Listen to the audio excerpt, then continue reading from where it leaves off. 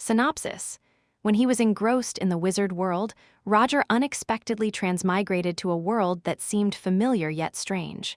In this place, the legendary monsters actually existed, disguising themselves among the populace and becoming a part of this world. Starting from a deserted island, Roger began his career as a demon hunter. Although he had an inborn golden touch after transmigrating, what made him somewhat helpless was that it wasn't him with the cheat, but rather just a dilapidated house ready to collapse.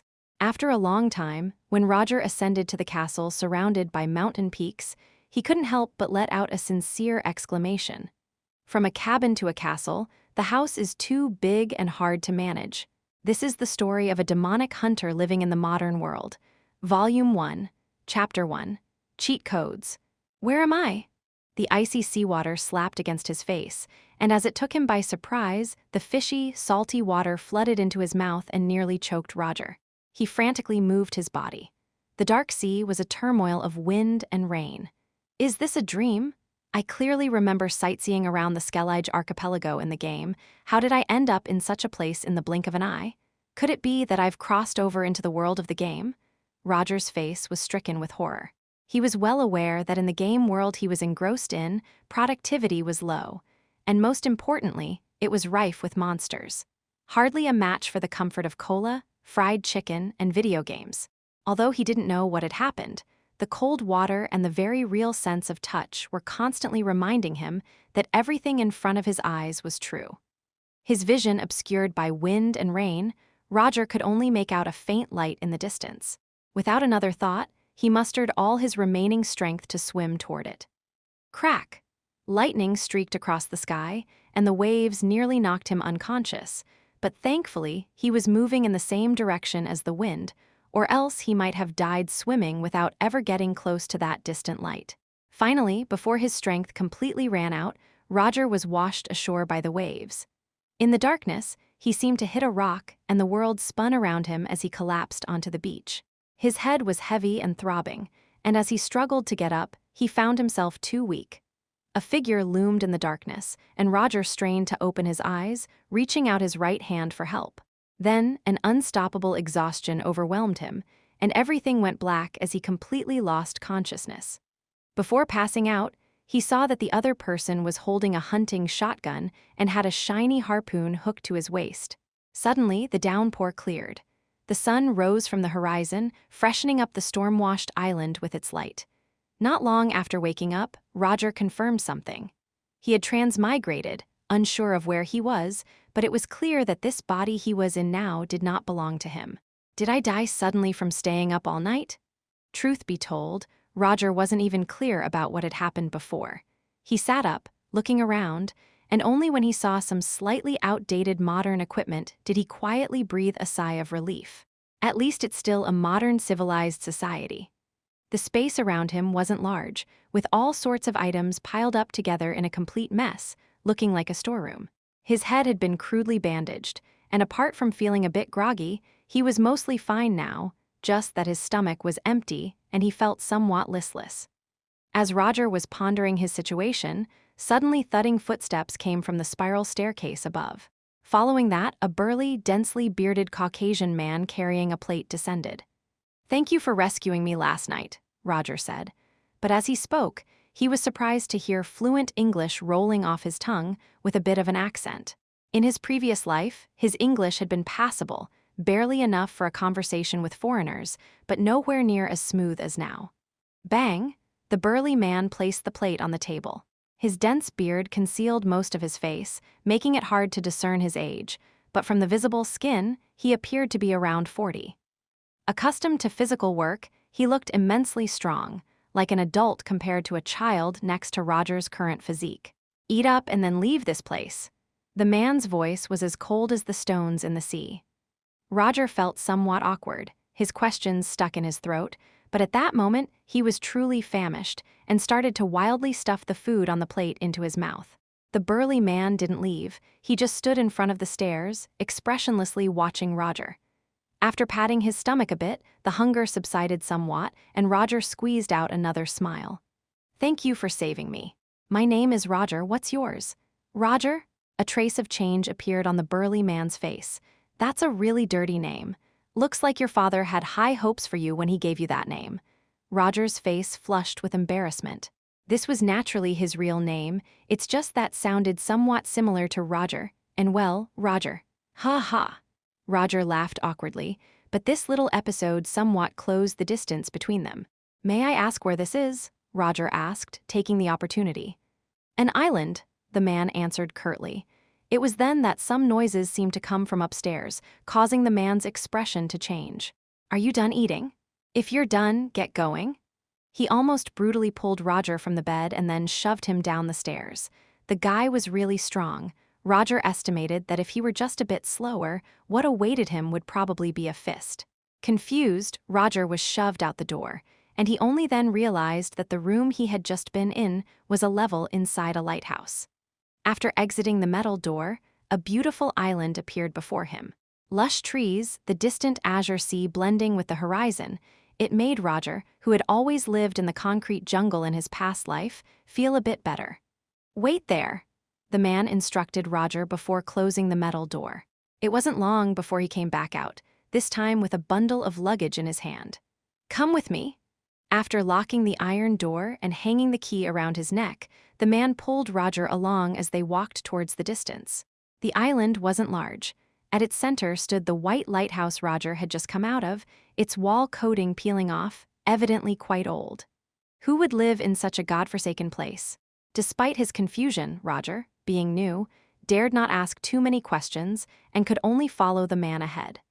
They were at a relatively high position from which they could see most of the island. It wasn't really big, just a few kilometers across. Before he could take a closer look, Roger was hurried by the man to the edge of a small grove. On the clearing in front of the grove was a somewhat dilapidated cabin. Handing the stuff to Roger, "From now on, you'll live here. I will bring you some food later, don't wander off, the weather here is unpredictable, and don't go to the seaside at night." Seeming to know what Roger was about to ask, the man continued, "The storm has disrupted the communications at sea. However, a supply ship will land in a month, and I'll notify you then. You can leave by boat at that time." Having said that, the man left without looking back. Roger stood there, dumbfounded. He even forgot to say thanks and ask some questions. Because before his eyes, a line of eerie text appeared. Found a dilapidated seaside cabin, initiate assimilation. Upon successful assimilation, relocation will be impossible before the next upgrade. Holy crap, is this the legendary transmigration Golden Finger? Chapter 2. Special bed. Roger repeatedly confirmed several times, trying to calm himself down. He had to make sure everything before him was not an illusion. Taking several deep breaths, he didn't assimilate immediately.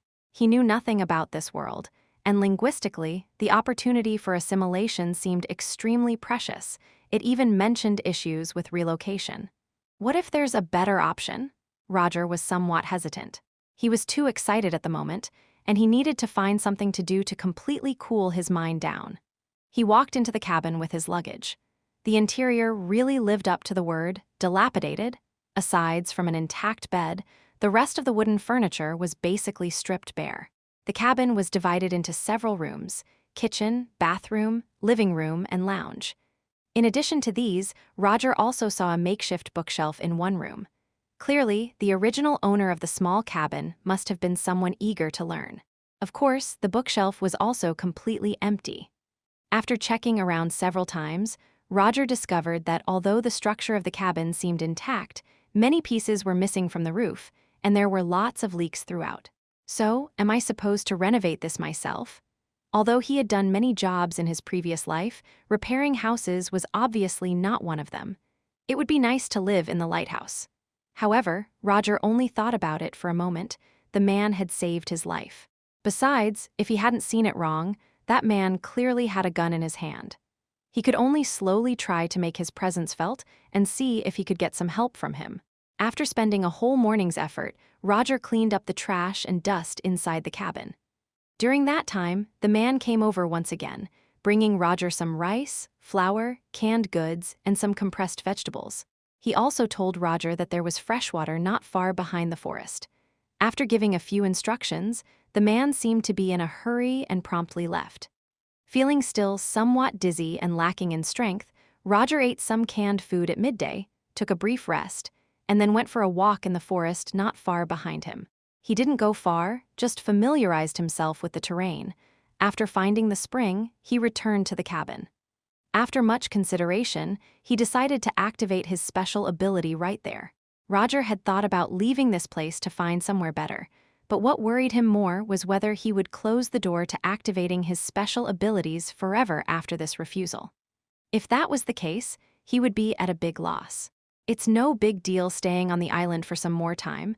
I know nothing about this world. Staying here may be a sort of protection in disguise. Roger thought silently. Meanwhile, he controlled his thoughts and chose to assimilate the cabin. Instantly, a strange feeling rose from his heart. It seemed as if some inexplicable force connected him with the cabin.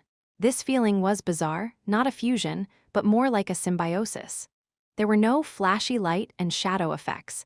Everything was completed in an instant, except for a cabin model that appeared in Roger's mind. He tried to control his thoughts and clicked on it. Dilapidated seaside cabin, level 0. It possesses the most basic construction. It can barely be used for rest and maintaining ordinary life. The only piece of furniture is a wooden bed. The commendable part is the independent study room, but sadly, there is no knowledge in it. Completeness. 79%. Please repair it as soon as possible to unlock all of the cabin's functions. Energy restoring wooden bed. No matter how tired you are, as long as you rest on it for more than 8 hours, you will be rejuvenated and ready to resume as a female sorceress's reaper. Roger actively shielded the last sentence. On this deserted island, it was just him and a man as strong as a bear. What a strange ability. Feeling a surge of surprise in his heart, Roger sat on the bed and carefully felt it, but he didn't notice anything unusual. Seeing the completeness displayed on the cabin's information, an idea popped into Roger's mind. If I repair this cabin completely, could it possibly have some additional functions? No sooner thought than done.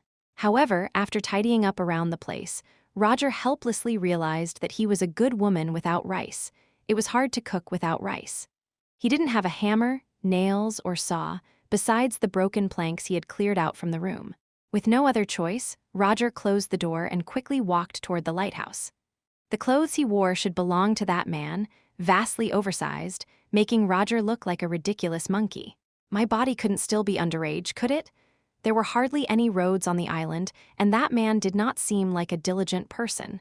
It had just rained last night, so the ground was mired in mud everywhere. Thud, thud, thud. The iron gate at the lighthouse remained firmly shut. Roger knocked on the door, but no one answered. "Is anyone there?" he called out, then knocked on the door again. Could he have gone out? Roger was puzzled, but just as he was about to leave, the iron gate suddenly opened, and the man's robust frame blocked the doorway, looking at Roger with a face full of caution. "What do you want?" He was panting, with a trace of sweat on his face. Had he walked too hastily? I was wondering if you have a hammer, nails, or tools like that," Roger asked. "The house is leaking everywhere, and I have to stay here for a month. I need to fix it before the next thunderstorm, or it will be unlivable." Roger peered into the house, hoping for the other's help. The man blocked Roger's line of sight. He hesitated for a moment, then nodded. "Wait here." After saying that, he closed the door and trudged upstairs. Roger tried pulling on the doorknob. As expected, it had been locked by the other party. This guy, either he's a loner who dislikes interacting with others, or he's hiding some secret. Roger became cautious. In movies from his previous life, there were many who courted death due to curiosity and ended up losing their lives. Once I get the tools, I'll stay away from the lighthouse. I'll minimize contact with him before the supply ship arrives, Roger thought silently. He was curious indeed, but he did not want to court trouble. Since the other party had been willing to save him, his nature couldn't be all bad. It was best not to court death. Just then, the iron gate opened, and the man came out, carrying a small wooden box. "Everything you asked for is in here. If it's not here, I don't have it." He seemed to imply that he did not wish for Roger to disturb him again. The rice and flour he'd left for Roger was enough to last a month. "Thank you, sir. If you need to use any tools, you can come to my place anytime." "I have spares," the man said coldly, and without waiting for Roger to respond, he set about closing the iron gate. "Wait, Upon hearing Roger's voice, the man's expression suddenly changed. His eyes widened, and a ferocious aura rushed towards Roger. "What are you planning to do?"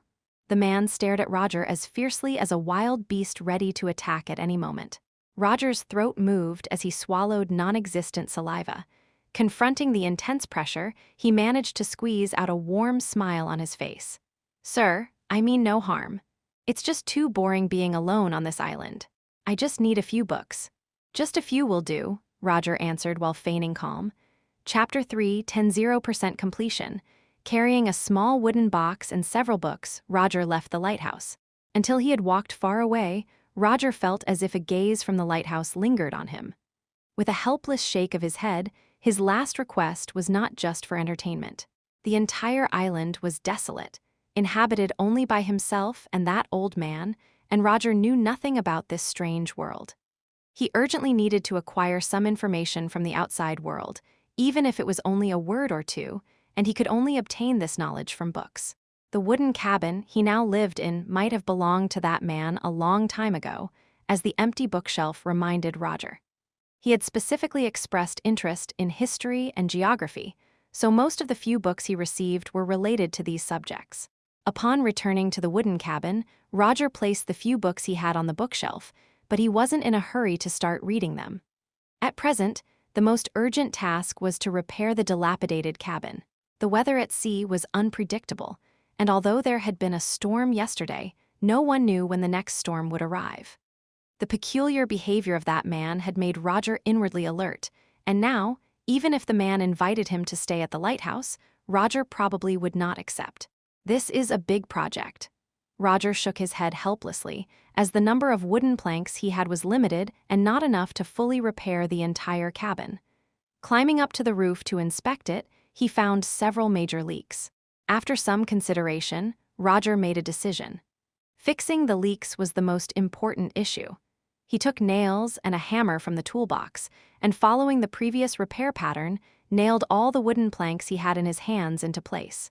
For the areas where he did not have enough planks, he resorted to the practice of robbing Peter to pay Paul, removing unimportant parts from inside the cabin and the door to fix the roof. He worked until sunset and had barely finished, which brought the integrity of the small wooden cabin from 79% to 84%. The extra part was actually just the planks he had nailed on, and his wall dismantling actions were clearly not included in the calculation. It should no longer leak. Wiping off sweat, Roger nodded with satisfaction. He was sweating profusely, utterly exhausted. He made some food and wolfed it down hungrily. An overwhelming tiredness swept over him, and after a simple cleanup, he collapsed into bed as the sun set. There were no large animals on the island, and there was nothing to worry about regarding the man in the lighthouse. Now that he was weak and the other had a gun, if that person really wanted to do something to him, Roger would not be able to resist. In a daze, Roger fell asleep. A night passed without incident. When he awoke in the early morning, Roger immediately experienced an unprecedented sense of refreshment. His mind was clear, his fatigue from yesterday gone, and his body seemed to possess endless strength. Is this the special effect of the wooden bed? It really is a miraculous thing. Inspired, Roger gained boundless confidence in his future life. After breakfast, he took his tools and went into the woods behind him. The remaining timber needed his personal touch. After wandering around the woods for a while, he indeed found several dead trees. These trees were not very big, and after chopping down their rotten roots, Roger dragged the dead wood back to the clearing in front of the cabin with a rope. With his skills, it was naturally impossible to do any fine processing. So after chopping and sawing, he spent the whole morning producing several irregularly shaped pieces of wood. After lunch, he took a short rest and didn't continue working, as his physical condition was poor and continuing would be inefficient. So, he decided to flip through the several books he had brought back from the lighthouse instead. For the entire afternoon, Roger stayed indoors, skimming through the book in his hand, and gained some understanding of the world he now inhabited. This place should still be Earth, as the geographical layout had not changed drastically, but there were significant differences in specific distribution and cultural heritage. Some countries and regions familiar to him from his past life were missing, replaced by unfamiliar places. This mix of familiarity and estrangement made it more difficult for Roger to understand. Seeing those familiar names, he would subconsciously try to match them with areas from his former life. But even with the same names, the differences between the two could be substantial. The country he was now in should have been America from his previous life, but Roger could not figure out the exact location. The technological level was roughly equivalent to around the turn of the millennium in his former world. As for the specific historical progress, it was vastly different, and Roger had no desire to pay attention to these details. He could not come up with any plausible lies right now, so if anyone asked, he would blame all his problems on memory loss. Taking advantage of the daylight, Roger hurried to get some work done. His only source of light was a not very bright kerosene lamp, which could not be expected to do much on this desolate island. As darkness fell completely, Roger stopped his work. Seeing the progress of repairs increase to 91%, he showed a satisfied smile. After dinner, sitting on a tree stump in front of the wooden house, Roger felt an especially strong nostalgia for the leisurely life of his previous world. While he wasn't particularly wealthy or noble, he was better off than many. He would normally be gearing up for a rich nightlife about now. But what about now? Looking at his calloused hands, he shook his head helplessly and went to rest. Life went on without any change, reading books and repairing the house. After 2 more days, Roger finally finished fixing up the wooden house completely. When he drove in the last nail, a warm surge inexplicably flowed through his body, and the mental blueprint of the wooden house emitted a faint glow which he touched with his thoughts. Rudimentary seaside wooden house, level 0. A shabby dwelling that only satisfies basic living needs with nothing but a bed and no other furniture. Special area, book room, unlocked. Additional bonuses, none. Please upgrade as soon as possible to unlock more functions. That was all the information. Roger blinked. That's it. Where's the newbie gift pack? The lottery system? I worked myself to the bone for 3 days, and all it gave me was a book room.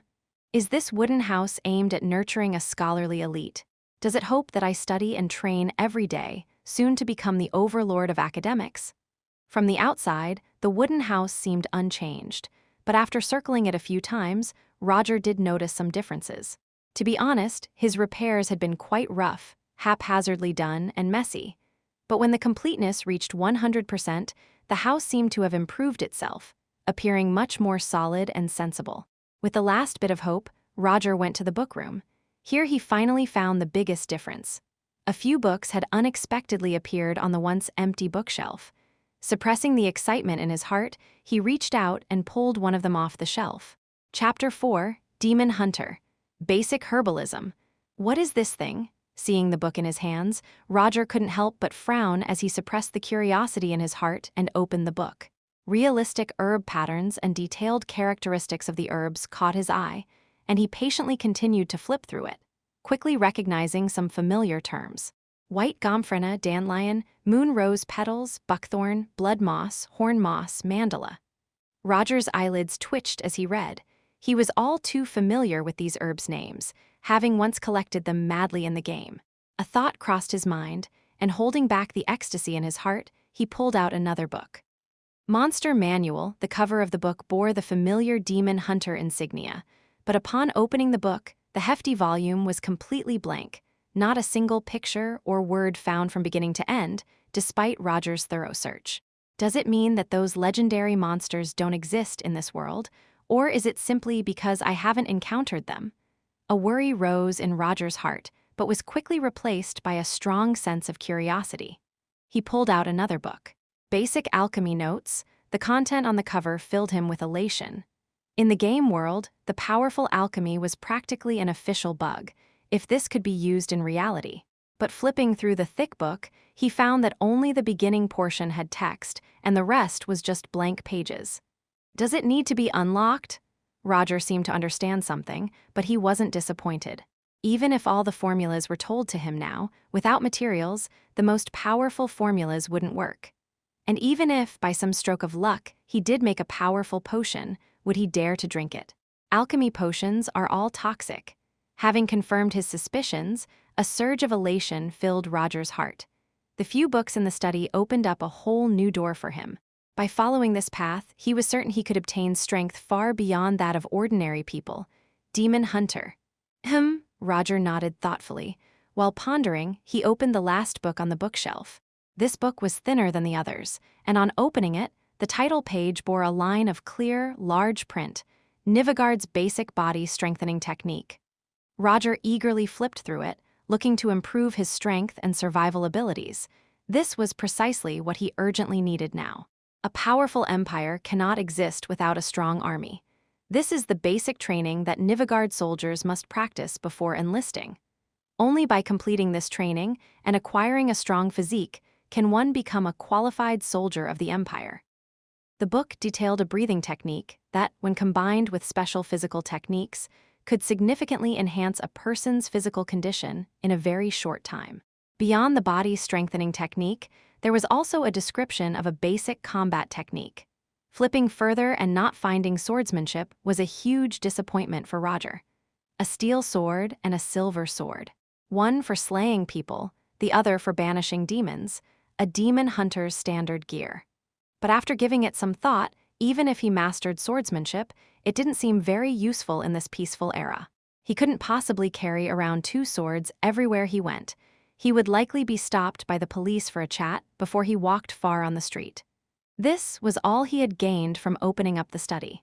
What am I now? A reservist demon hunter. Will there be stronger training methods in the future, or even information related to the green grass trial? The demon hunter's powerful perception ability, superhuman physique and agility, healing abilities, and mystical Dharma seal. Roger began to feel anticipation. But after the excitement, he quickly became calm. Demon hunters could be said to be a non-human existence created for the purpose of battling demons, their entire set of abilities geared towards combat.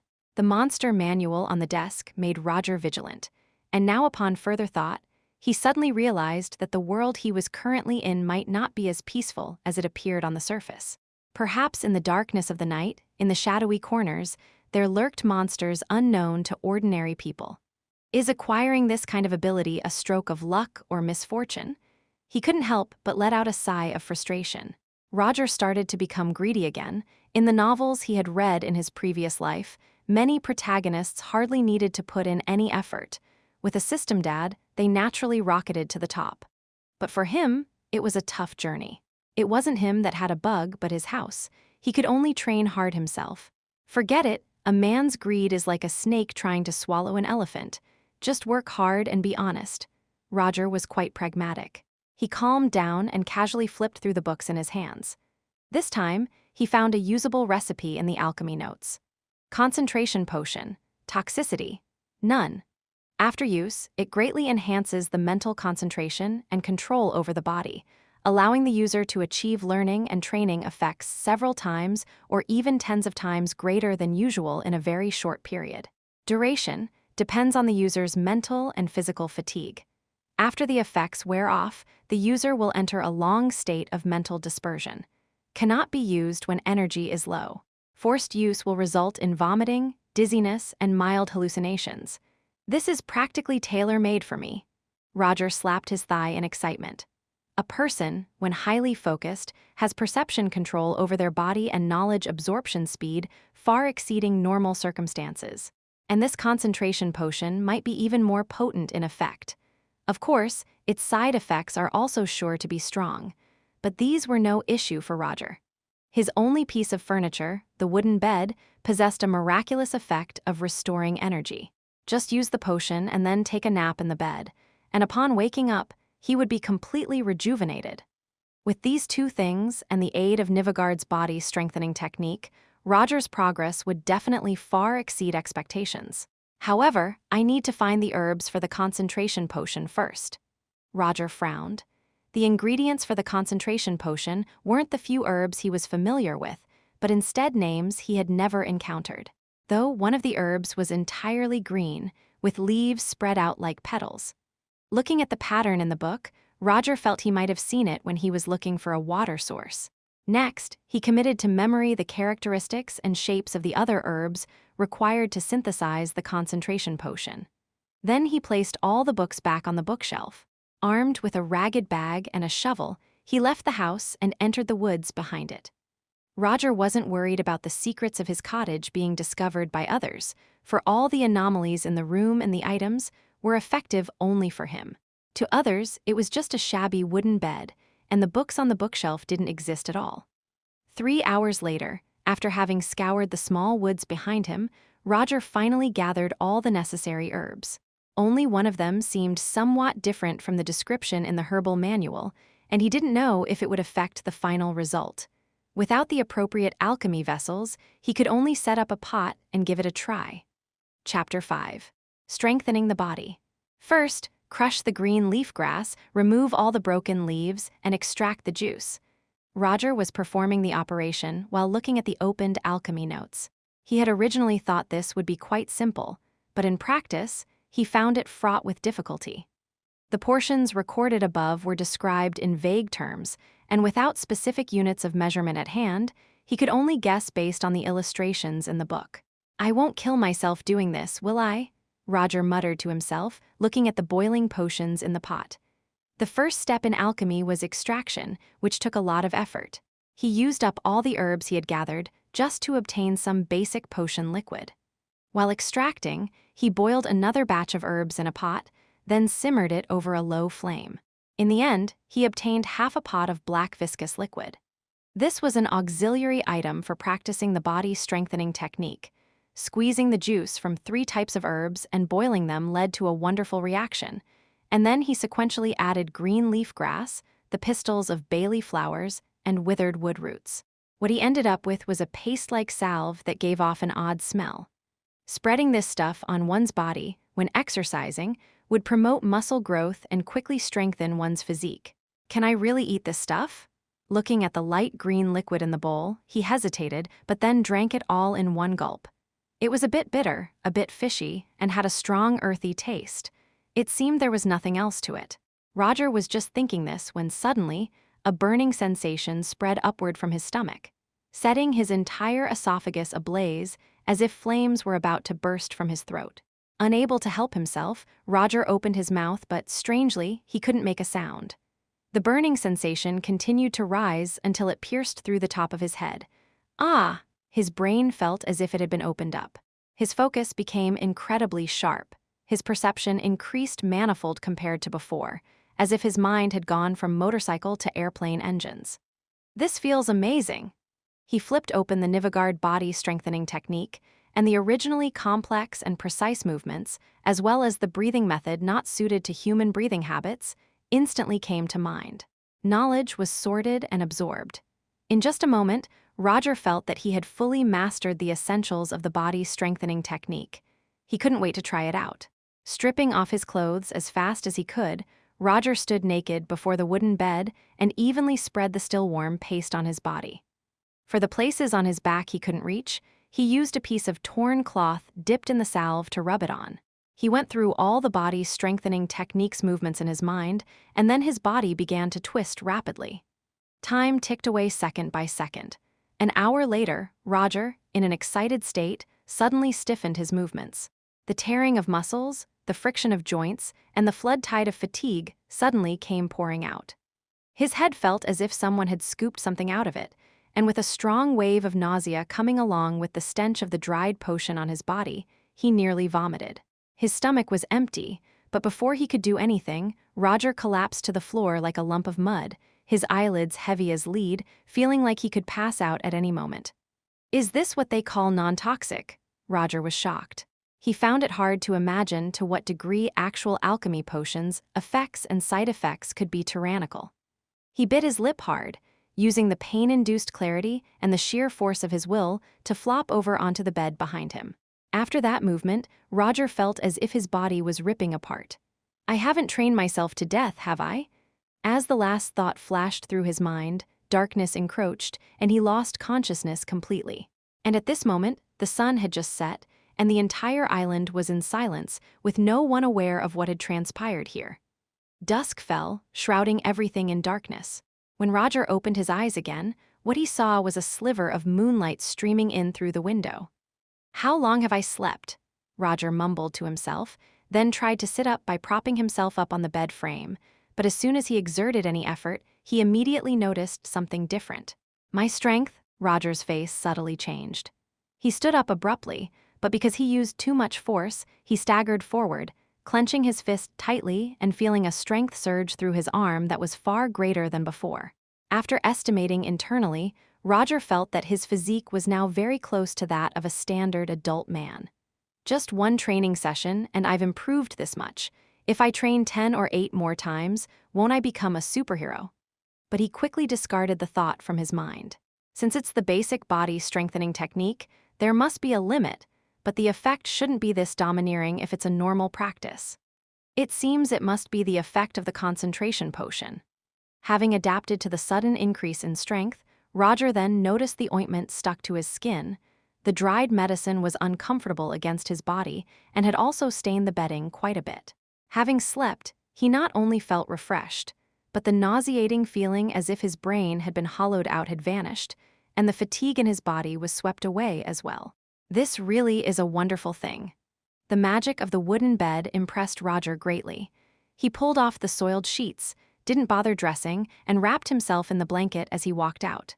The nighttime island was not as hot as during the day. A cool breeze blew, making Roger feel a draft below and causing him to wrap the bedding tighter around himself as he walked towards a distant beach. It was a full moon, and the brilliant moonlight bathed the island, making Roger feel as though even his walking speed had increased greatly after his power boost. Before long, he arrived at the beach. It was a low-lying area where, after the tide receded, a lake-like region formed in place. With a wound still on his forehead, he leaned against the edge and slid into the ocean water. The chilly sea water washed over him, cleansing his body of dirt, and he felt so reluctant to get up that he leaned his upper body on a rock, indulging in a cold sea bath. If there were 2 or 3 female sorceresses by my side, tusk, that would truly be living the demon hunter life, Roger couldn't help but sigh. But just as he was about to get up and leave, a voice came from not far off. Such beautiful moonlight, we haven't relaxed like this in a long time. It was that man. Roger's heart tightened at once, and he was just about to speak when he suddenly realized the implication in the other's words. There were others here. Roger's face paled, and at this point, he could no longer care for the wound on his forehead that hadn't yet healed. He took a deep breath and carefully submerged himself in the water. Then, using the moonlight, he swam around the huge rock behind him and cautiously concealed himself. Because of the terrain, the vast sea lay behind him. In this light, as soon as he surfaced, he would surely be noticed by the other party. And at that moment, the tall man had also entered Roger's line of sight. He was all alone. But just as Roger was growing puzzled, the water stirred and a pale blue figure with webbed feet burst from the water, leaping onto the man's back. In the moonlight, Roger saw clearly the other's head, which resembled that of a fish. Chapter 6, Unknown. What on earth is this? If it weren't for half of his face submerged in water, Roger would have probably cried out in alarm just now. The bright moon was in the sky, its silver light pouring down onto the sea, illuminating the area as if it were daytime. The creature opposite was a pale blue overall, its height comparable to that of an average adult woman. From its external physiology, it seemed to be a female. Her body was covered with a layer of extremely fine scales, her eyes bulging and round with yellow-orange pupils, and she looked completely relaxed while soaking in the water. "Don't worry, we have all night," he said. The man looked at the creature before him with affection, seemingly oblivious to her appearance. Under the moonlight, the whole world seemed to shrink. All they had in their sights was each other. Roger watched from a distance, his eyelids twitching uncontrollably. A bad premonition suddenly emerged in his heart. What followed was indeed as he had imagined. Well, although Roger had no intention of peeking, the space was limited. The temperature of the sea at night was very low, and Roger had already been soaking in the water for quite a while.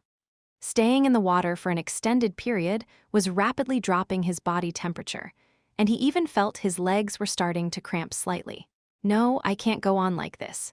If my legs cramp and my tracks are discovered, it might attract unnecessary trouble," he thought. With this in mind, Roger tried to move, but having stayed still in the water for too long, he made an unavoidably large movement, causing a splash that produced a sound. Splash, in the still night with no wind, even a small noise was excruciatingly sharp. At that moment, the Murloc woman suddenly exerted force and sprung up. She leapt onto a nearby rock, then hissed a low growl in the direction of the sound. The man was taken aback by the sudden movement, but he quickly emerged from the water, looking confused at the Murloc woman. "What's the matter?" he frowned, following the direction of the Murloc's growl, but all the man saw was a large boulder. He hesitated for just a moment, then soothed the Murloc with his hand before carefully swimming in that direction. As he drew near the rock, he slowed down, carefully climbed onto the rock, then suddenly exerted force and vaulted to the other side. He was alert, scanning his surroundings, and a dagger somehow appeared in his hand, casting a cold gleam under the moonlight. The waters were calm, and a shadow of doubt crossed the man's mind. Suddenly remembering the island's additional visitor, his mood sank, and without further delay, he hurriedly gathered his things and disappeared into the night. Meanwhile, Roger's figure suddenly popped up 100 meters away from the shoreline, gasping for air. Holding his breath for so long had made his vision blacken. But after just a short rest, he started moving his hands and feet, taking a wide detour as he swam towards the shore. Upon reaching land, Roger didn't linger but hastened, swiftly returning to his own cottage. After closing the door, he quickly dried the seawater off his body, and before he even had the chance to wipe his hair, a faint noise came from the open space outside the cabin. Roger was startled. That was one of the little tricks he had set up around the perimeter of his room. There were no animals on the island, which could only mean one thing. Someone was approaching. In an instant, numerous thoughts clashed inside Roger's brain. What should I do? Run? No, that won't do. The island is too small, and without a boat or supplies, where could I possibly flee to? He quickly dismissed the thought. Act like nothing happened?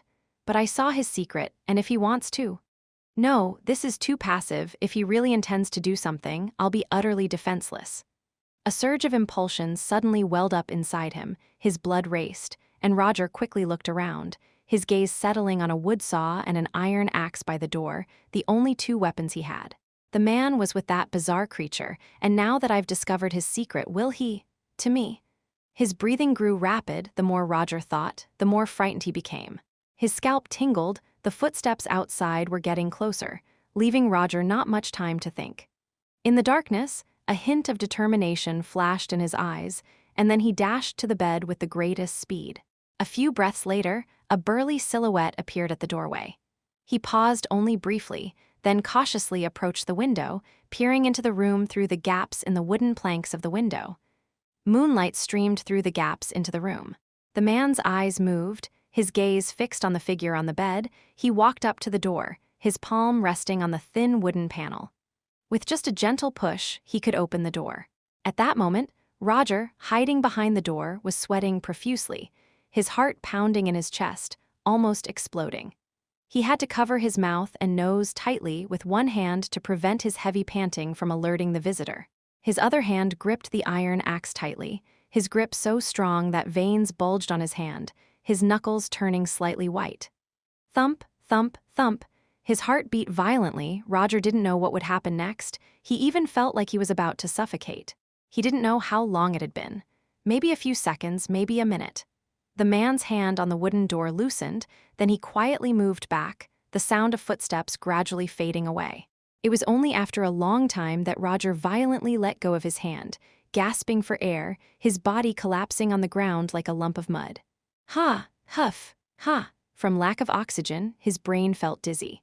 After a while, Roger supported himself up against the wall. Staggering to the bed, he unfolded the blankets shaped like a human figure and lay down naked. If it weren't for the fact that he had stripped off his clothes earlier, he might have really struggled to find something quickly to fill the blankets with. Roger didn't feel the slightest bit sleepy. He kept the axe close in his arms, half closing his eyes to watch the window, continuously recalling the scene he had just witnessed on the beach.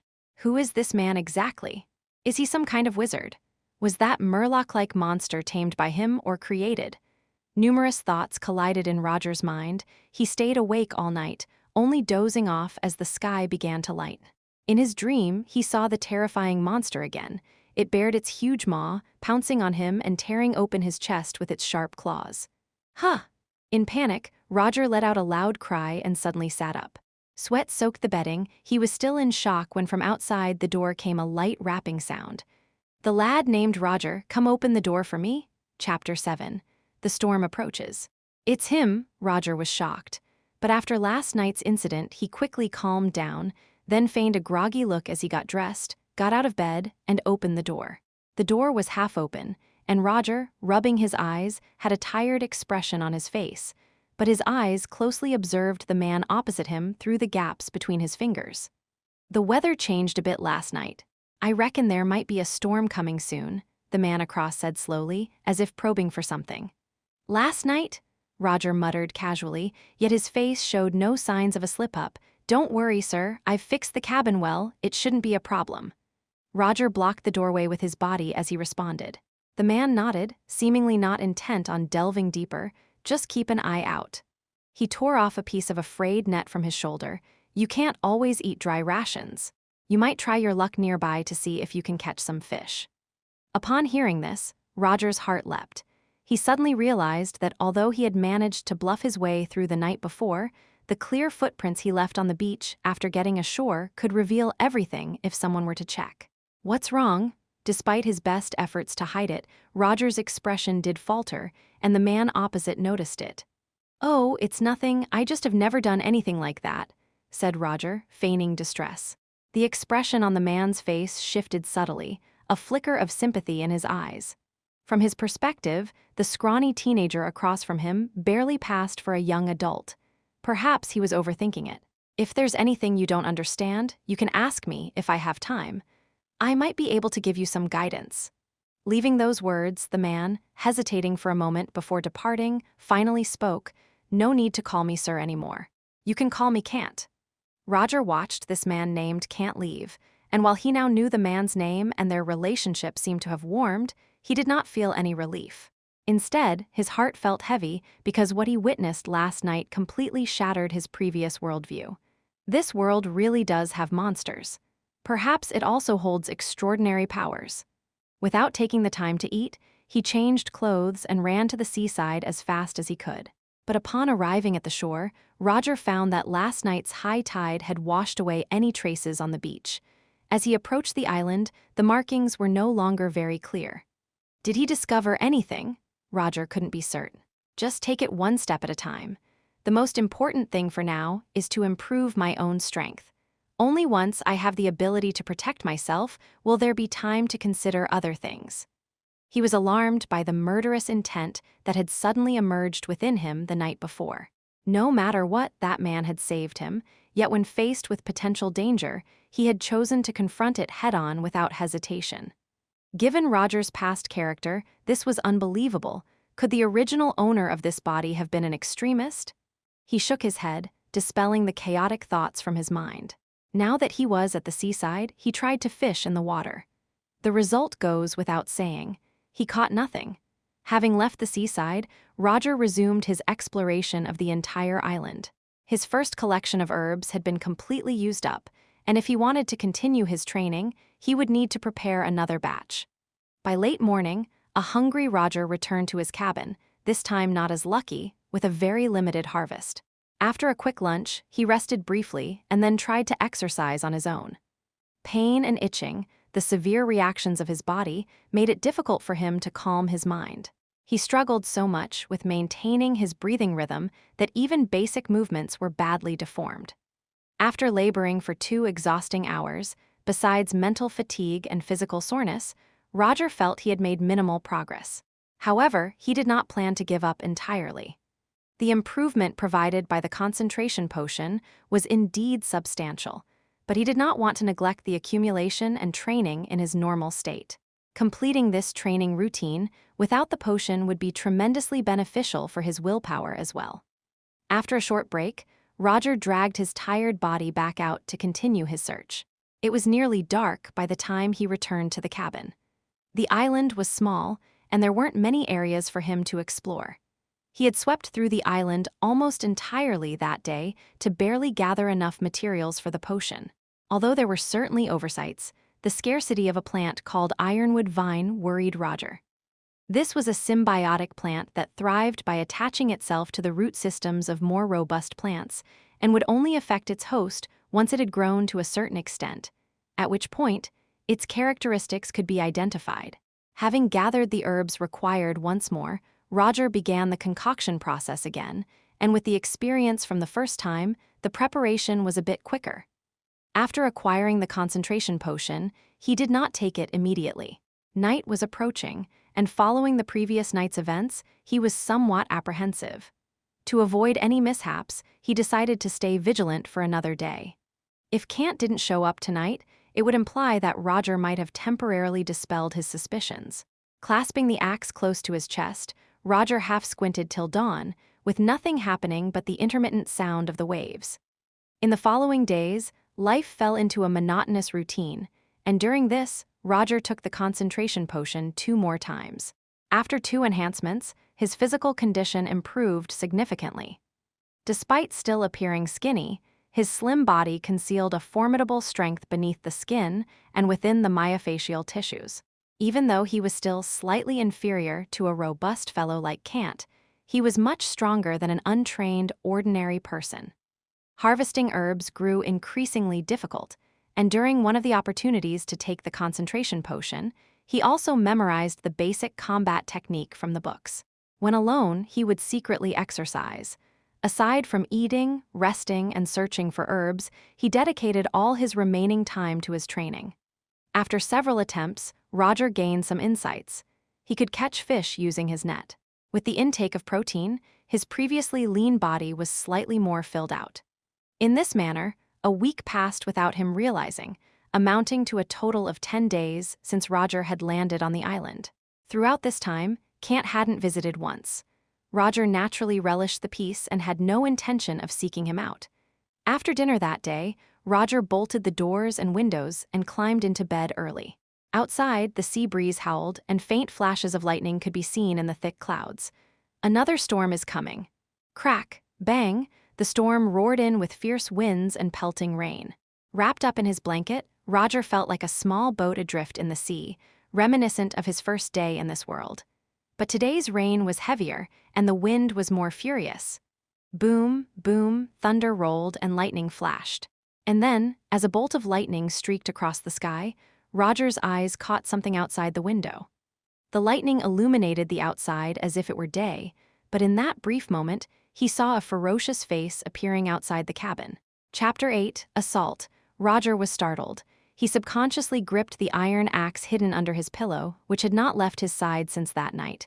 Could it be an illusion? His heart raced, and his breathing became a bit rapid. Boom. Another flash of lightning streaked across the sky. The view outside the window was clear, with no monster in sight. But just as Roger's heart began to settle, a low roar suddenly came from outside, followed by a loud bang. The wooden door groaned under the strain. Bang, bang, bang, something seemed to be furiously slamming against it. Besides the noise, Roger finally saw another shadow lurking outside the window. It was a fierce-looking blue murloc, about 1.5 meters tall, different from the one he had seen at Kant's place. This murloc looked stronger, its body covered with rough fish scales and adorned with some seaweed. Their heads bore little resemblance to humans, with bulging eyes and a large mouth full of sharp teeth that took up half of their face. Hunched over, they had strong and exaggerated palms with sharp claws. What in hell is this thing? For a second or two, Roger's mind went blank, but the previous encounter had left him quick to recover. He rolled out of bed, leaped to his feet, and rushed to the door. To prevent an attack from Kant, Roger used his free time in the past few days to reinforce the windows and doors of his cottage with multiple layers. If it had been as before, the wooden door probably would have shattered on the first impact. I can't let these dreadful things get inside. The space inside the hut was cramped. Although the creature didn't seem as tall as an average person, its strength was presumably not great. But with their oddly long limbs and likely very swift movements, along with their sharp teeth and claws, he would be torn to pieces in just a few breaths if tangled with them. Faced with the crisis, Roger found his mind extremely calm at that moment. He dragged over a makeshift table to block the door, then took the iron axe and went to the window. With the help of the lightning outside, he could see one of the murlocs was frantically slamming against the wooden door, while another was wandering aimlessly. Noticing Roger, the murloc growled low and suddenly pounced at the window. Thud. Sharp claws streaked across the wooden board, stripping away large chunks of wood shavings. "This bastard is fast," Roger was shocked. Just then, he heard faint gunshots in the distance. "It's Cant. Has he been attacked too?" Cant lived in the lighthouse, which besides the observation deck on top, was built entirely of concrete. Even 100 of these creatures couldn't possibly topple the lighthouse. Unless they could break through the iron door on the ground floor or climb along the walls to the top, the island's lighthouse was indeed the sturdiest fortress.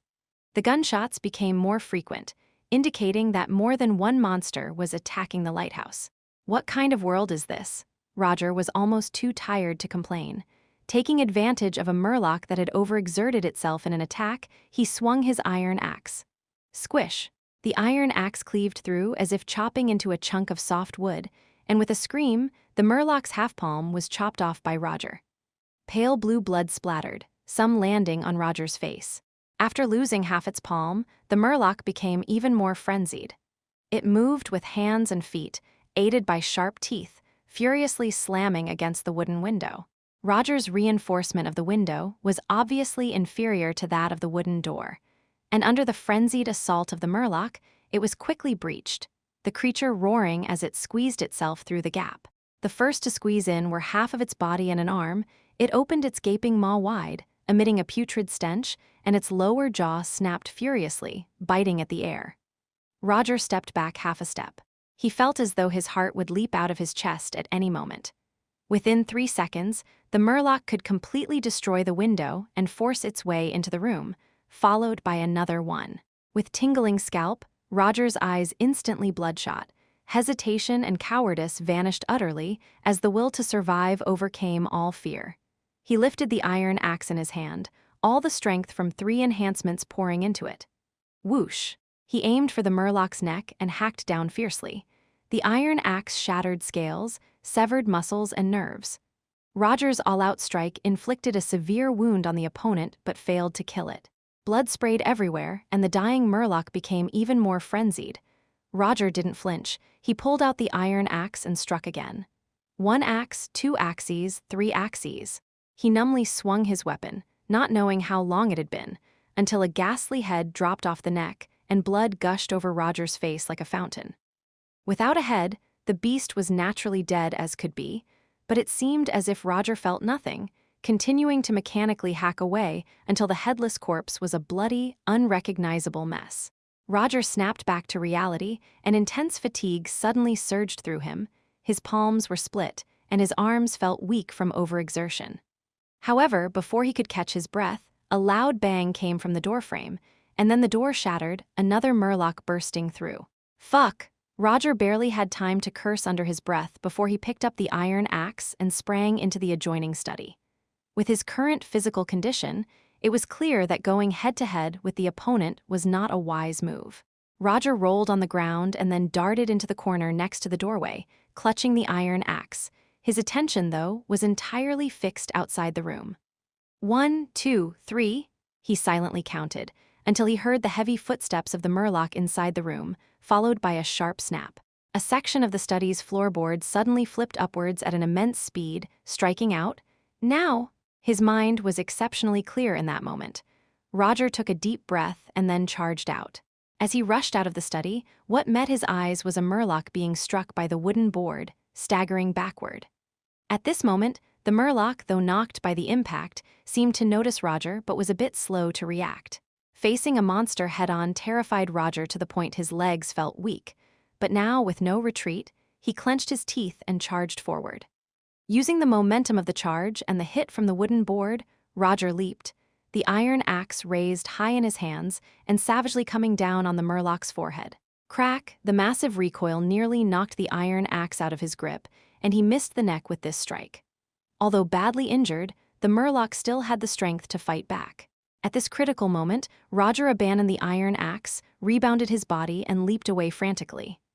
Rip! A fiery pain spread across his back. Roger tumbled out of the way, but by then, the murloc, despite the axe embedded in its forehead, staggered to its feet. Dizzy and the world spinning, Roger rolled to dodge the murloc's attack.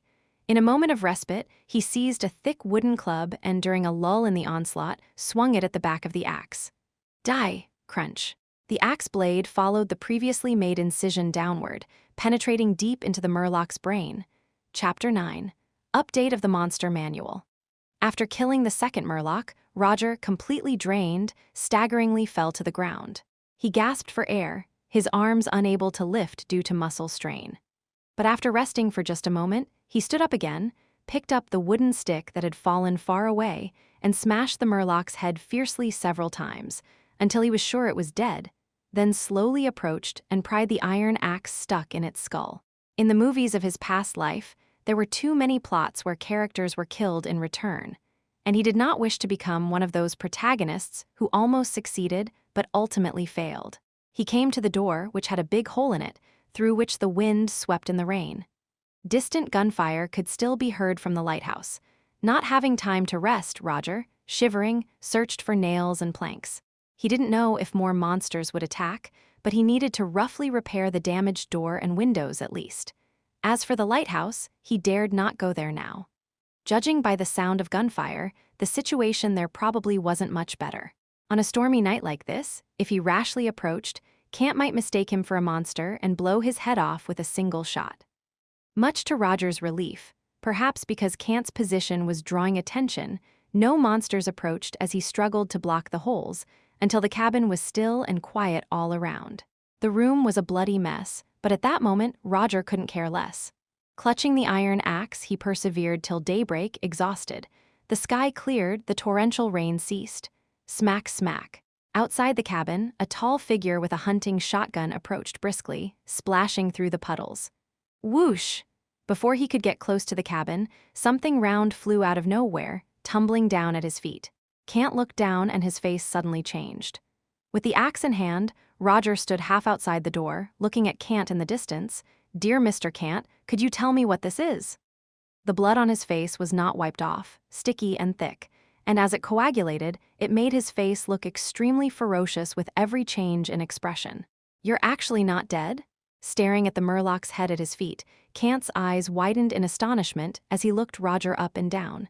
"It seems you're quite eager for me to be dead." Roger's tone was somewhat harsh.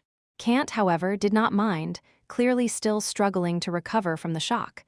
After hesitating slightly, Cant sighed, "Since you've already seen it, I can't keep it from you anymore." He looked deeply at Roger. "You really are an unbelievable fellow. Go wash up, then come to the lighthouse and find me. I'll tell you everything I know." With the crisis temporarily averted, Roger relaxed a bit, and only then did he notice that the model of the wooden house in his mind was glowing faintly. Detecting monster corpse, usable parts discovered. The basic structure of the wooden house does not contain an anatomy and alchemy room. Related functions cannot be activated. Monster manual update in progress. Alchemy notes update in progress. Reading this message, Roger's eyes lit up, and he quickly walked to the study, which was a mess after last night's fight. But in his sight, those few books were intact on the shelf. Roger pulled out the monster manual. On the once blank pages of the book, there were now texts and images. Bay Murloc, a lower-class xenomorph that lives near solitary islands, with a basic structure similar to that of humans. Adults range from 1.3 to 1.6 meters tall, with strength comparable to that of an average adult human male. Naturally brutal, fast-moving, with sharp claws and teeth, the scales on their bodies offer considerable defensive power. They live in groups. Weaknesses: the heart, the caudal vertebra, and the joints of the lower limbs. Gills, lungs, and other parts can be harvested for special substances for making potions. Besides a simple introduction, there was also clear imagery from multiple angles, showing this creature. Roger couldn't help but exhale in astonishment. If he had seen this information the night before, handling the situation might have been easier. Fortunately, he had prepared some small contraptions in the room in advance to deal with a possible attack from Cant. Otherwise, even if he could have killed the Murloc, he himself would likely have been severely injured or even killed. The injury on his back was just a superficial wound, and it should be fine once Cant helped him with some simple treatment.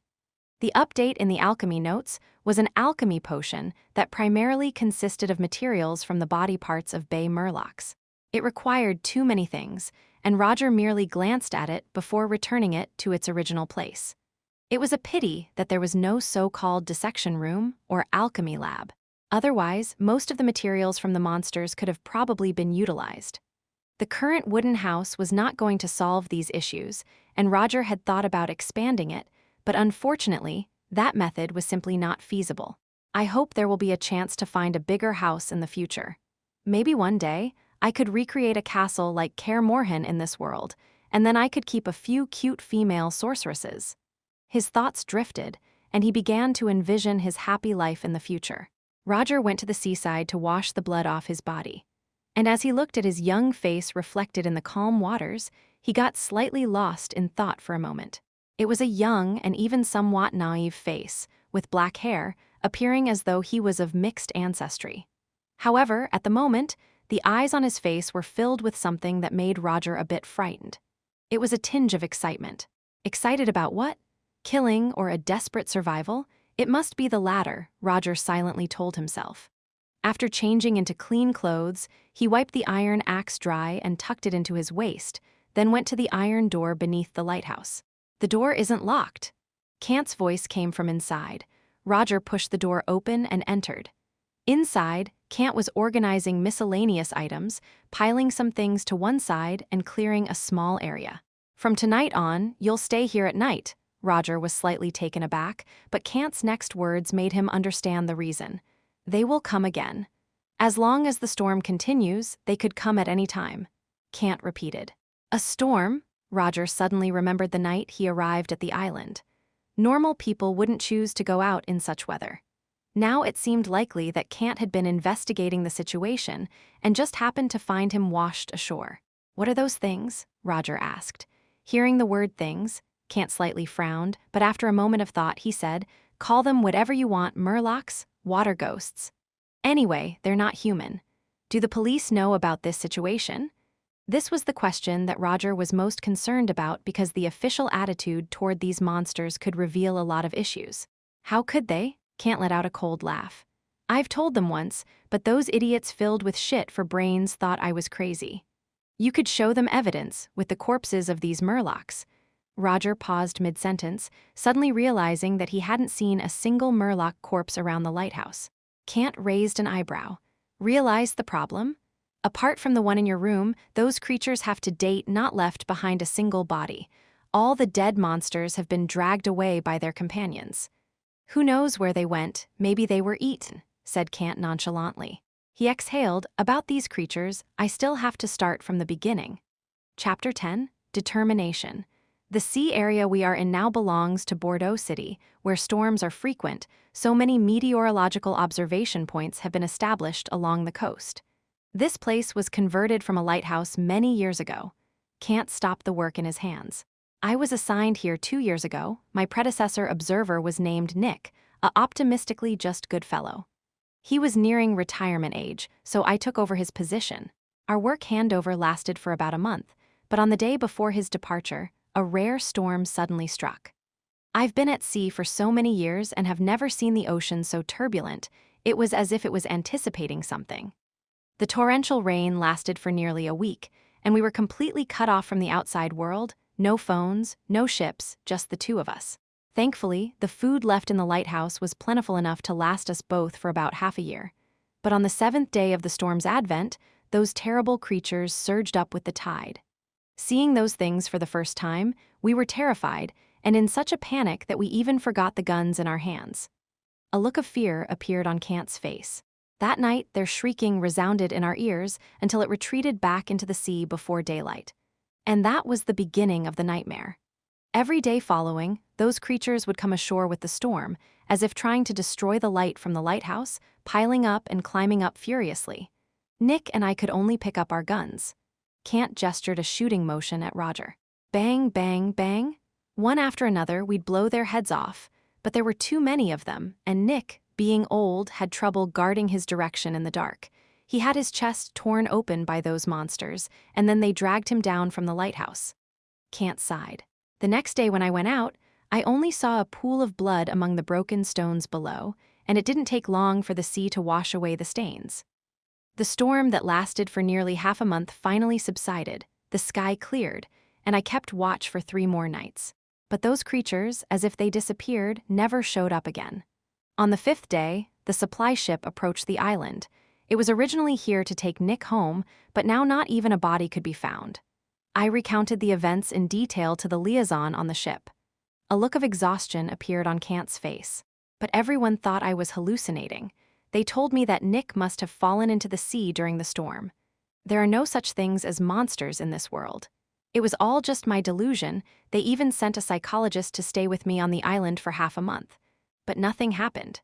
During that time, even I started to believe there was something wrong with my mind. A month after the counselor left, everything was normal, just when I thought life was getting back on track. On a stormy night, those monsters appeared again. Kant rubbed his rough face. If no one believes it, then so be it. One day I will kill the last one of them, and then drag its corpse to show everyone that I was right. Kant growled with a puffed face. Roger was just listening carefully, not making a sound the entire time, but Kant's words not only failed to resolve the doubts in his mind, they made him even more anxious. He tried to speak several times, but each time the words reached his lips, he swallowed them back down. If he hadn't seen that scene on the seashore that night, he might have believed Kant, but now, he just felt a chill down his spine and even wanted to turn around and flee the lighthouse. But where could he go? Last night, he was lucky. If one more of those creatures had attacked him, Roger's body might very well be cold by now. He had never desired to become strong as urgently as he did at this moment. I've cleaned out the bottom 2 floors of the lighthouse, the very bottom floor you can use for living, and the one above will be our dining room. Stay here in the evenings for the next few days. Kant said to Roger. You could give me a gun, and I could help you guard the lighthouse at night, Roger suggested, but Kant shook his head. There's only 1 gun left on the island, and the bullets are limited. He looked at Roger. Great little fellow, have a good rest here. After these few days, when the supply ship docks, I will send you to a nearby town. Your parents must be worried sick after you've been missing for so long. Parents? Roger put on a pained expression, hugged his head, and murmured, I can't remember. Apart from my name, I can't recall anything. Poor little fellow. Then Kant simply treated Roger's wound on his back and then showed him around the bottom 2 floors of the lighthouse. Actually, there wasn't much to see. The interior was simple, and there weren't many pieces of decent furniture. However, this time, Roger did not hear any strange noises. After last night's battle and having guarded all night, he was utterly exhausted. After hesitating for a moment, Roger chose not to rest in the lighthouse, but found an excuse to return to his own cabin. He dragged the bodies of the 2 Murlocs out and dug a shallow pit behind the woods. With the current situation, leaving the bodies for too long would cause them to stink. After cleaning up the cabin, an exhausted Roger lay down on the bed and soon fell asleep. 8 hours later, he would become lively and vigorous once again. Meanwhile, on the upper floor of the lighthouse, Kant unlocked a room key and opened one of the rooms, which was filled with an offensive stench of evil. In a crude iron cage, a humanoid creature was bound. This is fate. I didn't want to do this, but they came a month earlier than before. Did I miscalculate? There shouldn't have been any attacks recently. Kant held his head. Who can tell me what to do? He's still just a child. But soon the hesitation in his eyes gradually disappeared and his expression grew fierce. Who can prove he was ever here? No one, no one. Heaven wants him dead. Just wait a few more days for a ship to dock and he could leave this place. But now, he has discovered the island's secret and he will definitely tell others. Before long, many will come here. Kant's expression in his eyes became determined. No, we can't let anyone know our secret. Kant looked at the shadow in the cage, his gaze soft. He reached out wanting to touch the other's cheek, but all he got was violent struggling and a roar stuck in the throat. All hesitations completely vanished, and his eyes filled with a thick intent to kill. Kill him, tonight! Chapter 11, Nightfall Advent. Waking up from slumber, vitality once again filled his body. Roger climbed out of bed, and judging from experience, reckoned it was around 4 p.m. with an empty stomach. He stewed a large pot of food and gobbled it down without much chewing. Not wanting to waste the time before darkness fell, Roger grabbed his iron axe and headed into the forest. He needed to find more herbs to make a sufficient amount of concentration potion to quickly enhance his physical abilities. And then there was the set of basic combat technique. It was clearly meant to help Roger control his muscles, rather than serve much practical use in combat, laying the groundwork for subsequent training. In the game, a demon hunter was a master of weapons, proficient in not just steel swords and silver swords, but also numerous other arms. Yet now, Roger, wielding the iron axe in hand, was only capable of some basic chopping and slashing. This time, however, Roger's luck was surprisingly good. He found several key herbs in the forest after the storm, which, along with the ones he had previously collected, were enough to concoct a batch of concentration potion. Watching the sunset, Roger hurried to brew a potion. Without time to consume it, he hesitated momentarily before bottling it up and heading for the lighthouse. Cant stood by the iron door at the front of the lighthouse, looking a bit anxious, but his face broke into a hearty laugh when he saw Roger approaching. Then he stepped forward to greet him. "It's getting dark, come on in." The storm could hit at any time. Staying in the wooden hut would be dangerous. Cant let Roger into the house, followed him closely, and then locked the iron door behind them. "Come up and have some food. I cooked a bit of porridge, added some meat in it. Tonight might prove to be very long," Cant said as he made his way upstairs. "I appreciate your kindness, Mr. Cant, but I'm not hungry at all. I just want to get some rest now," Roger declined. Cant, without a word, scrutinized Roger with a few glances and squeezed out a smile. "All right then, I'll head up alone." The entire lighthouse fell silent. Spending too much time in such cramped quarters could give rise to a sense of unease. Roger could hardly imagine how Cant had managed to live in such conditions for 2 years. After a while, a downpour began outside, and it was now late into the night. Cant's figure loomed from above. "The storm has arrived, and those creatures will be here soon. Get some good rest down here." He then hurriedly ran back upstairs. Click, clack. Roger heard Cant shut the wooden door leading to the upper levels of the lighthouse. With a rumble of thunder outside, Roger waited for quite some time before quietly climbing to the second floor. He pressed his ear against the door panel, straining to listen through the thunder for Cant's murmuring voice. Just then, a loud bang from downstairs. It seemed something was furiously ramming the lighthouse's iron door. Thud, thud, thud. So loud was the noise that Roger felt as if what was outside was not merely a single creature. At that moment, a gunshot rang out. Cant had also started to shoot.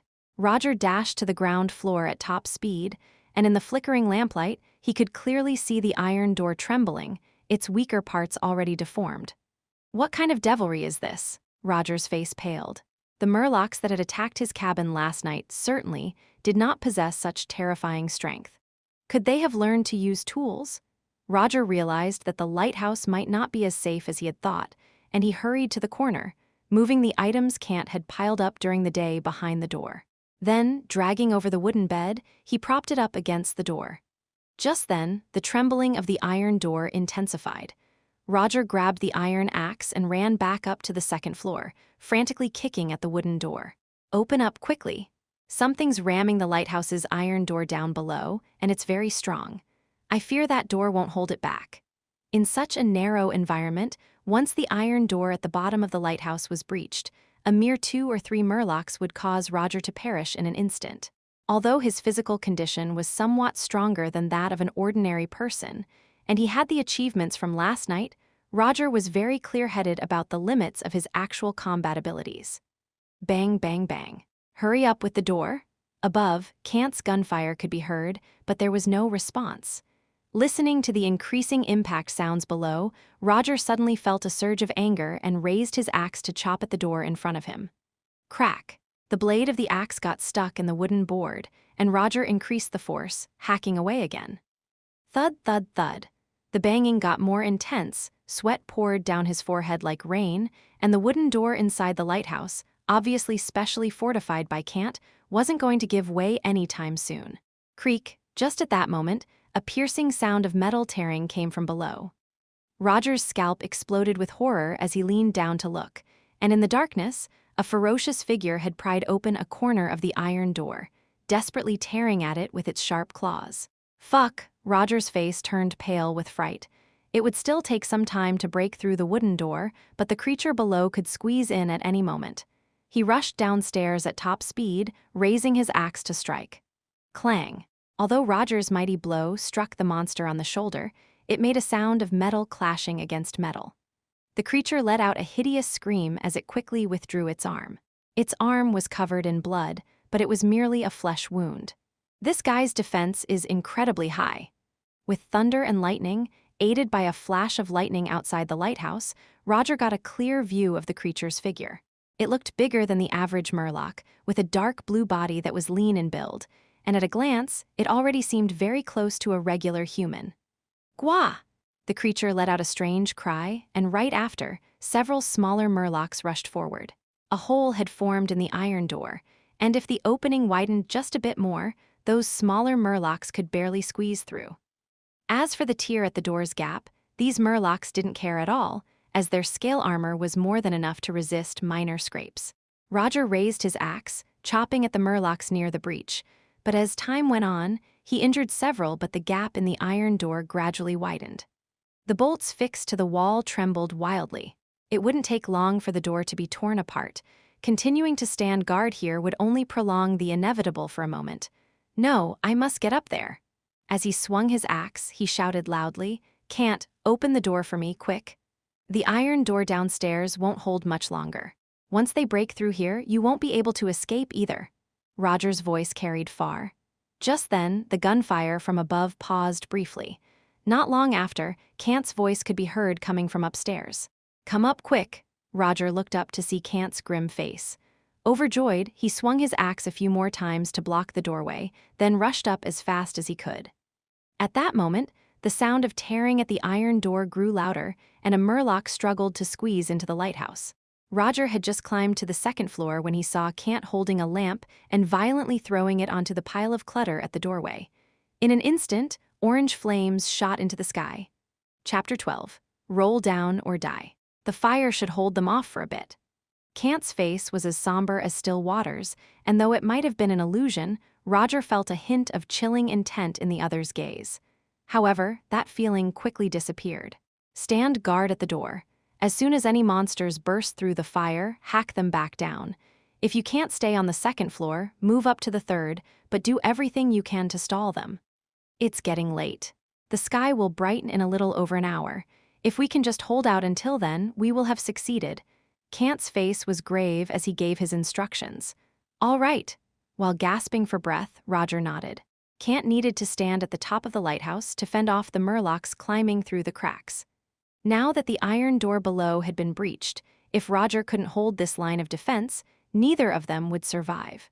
In Cant's hand was but a single-barrel shotgun, its range and firing rate severely limited. In such a confined space, once surrounded by several murlocs, escape would be nearly impossible. After giving his instructions to Roger, Cant didn't dare delay any longer and ran up as fast as he could.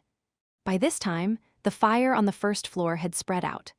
Murlocs, driven mad by the flames yet unable to approach, howled furiously outside the iron gate. Heat waves rushed towards him, and Roger stayed well away as he now had a chance to survey the environment of the third floor. Similar to the 2 floors below, the space here was ample and much tidier, probably where Cant usually lived. For some reason, though, the ordinary decorations gave Roger an eerie feeling. The fire continued to rage, and time ticked away. If things kept up like this, they should be able to make it until dawn. But just then, another series of loud bangs came from downstairs, and soon after, with a resounding clamor, the iron gate burst open. By then, everything on the first floor had been reduced to ashes, and the blaze had spread to the second floor. A bizarre and urgent screeching filled the air. Hearing this, the murlocs at the door threw caution to the wind and barreled into the lighthouse through the fierce flames. It wasn't long before Roger saw a murloc, a light with flames, charging right towards him. Each level of the lighthouse had only one upward passage.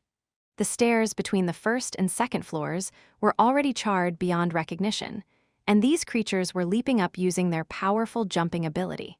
Roger stood at the stairwell entrance, watching a murloc leap up and bringing his iron axe down with a swing. The murloc shrieked as it fell into the flames, rolled a few times, and quickly fell silent. Just then, a second murloc lunged up, and Roger met it with the same tactic. He stood axe in hand, blocking the passage, the very embodiment of the saying, "One man holds the pass against 10,000." As more and more murlocs sprung up, Roger began to struggle to keep up. It was at this moment that an especially large figure charged into the flames. It was the leader that had previously rammed the iron gate. Roger's face paled, and he retreated quickly before scrambling up the stairs to the 4th floor. With a loud bang, he shut the wooden door to the next level. A foul stench hit him. Roger darted his eyes around. Everywhere on the walls and floor, there were mottled marks as if countless people had clawed at them, bloodstains still visible within the gouges. In the room's corner lay a 4-sided object covered with black cloth, from which Roger could distinctly hear the sound of heavy breathing. Before he could investigate further, there was a sudden crash against the door, and the heavy wood splintered, opening a crack. Roger peered through the gap and saw a ferocious face staring back at him. Roar! Accompanied by the roar, another collision came. Just hold on a little longer, the sun is about to rise. Can't, hearing the sounds below, shouted loudly. Hold on my ass. Roger couldn't help but let out a curse. This was a matter of life and death. Was it something one could just decide to endure?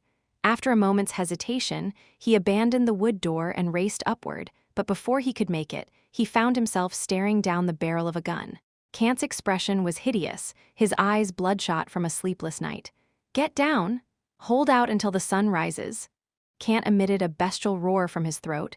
At this moment, he appeared no different from the monsters outside. Roger gripped the handle of his axe tightly. Do you want to die? Cant sneered. I don't mind putting a hole in your head. Get down there right now. Boom, boom, boom. The sound of impacts was incessant. Cant's right hand, holding the gun, trembled violently. It seemed at any moment he might pull the trigger. He glanced back, and a glimmer of dawn crested the horizon. Perhaps in just a few dozen seconds, the sun would rise above the sea. But these few seconds were a matter of life and death.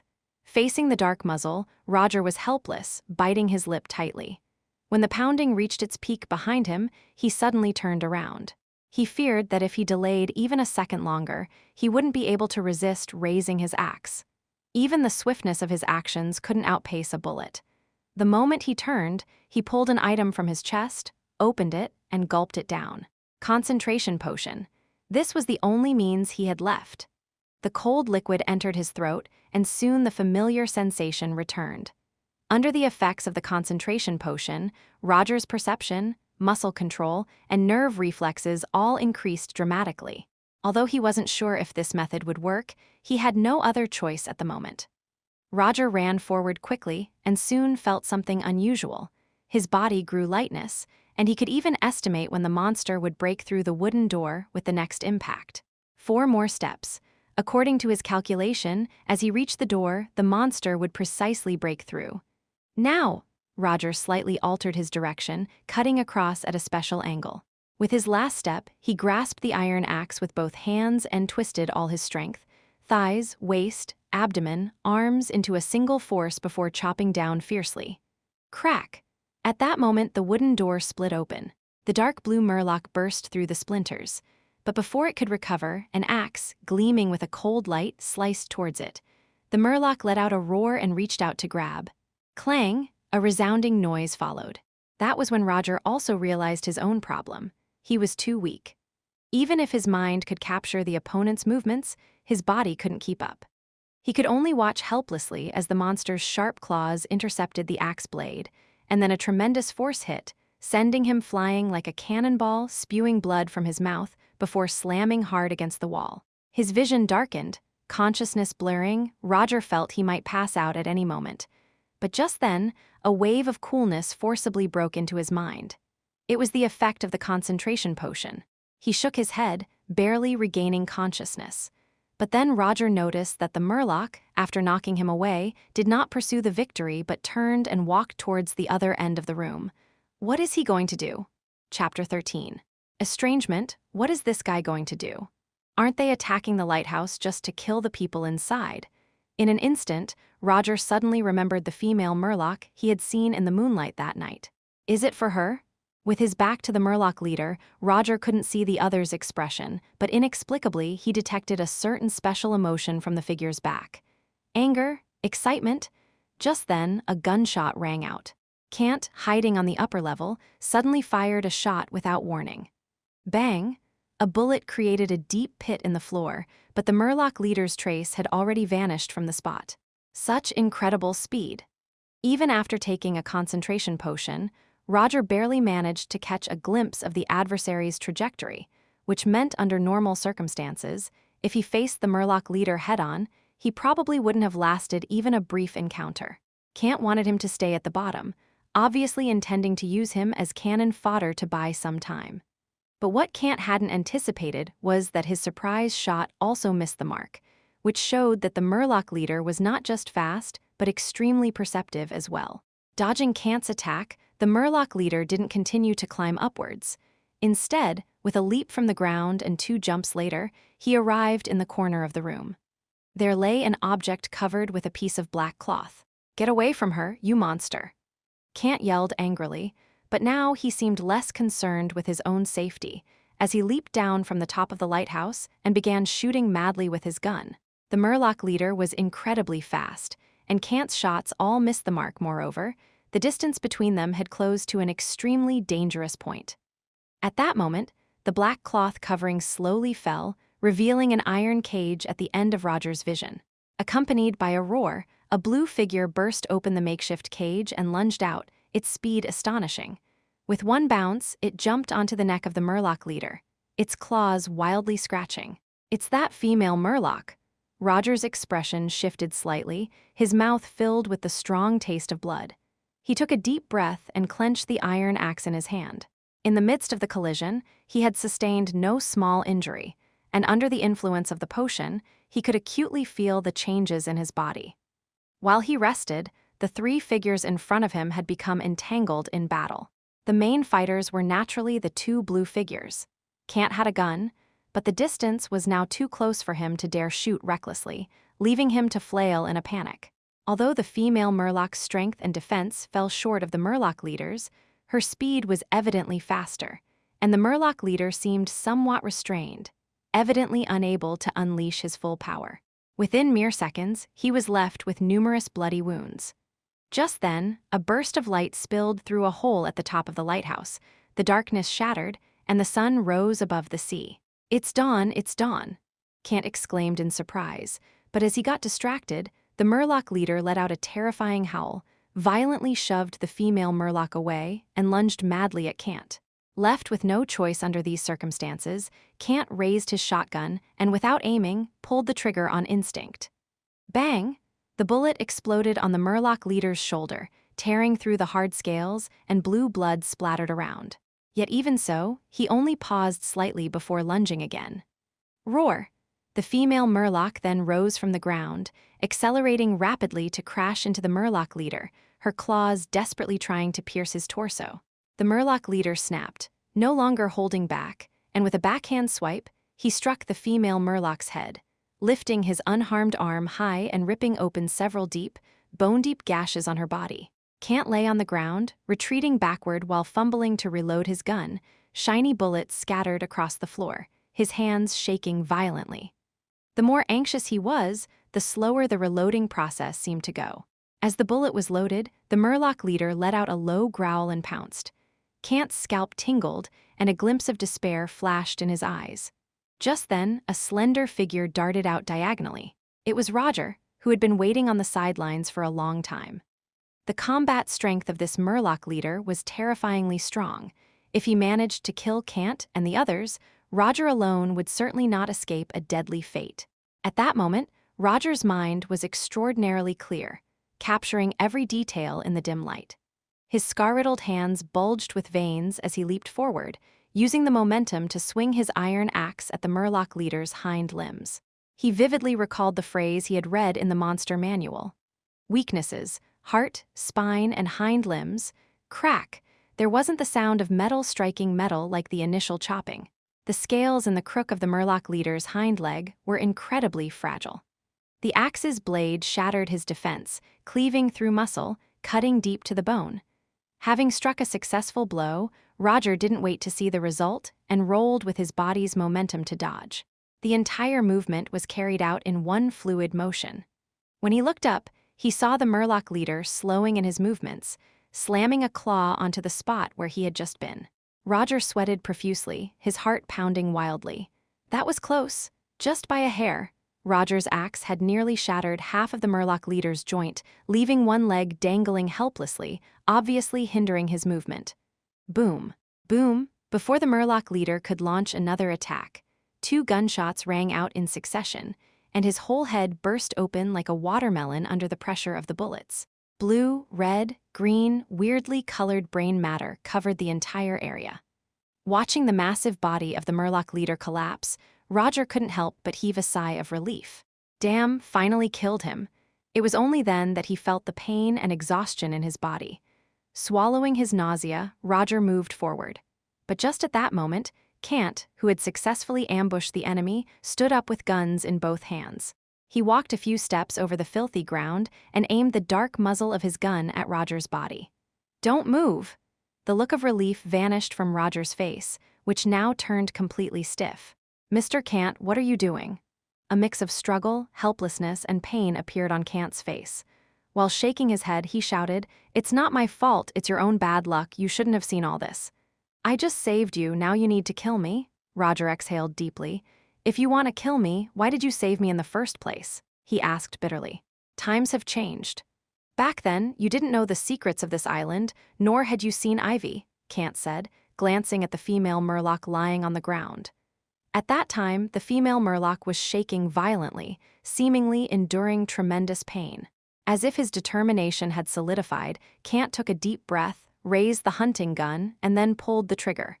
Chapter 14, Counterattack and End? He wants to kill me, he really wants to kill me. A nameless emotion swelled in Roger's mind. On his first day in this world, he had seen a lighthouse in the dark sea. Then, before fainting, he stretched out his hand for help.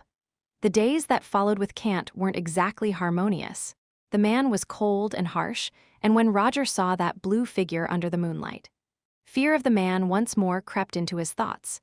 In his past life, he had decades of experience, but having lived in peaceful times, he had never known what a real life-and-death crisis was. It was only when he was rushing to the top of the tower that he saw the threat of death in Cant's shotgun. For the first time, he saw unmasked, murderous intent in the eyes of another human. Under the influence of the concentration potion, Roger's senses were several times more acute than usual, and he lunged forward before Cant could even pull the trigger.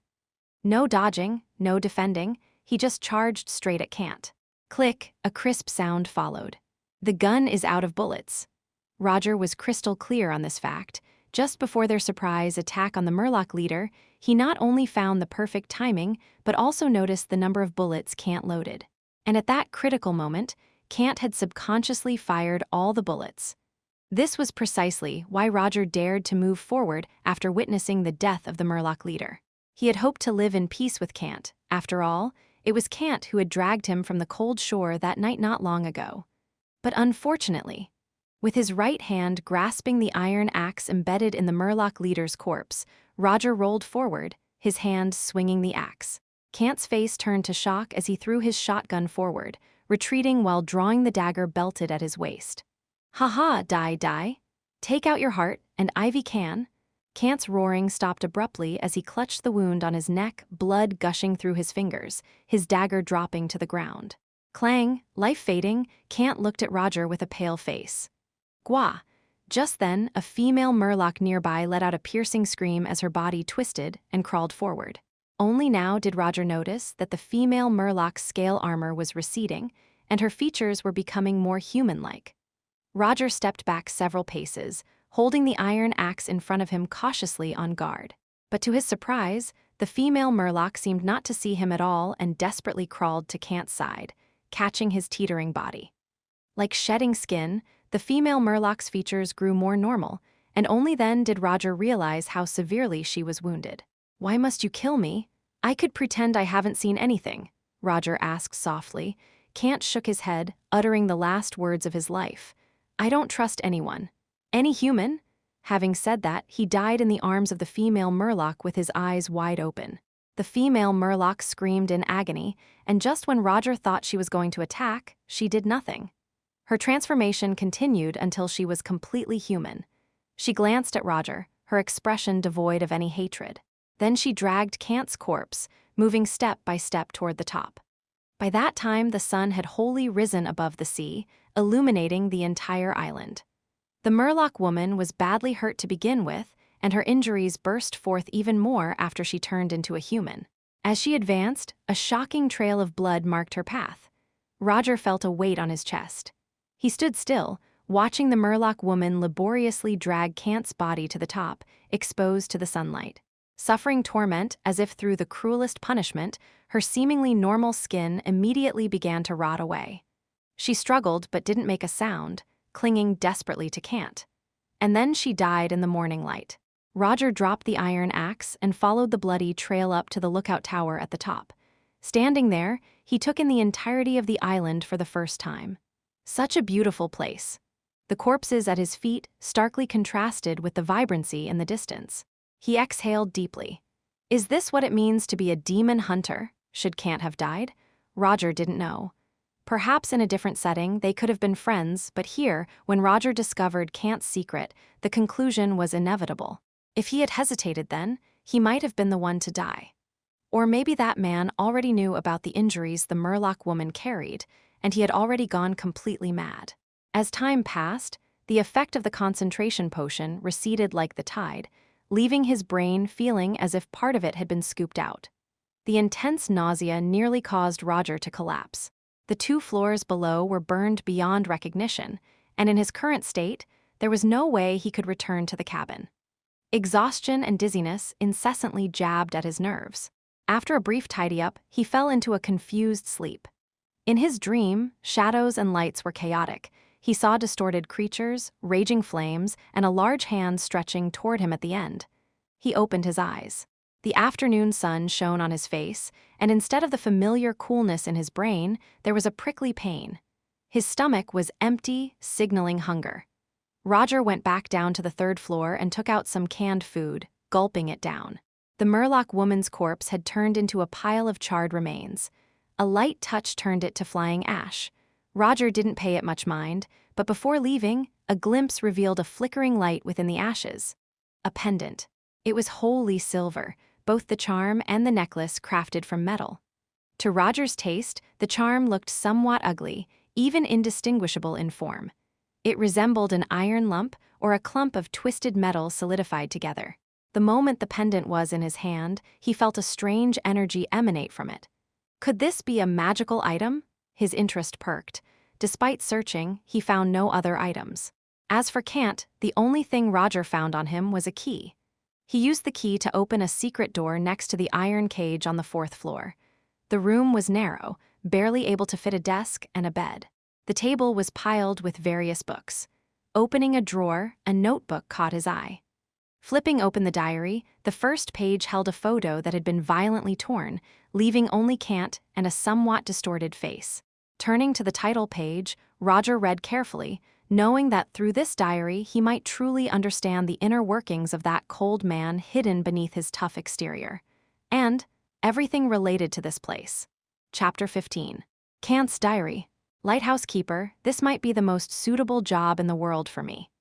I like this place, the peaceful island, the beautiful beaches, the greenery everywhere, and in the distance, the azure sea and sky, but most importantly, here I don't need to come into contact with anyone. This is a place that belongs to me alone. I can do whatever I like here. The first page of the diary must have been recorded by Kant when he had just become a meteorological surveyor. It was clear that he took to this work, which to others seemed incredibly solitary, like a fish to water. He even thoroughly enjoyed this lifestyle. What follows are records of some ordinary, trivial matters. Kant's work wasn't hard, but it was tough. He didn't have much work to do, but what was hardest to endure was the prolonged solitude. He rarely had any time off. He could only return to the nearby small town for a few days each month, when he could briefly touch the mundane life and replenish his supplies. If not for that day, perhaps the peace would never have been broken. Good Lord, just recently, I even thought my heart would leap out of my chest. A woman actually struck up a conversation with me. What was her name again? Right, Ivy? Such a beautiful name, just like her. Day 2. Damn it, I actually took a day off and didn't return to the island. I went back to the bar from last night. Why? Could it be that I wanted to see her again? I drank all night, but unfortunately she never appeared. Tomorrow I have to return to the island, and it might be a month or even 2 before I come back. I'm afraid I'll never see her again. It's better this way. I'm used to being alone, Ivy. Roger frowned, thinking of the name Kant had cried out in desperation at the end. Is it that Murloc woman? Shaking his slightly heavy head, he flipped to the next page. Just before departure, I saved a drowning woman at the shore. I really didn't expect it to be her. Could this be fate? There's no time left, I can only take her with me to the island. But it's all right, once she wakes up, I can find someone to take her back. Writing up to here, Kant's handwriting became somewhat messy. Roger could tell that Kant was deceiving himself. He should have been able to find another solution. But at that moment, he must have subconsciously wanted to spend more time with the woman. Roger wasn't clear on Kant's previous life experiences, but he could see that this indifferent man was out of step with the world, fear of crowds, avoiding any social contact at all costs, enclosing himself in a shell. The subsequent development was just as Roger had imagined. The isolated island, a young man and woman, one with intention and the other without, quickly sparked some fire. At first, Kant still simply recorded his mood, but later, he completely abandoned this habit and became wholly immersed in love. Until the date marked 3 months later, Kant once again wrote a diary entry. Only this time, no trace of sweet warmth was left in his words, only doubt and resentment. Lies, all lies. Kant wrote these words with great force as if they weren't on paper, but carved into his own skin with a knife. She never loved me. She approached me just for something near the island. She's a thief, a robber, even the name Ivy is fake. I love her, I really do, for her. I've even considered quitting this job to start a new life. After tasting the sweetness of love, why should I be given a cup of poison? I wish I had never met her. After a vast expanse of emptiness.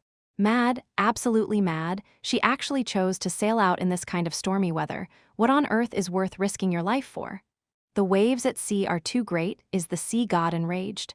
We were separated, thank goodness. I finally returned to the island. In this kind of weather, no one could have survived at sea. Ivy is dead, she's never coming back. But why don't I feel happy at all? Upon finding the luggage Ivy left on the island, I discovered her past identity, the 3 Holy Spirits. What kind of bizarre organization is this? The Soul Transference Book, what is this? At this point, Roger set down the diary he was holding, his gaze falling on another book inside the drawer. The Soul Transference Book. The material of the book was peculiar, Roger's fingers lightly tracing over it, and whether it was an illusion or not, he always felt that there was extraordinary power contained within this book. It seems that all of this isn't just a coincidence. The world's research and exploration of transcendent powers, I'm afraid, far exceeds my imagination, Roger murmured to himself. He did not rashly open the book, but rather picked up Kant's diary and continued to read on. The 3 Holy Spirits, according to the records in Ivy's book, is a powerful organization, serving the world's top tycoons and the powerful, with the purpose of digging up and discovering everything related to transcendent powers. And to make use of it. This is insane. How can transcendent powers exist in this world?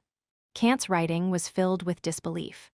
But soon his view was completely overturned, and based on Roger's guess, he must have opened that Soul Transference Book out of curiosity. Because in the following period, Kant's writing was full of the madness and chaos of a worldview being shattered. A single book had opened up a new world for him. Is all of this real? Then what exactly are we? Who truly owns this world? Similar phrases were found throughout. Skipping a large section of smudges, Roger continued reading down. Kant's diary became normal again. Either he had accepted this new cognition or he had completely forgotten it all. Until a storm hit not long after. It was terrifying. Every time I face such a storm, I am reminded of everything that happened that night, with rainfall so heavy that not even the light could penetrate it. The small boat moored at the shore was shattered by lightning. It looks like I won't be able to leave here for a long time. Originally, I didn't want to believe a word about what was written in that book, but tonight, on the stormy seashore, not far from the boat, I discovered an extraordinary species. I am 100% certain that it was not a human. What should I do? Kill her or bring her back? Roger could see the hesitation in Kant.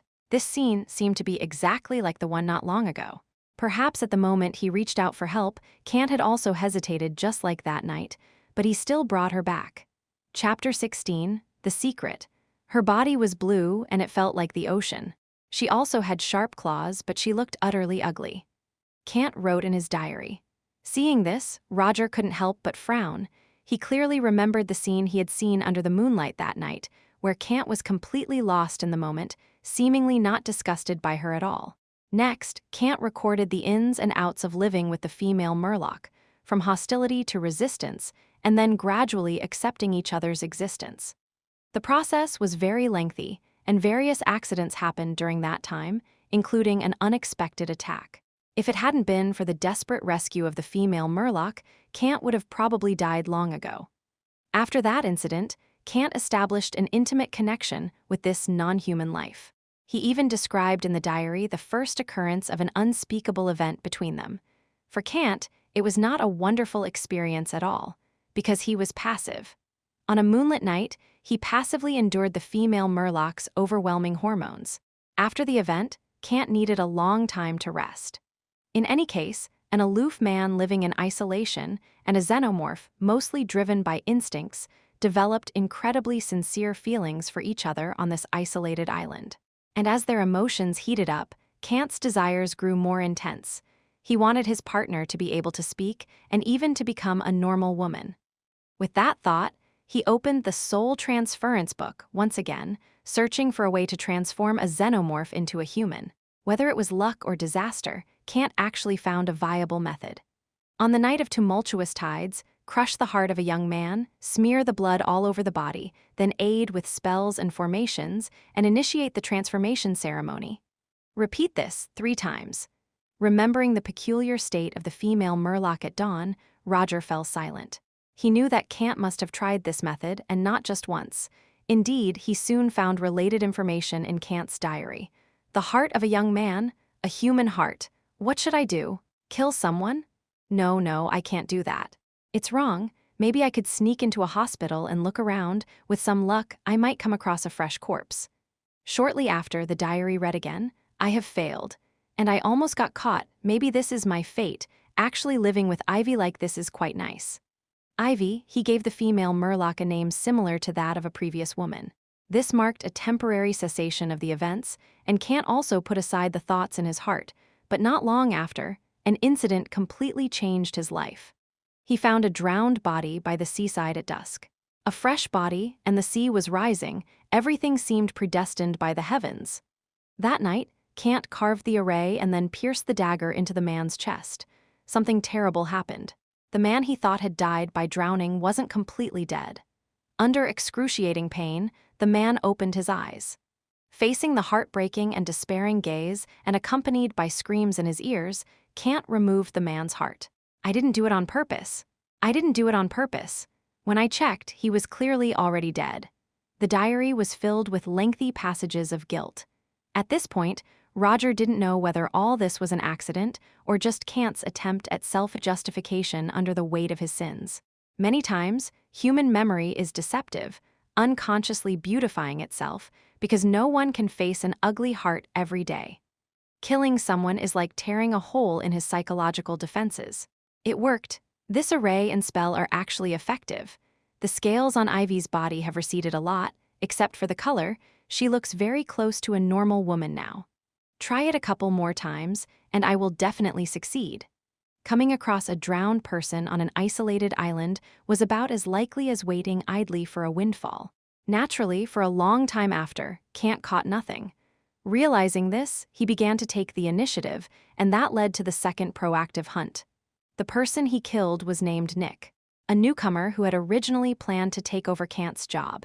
He was indeed lying. This Nick wasn't his previous observer. He was assigned here to take over a new job. Roger thought silently. Being replaced at work was an affront to Kant's pride. Away from the isolated island, he would have nowhere to belong, and what's more terrifying, he couldn't hide a Murloc in either the city or the wild. So even without the array, it's highly likely Kant would have killed that new researcher anyway. The array worked again. The transformation in Ivy has become more noticeable. When the sun rises, she can fully become a woman, a perfect, complete woman. Kant's writing overflowed with excitement, but soon, reality struck him a heavy blow. Because after the transformation, Ivy feared the sun, and during the time she completely became human, she would completely lose her past memories, and Kant had no choice but to lock her in a cage during the day. Reaching this point, Roger understood what the strange noise he heard on his first arrival at the lighthouse was about. The cage on the 4th floor was extremely rudimentary, not designed to hold Ivy in her Murloc state, but to confine her during the day. Faced with such a major change, Kant completely panicked. Being harmed by sunlight wasn't utterly unacceptable in Kant's eyes. What concerned him was Ivy's memory. He started to fear that Ivy would completely lose her memory after fully becoming human. And then, just like the Ivy before, she would leave him forever. His diary was filled with confusion and hesitation, and after much consideration, Kant stopped his subsequent plans. He would rather choose a being with blue skin, a xenomorph, than trust a beautiful human. Until that night not long ago, while patrolling the seashore, he encountered Roger sprawled out on the shore. At the moment Roger reached out for help, Kant's heart was in turmoil. He believed it was a sign from heaven, yet he feared the terrible outcome of the transformation. In the midst of these mixed emotions, he still brought Roger back to the lighthouse. And after much thought, Kant decided to give up on continuing the transformation, which led to everything that unfolded later. In order to avoid leaking the secret, he had to drive Roger out of the lighthouse. And by the pattern of previous attacks, he was fully capable of sending Roger away from the island before the next supply arrived. Then he could keep the secret and live out the rest of his days on the island. But unfortunately, the stormy night and the attack changed everything. Reaching this point in the diary, Roger closed it with a long sigh. Even though Kant had wanted to kill him, he couldn't hold a grudge against the man. Had he been in the same situation, he might have made the same choice. Packing away Kant's diary and the soul transference book, Roger turned and walked downstairs. As he passed the body of the Murloc leader, the pendant he carried in his chest inexplicably heated up. Roger uttered a slight sound of surprise and stopped in his tracks. Chapter 17, The Cabin Upgrade. The female Murloc's body, after transformation, couldn't withstand any sunlight whatsoever, but other Murlocs were different. They detested sunlight, and it could indeed harm them. However, this damage was not lethal. The air on the 4th floor of the lighthouse was thick with the stench of blood. The headless corpse of the Murloc leader lay on the ground, its blue blood long since coagulated. Observing this fearsome body up close, Roger still couldn't shake a sense of alarm. If it hadn't been for a shotgun blast to the head at close range, killing the creature with melee weapons alone would have been exceedingly difficult. Roger took out the pendant. There was no change on its surface, but holding it in his hand, he could clearly feel a trace of heat emanating from it. Is there a connection between the two? Roger furrowed his brows. Perhaps the pendant once belonged to this leader. That's why it was so bent on attacking the lighthouse, intent on retrieving its possession. But perhaps there was a connection between the female Murloc and the Murloc leader that Roger was unaware of. The possibilities were numerous and could even point to another story altogether. Suppressing the discomfort in his heart, Roger slowly crouched down, and just then, the wooden cabin model in his mind glowed faintly, followed by a line of text that appeared before his eyes. The monster manual has been updated. Corpse of the Murloc leader, special mutant? In the Society of Bay Murlocs, depending on the size of the group, 2 powerful leader-level monsters are born. Their qualities are superior to those of ordinary Murlocs, and some exceptionally special mutants can develop high-level intelligence. Parts of their mutated bodies can serve as bases for various powerful alchemy formulas or as trophies hanging in the display area within the room. For more information, please refer to the monster manual. Mutated parts? Recalling some situations in the wizard world, Roger, holding the pendant, leaned forward and finally, at the heart area of the Murloc leader, the pendant reacted more forcefully. What should I do? Should I cut open its body directly? Roger hesitated for a moment, as this was the real world, and the bloody corpse was right before his eyes. The blue blood offset much of the horror, but the ghastly wound was still sickening to behold. After much hesitation, Roger still raised the iron axe in his hand. The events on the island constantly reminded him that this world was utterly unlike his previous life. In such a world, if he wanted to survive better, He could only rely on the special abilities he possessed when he crossed over. Half an hour later. After vomiting violently several times, Roger finally hacked open the Murloc leader's solid breastbone and extracted a faintly glowing heart. Once the heart was removed, the corpse of the Murloc leader instantly shriveled as if all the essence of the body had been absorbed by the heart. Roger casually lifted the axe, and this time, he effortlessly severed one of the Murloc leader's arms with hardly any effort at all. Even more oddly, the weight of the corpse had decreased significantly. Now that Cant was dead and only Roger remained on the island, the storm had stopped. According to Cant, it wouldn't be long before a supply ship arrived at the island. The most pressing issue before Roger was how to deal with the strangers who would soon land. About his identity, about Cant, and about the partially burnt-down lighthouse he was in front of. I need to figure something out. Afterward, Roger carefully searched inside the lighthouse. He only picked a few useful books, and the storage place for food on the third floor had been mostly destroyed in the fire. The most important items were Cant's diary and the soul transference book. The only thing left was the Murloc leader's corpse. To avoid trouble, this object definitely couldn't be seen by ordinary people. He fetched a large piece of black cloth, wrapped the Murloc leader's corpse in it, and then took it downstairs. Looking at the charred remains of the tower, Roger threw the torch he was holding. It wasn't long before flames soared into the sky. The fire burned from the afternoon until evening, only gradually extinguishing as the sky darkened. This time, without the storm's interference, the flames completely destroyed the tower. Roger made sure to tamper with Cant's body, ensuring not a trace would be left behind. The setting sun dipped below the horizon, and the night turned the island silent, with a starry sky visible above. If it weren't for the day's events, the beautiful scene would have been intoxicating. Roger approached his cabin and noticed the large pit where he had once buried the Murloc corpses was dug open again. Naturally, the bodies inside had long since disappeared, and a few clear footprints could be seen on the surrounding ground. After some thought, Roger tied the Murloc leader's body to some rocks and sank it to the bottom of the sea. Hesitating for a moment, he still took out the pendant he had obtained from the female Murloc, then hung it in front of the burnt tower. The pendant was clearly no ordinary item, but also harbored a terrifying risk. It was very possible that the Murlocs had come to the island for this pendant. The lighthouse had been completely breached in last night's attack, and continuing to keep it seemed pointless now. Moreover, Roger was unsure when the supply ship would dock, and if he left too many traces, it would be difficult to explain. After careful consideration, he decided to burn down the lighthouse. The storm had stopped, and according to Cant, the Murlocs would no longer come ashore. But for safety, Roger still hung the potentially dangerous pendant in front of the tower. If Murlocs were attracted by the pendant, they would naturally come to the island. If they took the pendant, his own safety would be greatly ensured. If they didn't come, he could simply take the pendant before he left. While treasures were valuable, life was worth even more.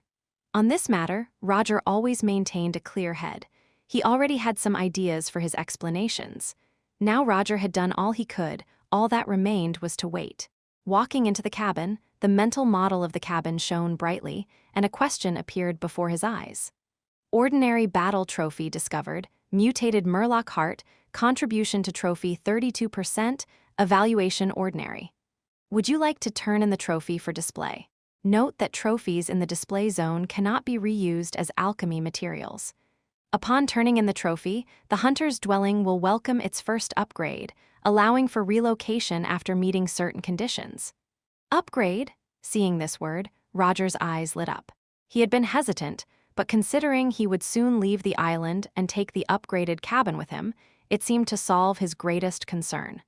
Thinking this, he willingly turned in the heart.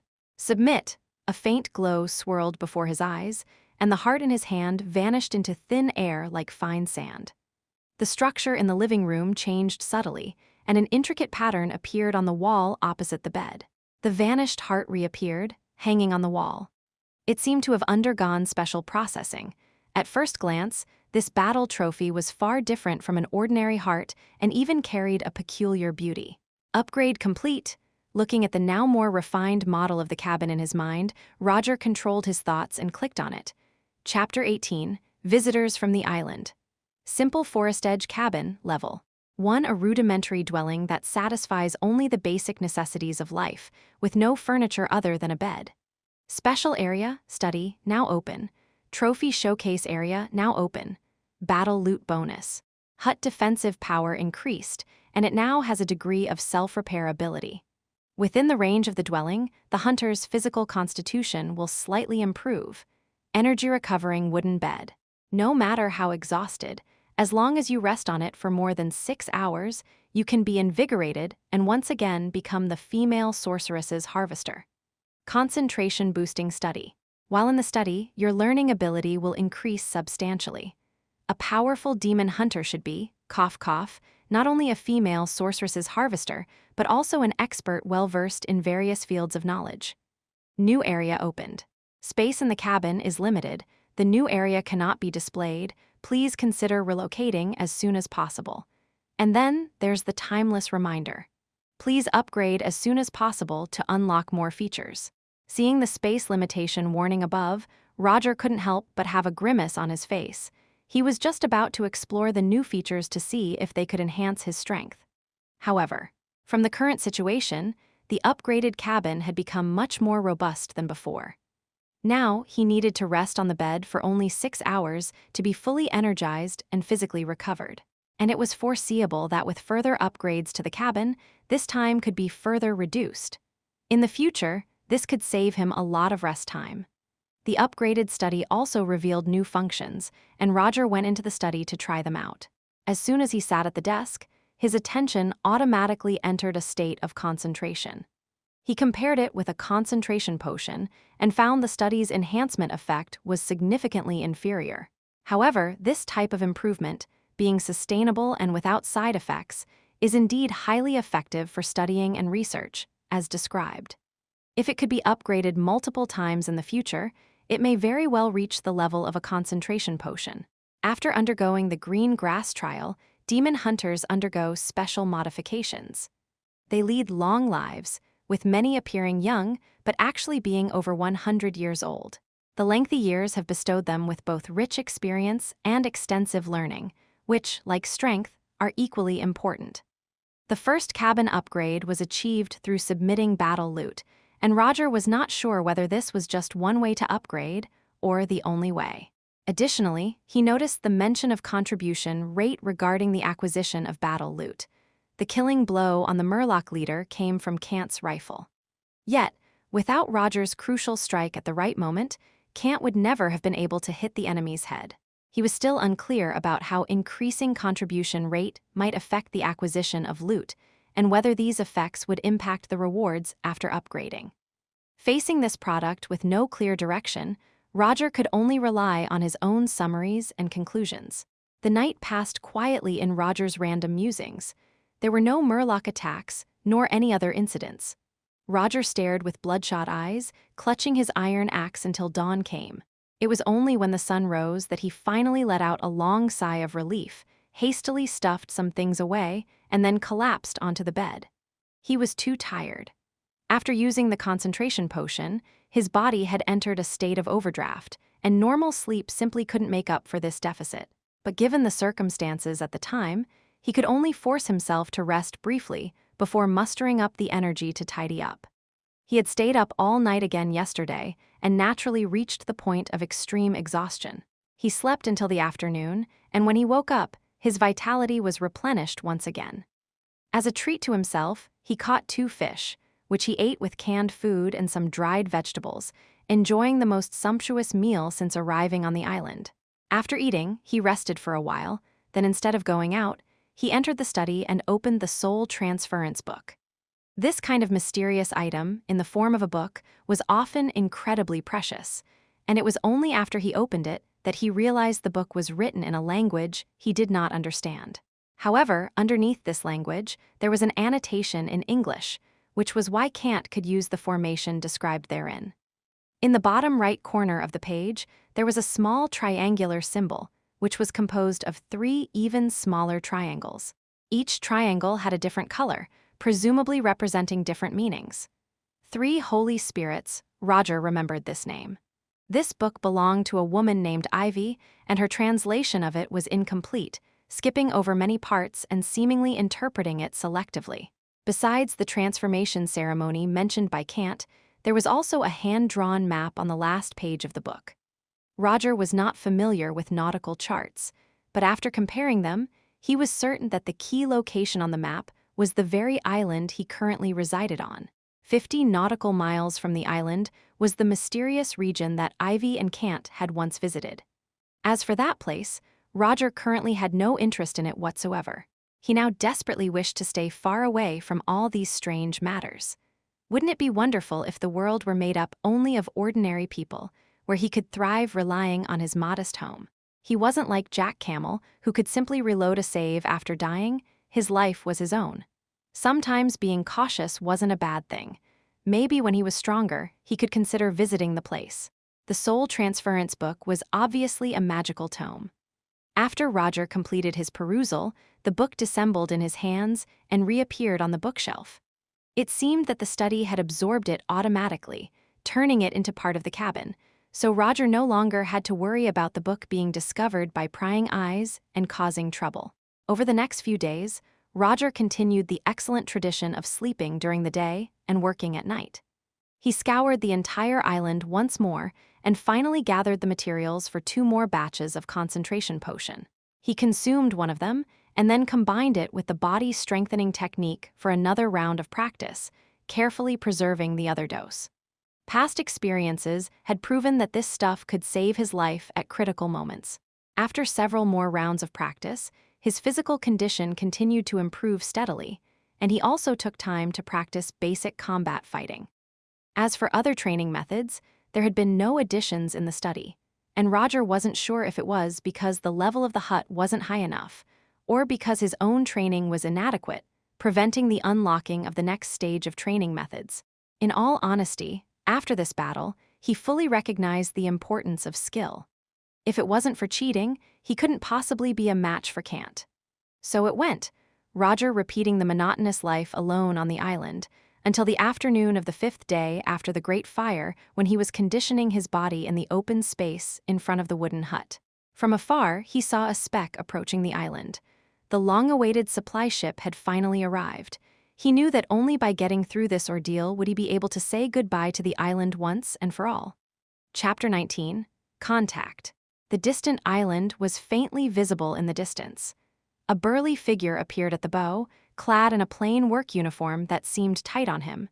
He paced the deck restlessly, glancing intermittently towards the direction of the island. "Grig, you're too anxious. Relax a bit. This is just a routine mission," a woman's voice rang out. The speaker was a middle-aged woman who looked around 40, with glittering short blonde hair and a lean face that spoke of efficiency.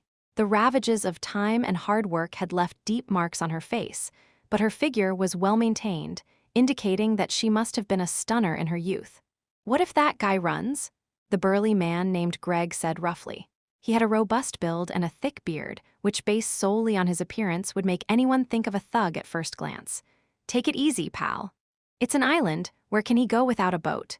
Grow a pair of wings and fly away?" Another voice chimed in, belonging to an older man in his 50s with a red face. The only small boat on the island was smashed to pieces in the last storm, and since then, that guy has hardly ever left the island. "But aren't you guys mistaken?" the old man questioned doubtfully. "As far as I know, Kant is a good guy. He might be reclusive, but he's actually warm-hearted. Working on this island for so many years, he's never made a single slip-up. To say such an honest man could commit murder," the old man shook his head. "I don't believe it." "What do you know?" Greg said loudly. "I've been a cop for many years and have seen too many vicious criminals. Let me tell you, it's often those you think are honest who turn out to be the most despicable monsters. Those guys hide in the crowd, revealing their fangs only at specific times." "Ha!" the old man chuckled softly. "Give it a rest, Greg. I've watched you grow up. When has there ever been a psycho killer in our Baton? The last murder case dates back 3 years. Greg's face turned red as he forced a retort. "The cases I've worked on have lots of records." What followed was a back and forth between the two, debating Greg's embarrassing past and the town's security, each adamant in their position, resulting in a heated argument. But just then, the blonde woman standing to the side with a look of helplessness on her face suddenly changed expression. "Shut up. Look over there," she pointed, and the two men arguing followed her finger. Looking against the light, the scorching sun hit their eyes, but even so, the three of them could clearly see the charred lighthouse standing on the island. Full speed ahead, the old man jumped into the cockpit and pushed the boat to its limit. Meanwhile, Roger took off the pendant hanging near the lighthouse. He put it around his neck, carefully rehearsing in his mind the various ways he would present himself next. Watching the boat approach rapidly, he silently psyched himself up. "Roger, let the performance begin." After much consideration, Roger decided it was best not to distort too many facts. He hadn't taken much care of his appearance in recent days, so he looked disheveled and dirty. Summoning his emotions, Roger put on an appearance of surviving a disaster, stumbled towards the docking boat, and yelled as he ran, "A boat! There's a boat! I'm saved, I'm finally saved." But just at that moment, Roger saw a burly figure on the boat suddenly pull out a gun, the dark muzzle aimed straight at his chest. "Don't move, stay where you are." Roger was dumbfounded. What happened to the rescue? What about the supply ship? What kind of twist was this? "Put the gun down. Look carefully, he's just a child." A sharp female voice came through. Roger looked in the direction of the voice and saw a blonde woman leap from the ship, wading through the water at the shore and striding toward him. There was unmistakable concern on the beautiful woman's face, and she opened her arms to appear as non-threatening as possible. "Listen to me, child, we mean no harm." She turned back, pointing at the ship's logo. "As you can see, this is a supply ship. My companion is just a bit too nervous, don't worry." As she spoke, she frantically gestured for Greg to put his gun away. Approaching Roger slowly, "My name is Adeline, and you?" A glint of suspicion flashed in Roger's eyes. A sense of caution suddenly rose in his heart because the woman in front of him and the man on the ship were acting strangely, not at all like the ship's crew.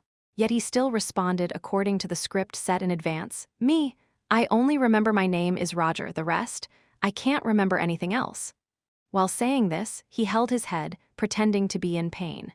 "A castaway?" Adeline quietly exhaled, then continued to ask, "Are you alone on the island? What about the meteorological surveyor from the lighthouse?" "You mean can't?" Roger's face showed panic. "He saved me, but then there was a fire, a huge fire.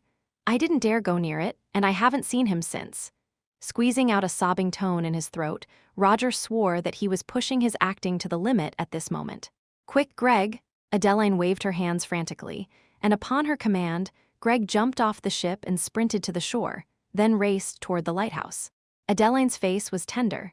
"Don't worry, Roger, you are saved, and soon you'll be able to return to town on our ship, and I think it won't be long before you can return home to the arms of your parents." As she spoke, a flicker of unnaturalness crossed her face, returning to normal quickly after. Soon a grimy Greg came running back. His face was solemn. "Found a charred body, must be that can't, damn it, did the guy off himself in a fire?" Greg clenched his fists tightly. Catching a murderer and finding a murderer's body had significantly different implications, both in terms of recognition and news spread. "Hey, kid, you've been with that cant all this time, haven't you noticed anything?" Roger retreated a step back in fear, and Adeline stepped forward to shield him. "Watch your tone, he's a child, not your criminal." Greg gave an awkward smile. "All right, I was just too anxious. I just find it strange.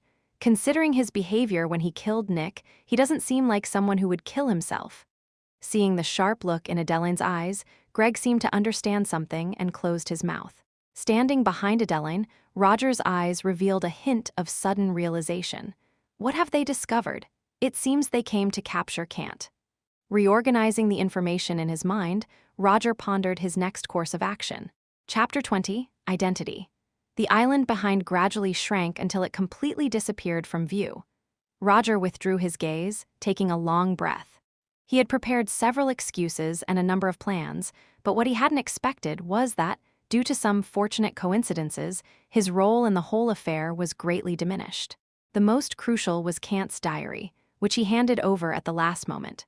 Of course, he had torn out and dealt with all the information related to the mysterious incidents, so to Adeline, the diary seemed more like a portrait of Cant's inner thoughts and the catalyst for his suicide.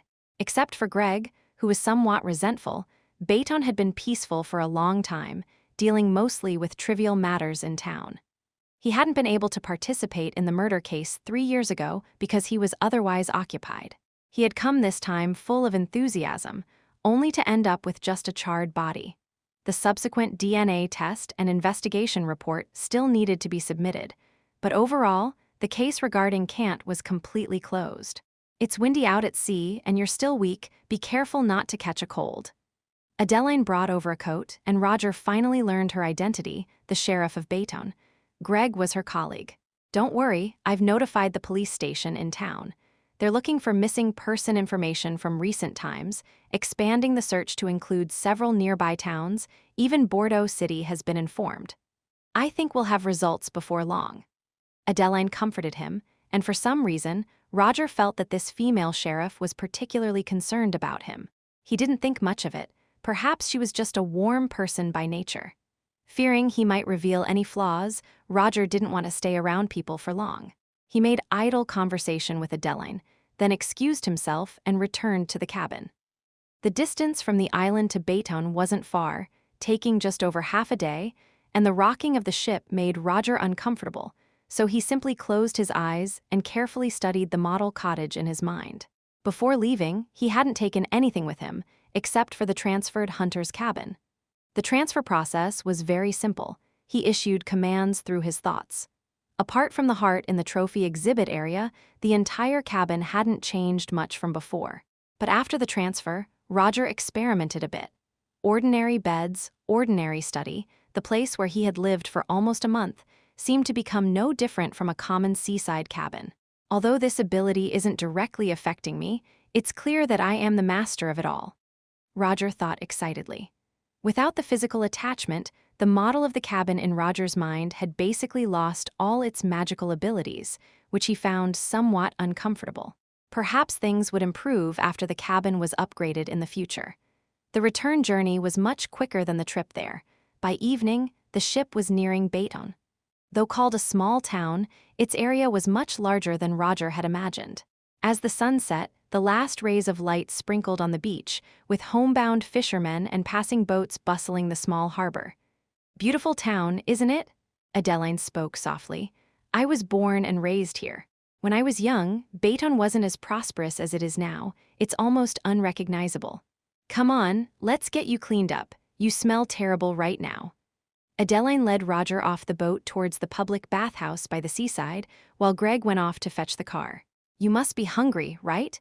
Go take a bath, and when you come out, I'll take you for a big meal. Adeline winked at Roger and then turned away to leave. Although they were strangers, the female sheriff made a very good impression on Roger. Indeed grimy, he took a thorough 20-minute wash until he felt refreshed. Adeline, having planned ahead, even bought him a set of casual clothes by the seaside. Although they were not branded, they were at least clean and proper. The newly dressed Roger was a sight that caught Adeline's eye. This attractive policewoman was not at all staid. She whistled and smiled.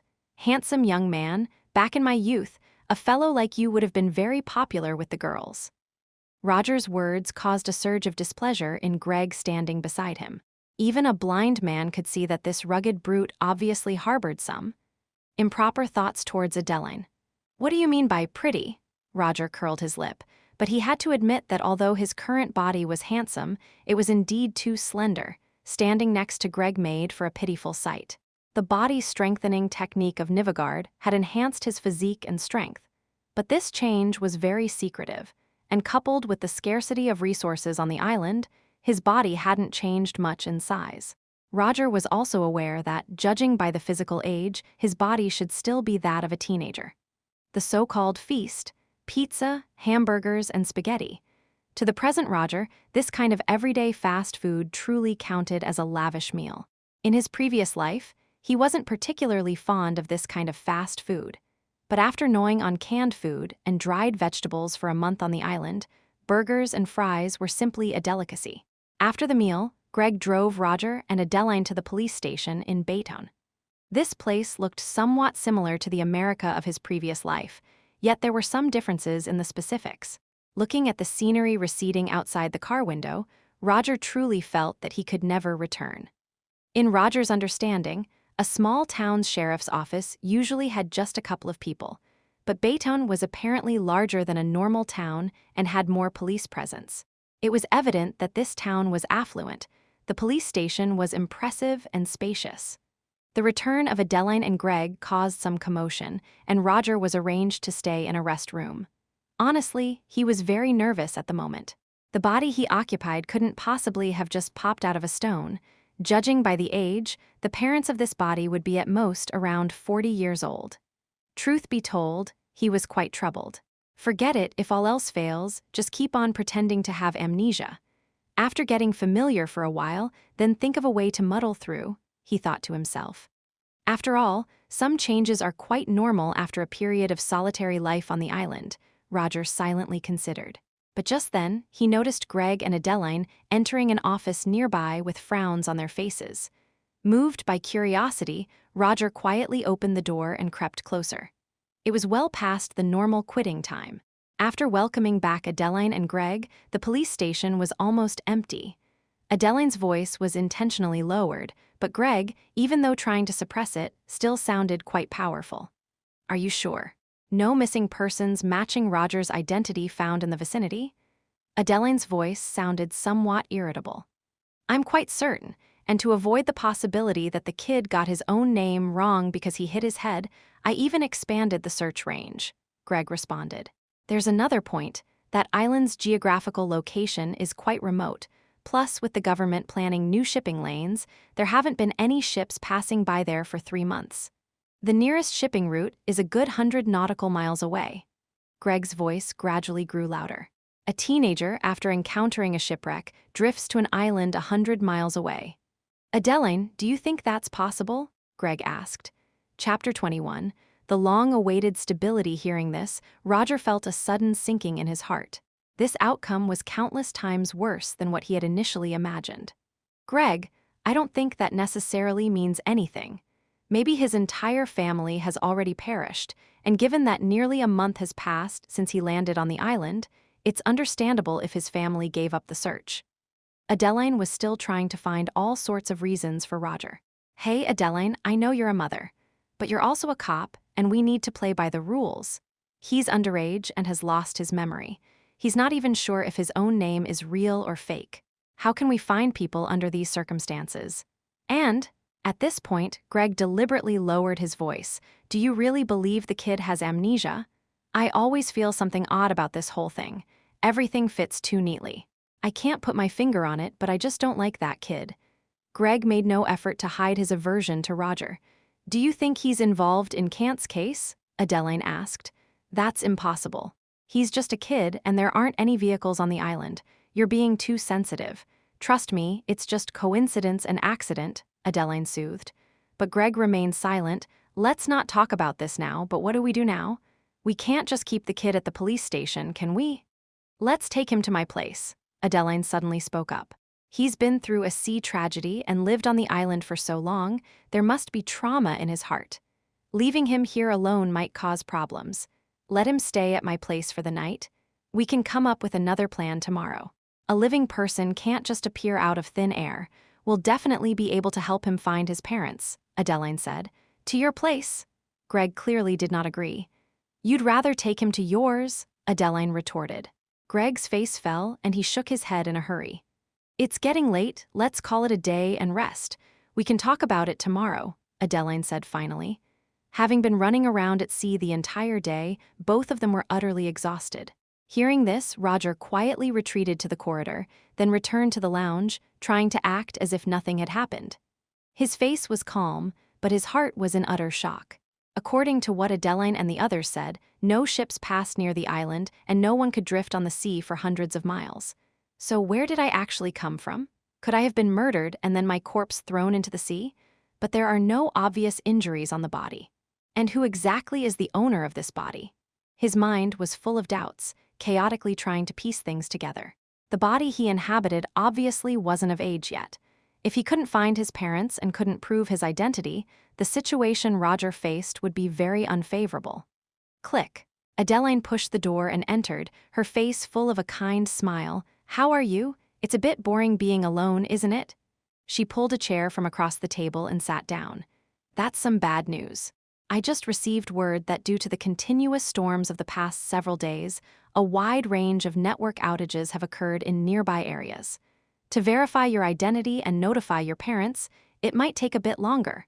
Before Roger could react, she continued, "But don't worry, you can stay at my place until we find your family." Adeline smiled. "Rest assured, I won't let you be left out in the wild again." Roger's face showed a complex expression. "I'm afraid that might disrupt your life, perhaps I could." He opened his mouth, thought carefully for a long time, but didn't know what to say. He knew nothing about this place, was a minor without an ID, without money. Roger also had no idea where to go. It was somewhat ridiculous to think about it. On a deserted island not long ago, he had killed 2 monsters by himself and slit a man's throat, but back in the city, he was worried about his identity and livelihood. "Hey, where else could you go?" Adeline stood up with a smile. "Come with me, my family should like you." "All right then," Roger nodded, then looked into Adeline's eyes.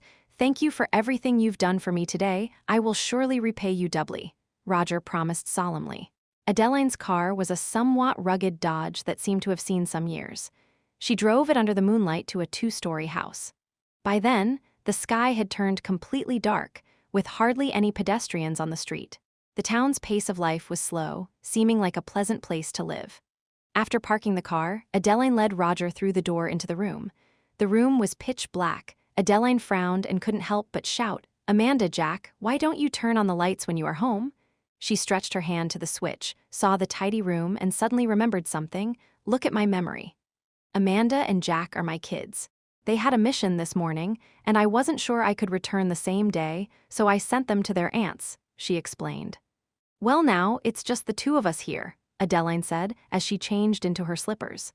"Relax a bit, you can think of this place as your own home," Adeline told Roger, looking into his eyes. "I know you're a strong kid, but sometimes you need to let out your negative emotions. You're too quiet. So quiet that it scares me a little." Hearing this, Roger's heart grew tense. He knew he had still shown some flaws that had allowed Adeline to sense something was off. "Come on, I'll show you to your room," Adeline said without further ado, realizing it was best to drop the matter, and then led Roger upstairs. Roger keenly noticed that the house seemed devoid of any traces of an adult male's presence. Had she divorced? The moon hung in the branches, illuminating the room brightly. Lying on the comfortable bed, Roger felt a long-lost sense of peace. His mind flooded with thoughts. He drifted off to sleep in a daze. But what he didn't know was that, on an island far from Baytown, a figure had emerged from the waves under the moonlight. She wore no clothes, and the seawater cascaded down her blue skin. With each of her steps, when the moonlight shone upon her, the blue of her skin gradually receded, revealing a beautiful face.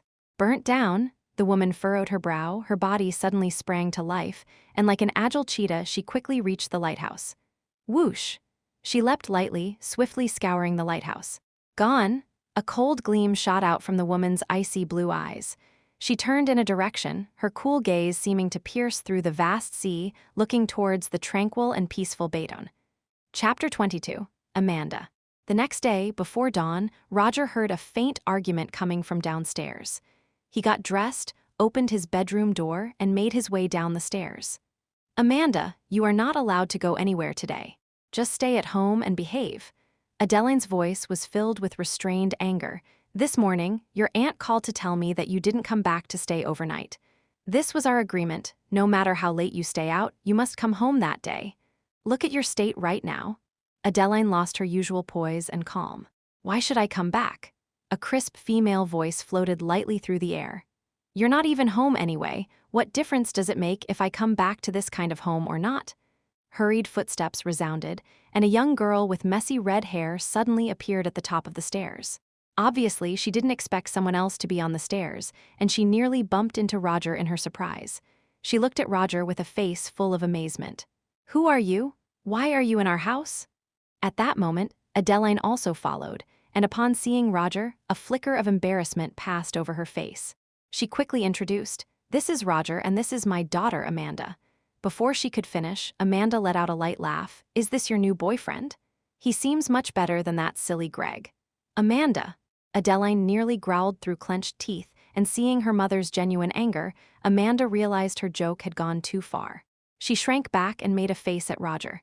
Then she stomped upstairs. "Get changed, then come down for breakfast," Amanda yelled loudly. Turning her gaze to Roger, Amanda looked apologetic. "I'm sorry, did our conversation disturb you? This girl is getting more and more out of line. She'll be the death of me one day." "Mom, I can hear you, you know." Amanda's voice came from upstairs. Adeline decided to ignore her and waved at Roger. "I've made breakfast, come down and join us." "Okay." Roger nodded and didn't stand on ceremony. The breakfast was simple, with fried eggs, milk, bread, and some homemade blueberry jam.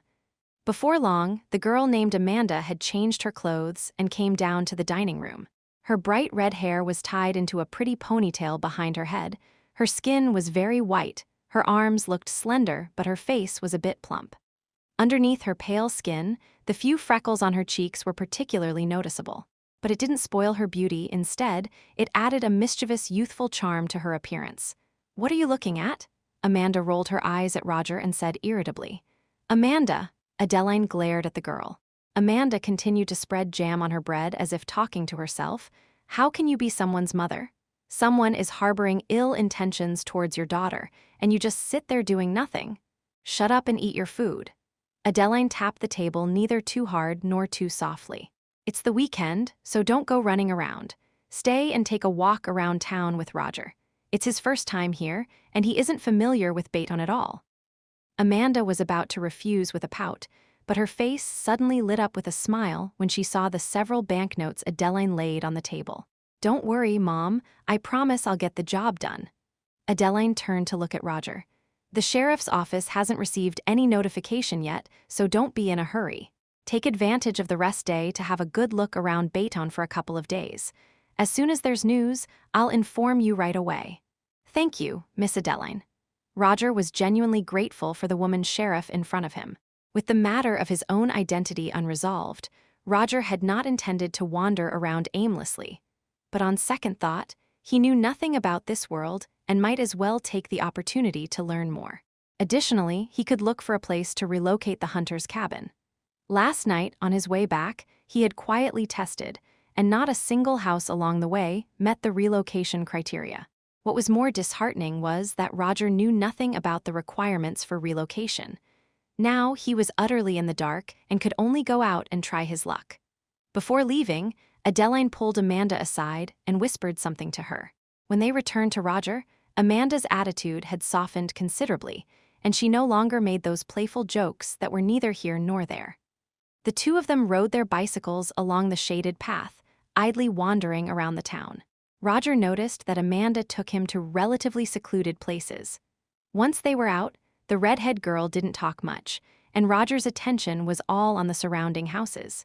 In silence, they roamed all morning like this, one after the other. "Did you really live on an island with a murderer for nearly a month?" Sitting in a fast food restaurant by the street, Amanda asked curiously while stuffing fries into her mouth. Roger was stunned. Given his understanding of Adeline, even if she were to explain his background, she probably wouldn't touch upon the specifics of the case. Seeing his confusion, Amanda nonchalantly explained, "I sneaked a peek at the files she brought home, so I know what she'll be doing the next day." Roger hadn't expected the seemingly careless girl in front of him, who appeared to clash with Adeline on the surface, to actually pay a lot of attention to her inwardly. Roger nodded his head. He didn't want to elaborate on this issue because the more he said, the more likely he was to slip up. "Cool." Amanda laughed and gave him a thumbs up. "Tell me, what did you guys do on the island?" She stared at Roger with a quirky face. "Although you've lost weight and don't quite fit my aesthetic, I think in the eyes of some greasy middle-aged men, you must be." "Heth, did he lay a hand on you?"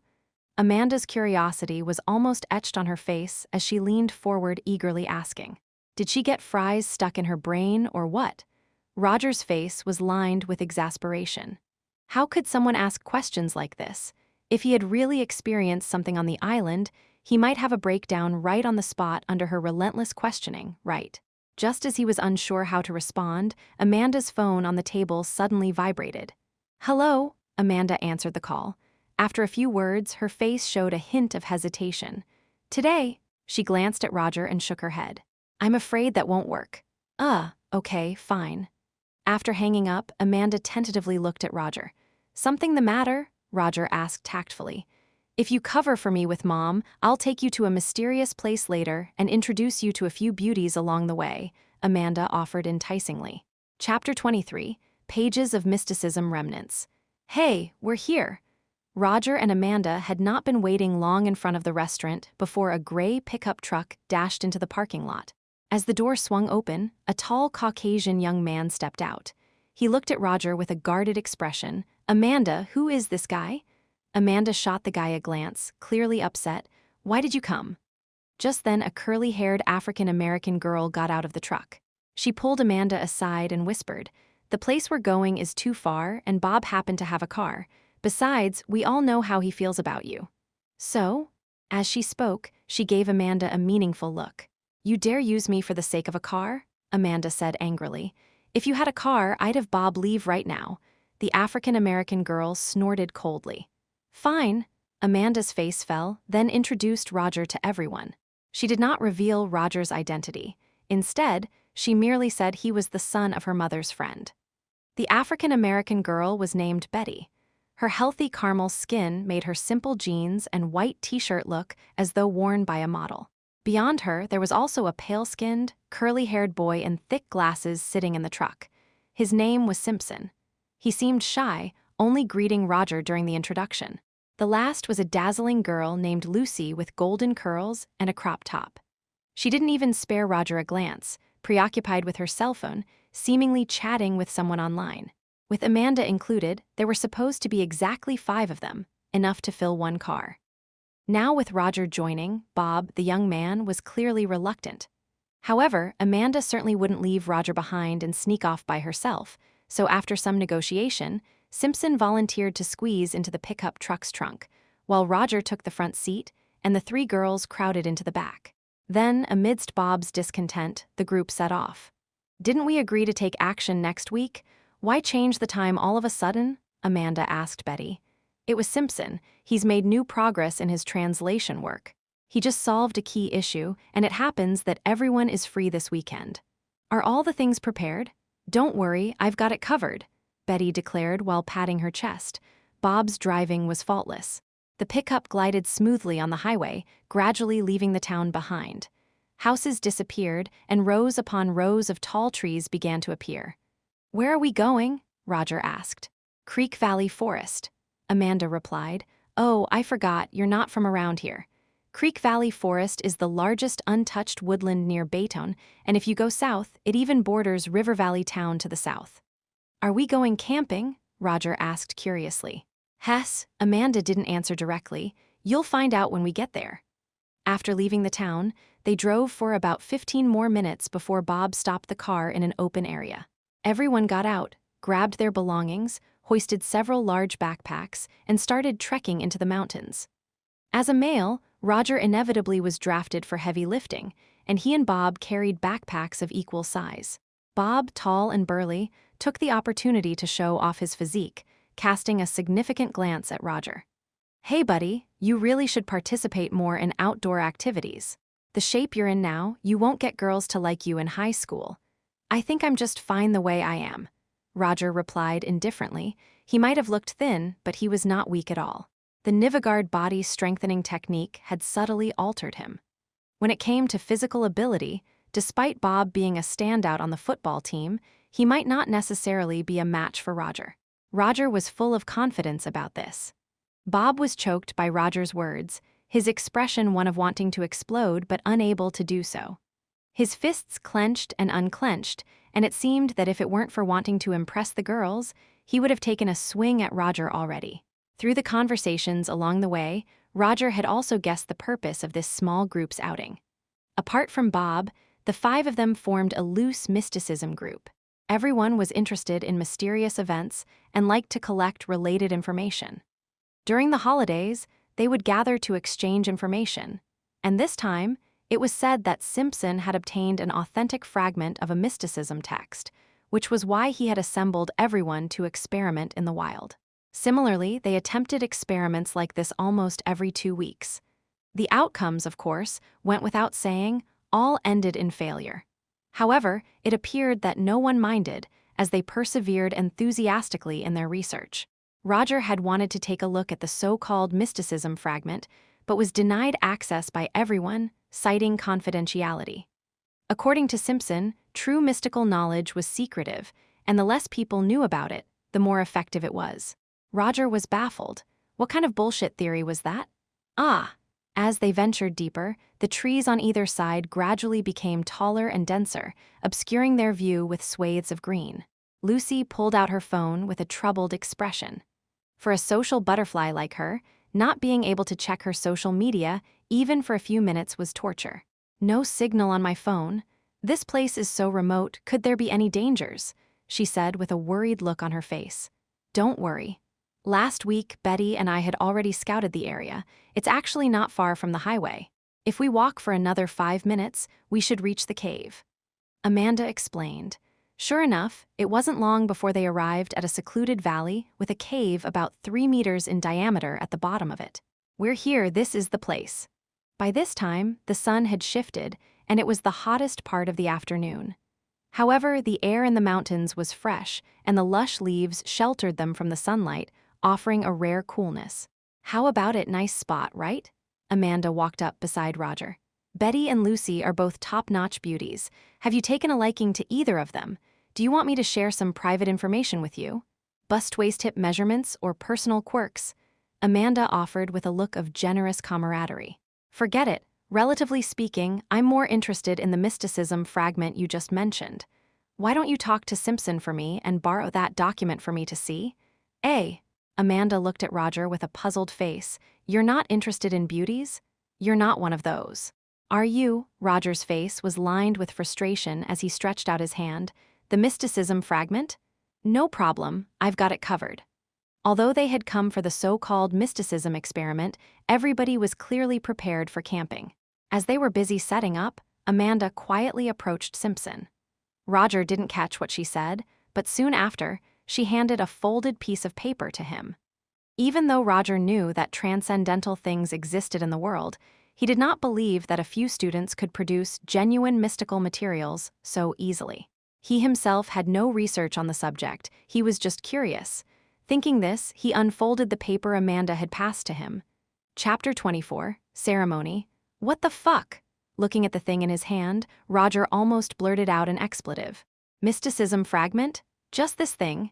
He flipped and turned the object in his hands several times, then looked at Amanda with a puzzled face. Are you sure you didn't get it wrong? Nope, what's wrong? Roger's face was indifferent regarding the question. He did not even want to answer it. When he initially obtained the soul transference book, even without opening it, solely by the special material of the book and the feel of its weight and antiquity, Roger could tell that this was no ordinary item. When he truly opened the book, although he couldn't understand the text inside, for some reason, he could sense an odd rhythm between the lines. Indescribable, yet mysteriously profound. But what was this thing in front of him? Scribbles made with a ballpoint pen, and some dubious annotations. Roger felt a sense of powerlessness. Suddenly, he thought that if he showed some things from the soul transference book to these guys and bluffed a bit, they would probably believe him if he told them that he was the reincarnation of a spirit child. After all, the contents of the soul transference book were genuine mysticism knowledge. It's nothing, Roger replied vaguely. I've never seen this kind of thing before. It's indeed astounding to look at for the first time. He laughed and gave a hearty chuckle, then passed the paper back to Amanda. Feeling surprised is the correct reaction. Amanda nodded with an air of seriousness. Even I, who have studied mysticism knowledge for so many years, was inevitably surprised when I first laid eyes on this fragment.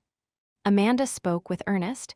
Most people are skeptical about mysticism, but I can tell you unequivocally, there are things in this world that science cannot explain. When I was little, I once... Amanda! Just then, a shout came from afar, interrupting what Amanda was about to say next. Get ready, we're about to start, Betty shouted loudly. Come join us, let me show you the secrets of this world, Amanda said to Roger. No need. Roger waved his hand. I don't understand any of this, and I wouldn't want to disturb you if I just watched from aside. Knowing the authenticity, Roger naturally had no interest in partaking. With just a brief glance, he could confirm that the things recorded on that paper were all fakes. His own skills were limited, but he had a genuine soul transference book in his hands. Thinking about it, Kant had prepared so many things for that ritual. A specific time, complicated formations and spells, as well as the necessary triggers. But what had Amanda and the others prepared?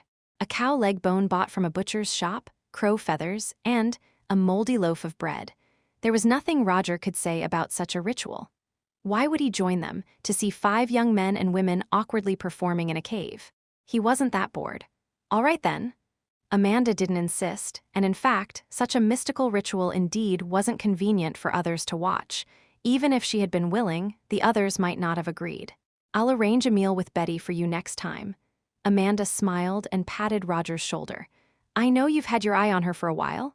Following that, she gestured to the others in the distance and turned to leave. Roger sat in front of the temporary camp, shaking his head helplessly. 2 important issues laid before him. The first was to find the new location of the hunter's cabin as soon as possible. The second was to discover his true identity. Various signs indicated there was a significant issue with his identity, and if there was a conspiracy behind all this, Roger, who knew nothing at the moment, was far too passive. This was not a normal world after all. On the other side, Amanda hurried to the entrance of the cave. He won't disturb us, will he? Simpson adjusted his glasses and asked in a soft voice. Don't worry, I've already talked to him. Having him there to guard will help us drive away the squirrels and rabbits in the mountains, Amanda replied. Then let's get started. Everyone nodded their heads, a look of eagerness showing on their faces. Even Bob, who had previously not been too interested in the matter, displayed some curiosity. There were too many legends and stories passed down among the people, and most were quite interested in such mysterious events after being exposed to them. Lucy, start a fire here. I'll draw the array around the flames. Simpson held what he called the mysticism's fragment in his hand, his expression solemn, and he looked quite imposing. The way the bonfire was constructed was special, with 3 pieces of charcoal as the base, offset by another 3 pieces on top, and so on and so forth, until a complete rotating pile of fire was built. Flames rose up. Amanda and the others stood at 5 different positions, with Simpson holding a piece of soft, fragrant wood. He started from Amanda, went past Betty, Bob, Lucy, and finally drew it under his own feet. The array was completed in one go. Simpson looked nervous until he finished drawing the array, then a relieved smile appeared on his face. The most difficult part is done. Let's form the contract and then recite the spell. He bit his finger and pressed it onto the fragment, then passed it down, with everyone else doing the same with their fingerprints. They exchanged glances. Are you ready? Everyone nodded. Hear my call, ancient sleeper. Simpson threw his handful of salt into the flames, and the others followed suit, throwing their items into the fire that cast a strange and solemn light on everyone's faces. Simpson's voice grew louder and more forceful, the other participants raising their hands, and as he shouted the final phrase, the fragments in their hands fell, fluttering into the flames. Boom! A single page ignited the flames, leaping up 1/2 meter high, and as the fire consumed the paper, the text burned and twisted, peeling off. And then new text appeared. Strange, twisted fonts, intricate patterns, and 5 fingerprints congealed upon it. Meanwhile, Roger, who was sitting idle in the distance, suddenly felt a burning pain in his chest. He pulled open his shirt to find the amulet he had obtained from the island clinging tightly to his skin, trembling uncontrollably. What's going on? Roger's face suddenly changed, and then it seemed he thought of something. He sprang up and dashed towards the distant cave at high speed. What have you done? As Roger burst into the cave, the trembling of the amulet reached its peak. The group turned around, looking at Roger, who had abruptly entered, with faces full of surprise. Stop it right now, Roger yelled loudly, stepping forward to pull Amanda away, then pushed past Betty. What are you doing? Simpson shouted angrily. A crude array, a mess of various offerings. Roger's face darkened, then his gaze sharpened as he noticed a nearly burned fragment of the page on the fire. He saw the strange text on the fragment and a faint triangular symbol in the corner. 3 Holy Spirits? Without a moment to spare, Roger stepped forward and kicked it. Chapter 25. Mutation. Bang. Roger's kick missed as Simpson suddenly burst out from the side. His frail body exploded with a terrible force, catching Roger off guard and knocking him over. The 2 rolled on the ground. Roger, using all his strength, pushed Simpson away. As he stood up, the pages of the book in the flames happened to burn up completely. Bang! A strand of red light suddenly exploded and shot out of the cave at an extreme speed, quickly disappearing from sight. "What have you done? What have you done?" Simpson pounced on Roger, relentlessly shouting. "You've ruined our ritual." Roger was completely stunned. That red light just now? But it was only then that he suddenly realized that everyone else in the cave had a confused look, as if they hadn't noticed the red light at all. Only Amanda, her gaze towards the mouth of the cave, seemed to be searching for something. "What's going on? Could only I see that red light?" Amanda then came back to her senses. She stepped forward and pulled the struggling Simpson away. "Calm down, everyone, just calm down." Roger's attitude and Simpson's overreaction had everyone looking at each other in puzzlement. Amanda dragged Roger aside. "What's going on? Didn't you say you wouldn't participate in this ritual?" "Something's not right," Roger frowned, unable to explain to Amanda. He vaguely replied, "I have a bad feeling. Let's leave this place." After thinking for a moment, Amanda nodded. With the occurrence such an incident, staying any longer seemed pointless.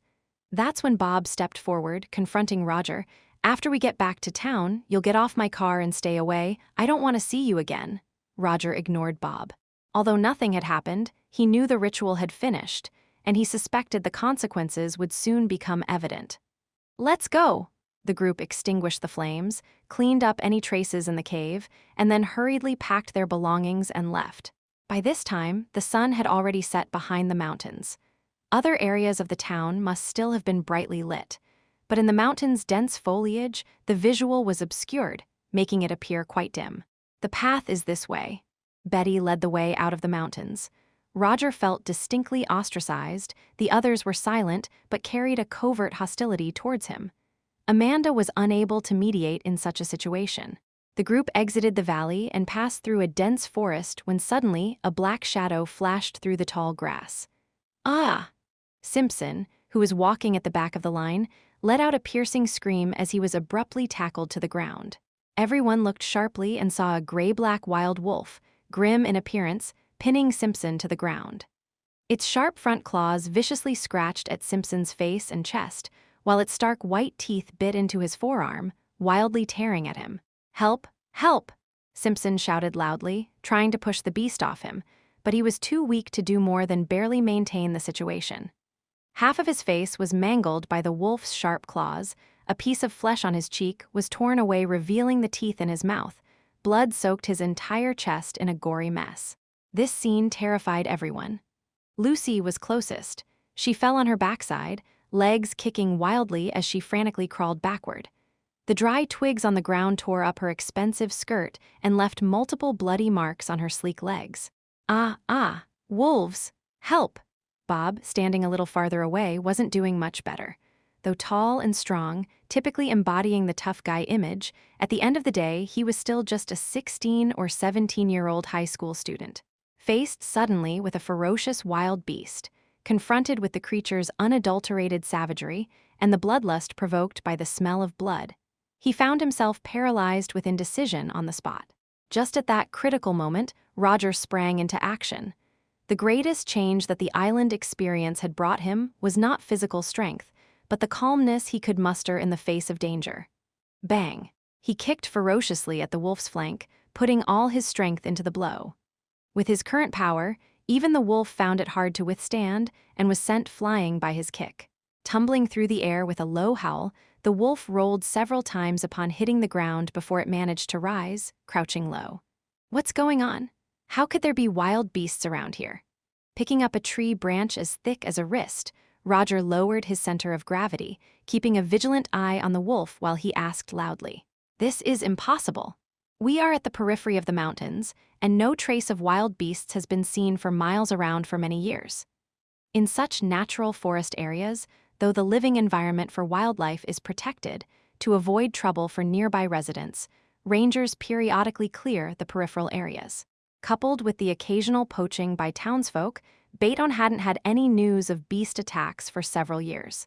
Amanda had chosen this location precisely because of this knowledge. Amanda herself was in a panic. She and Betty quickly ran up to examine Simpson's injuries.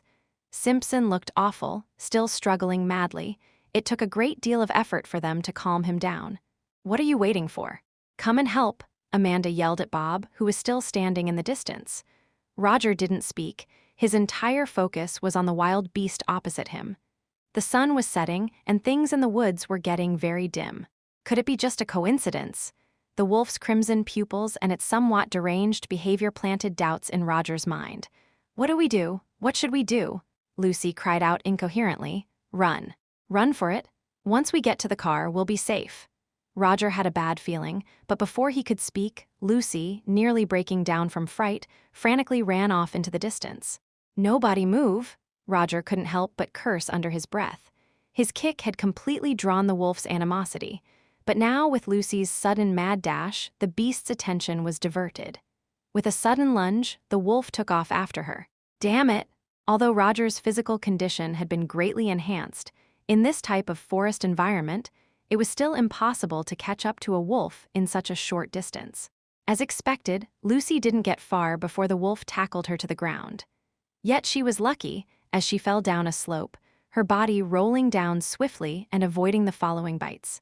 In that moment, having pushed his physical abilities to the limit, Roger finally caught up, sweeping the wooden stick he held across, hitting it close to the wolf's hind legs, landing a blow on its rump.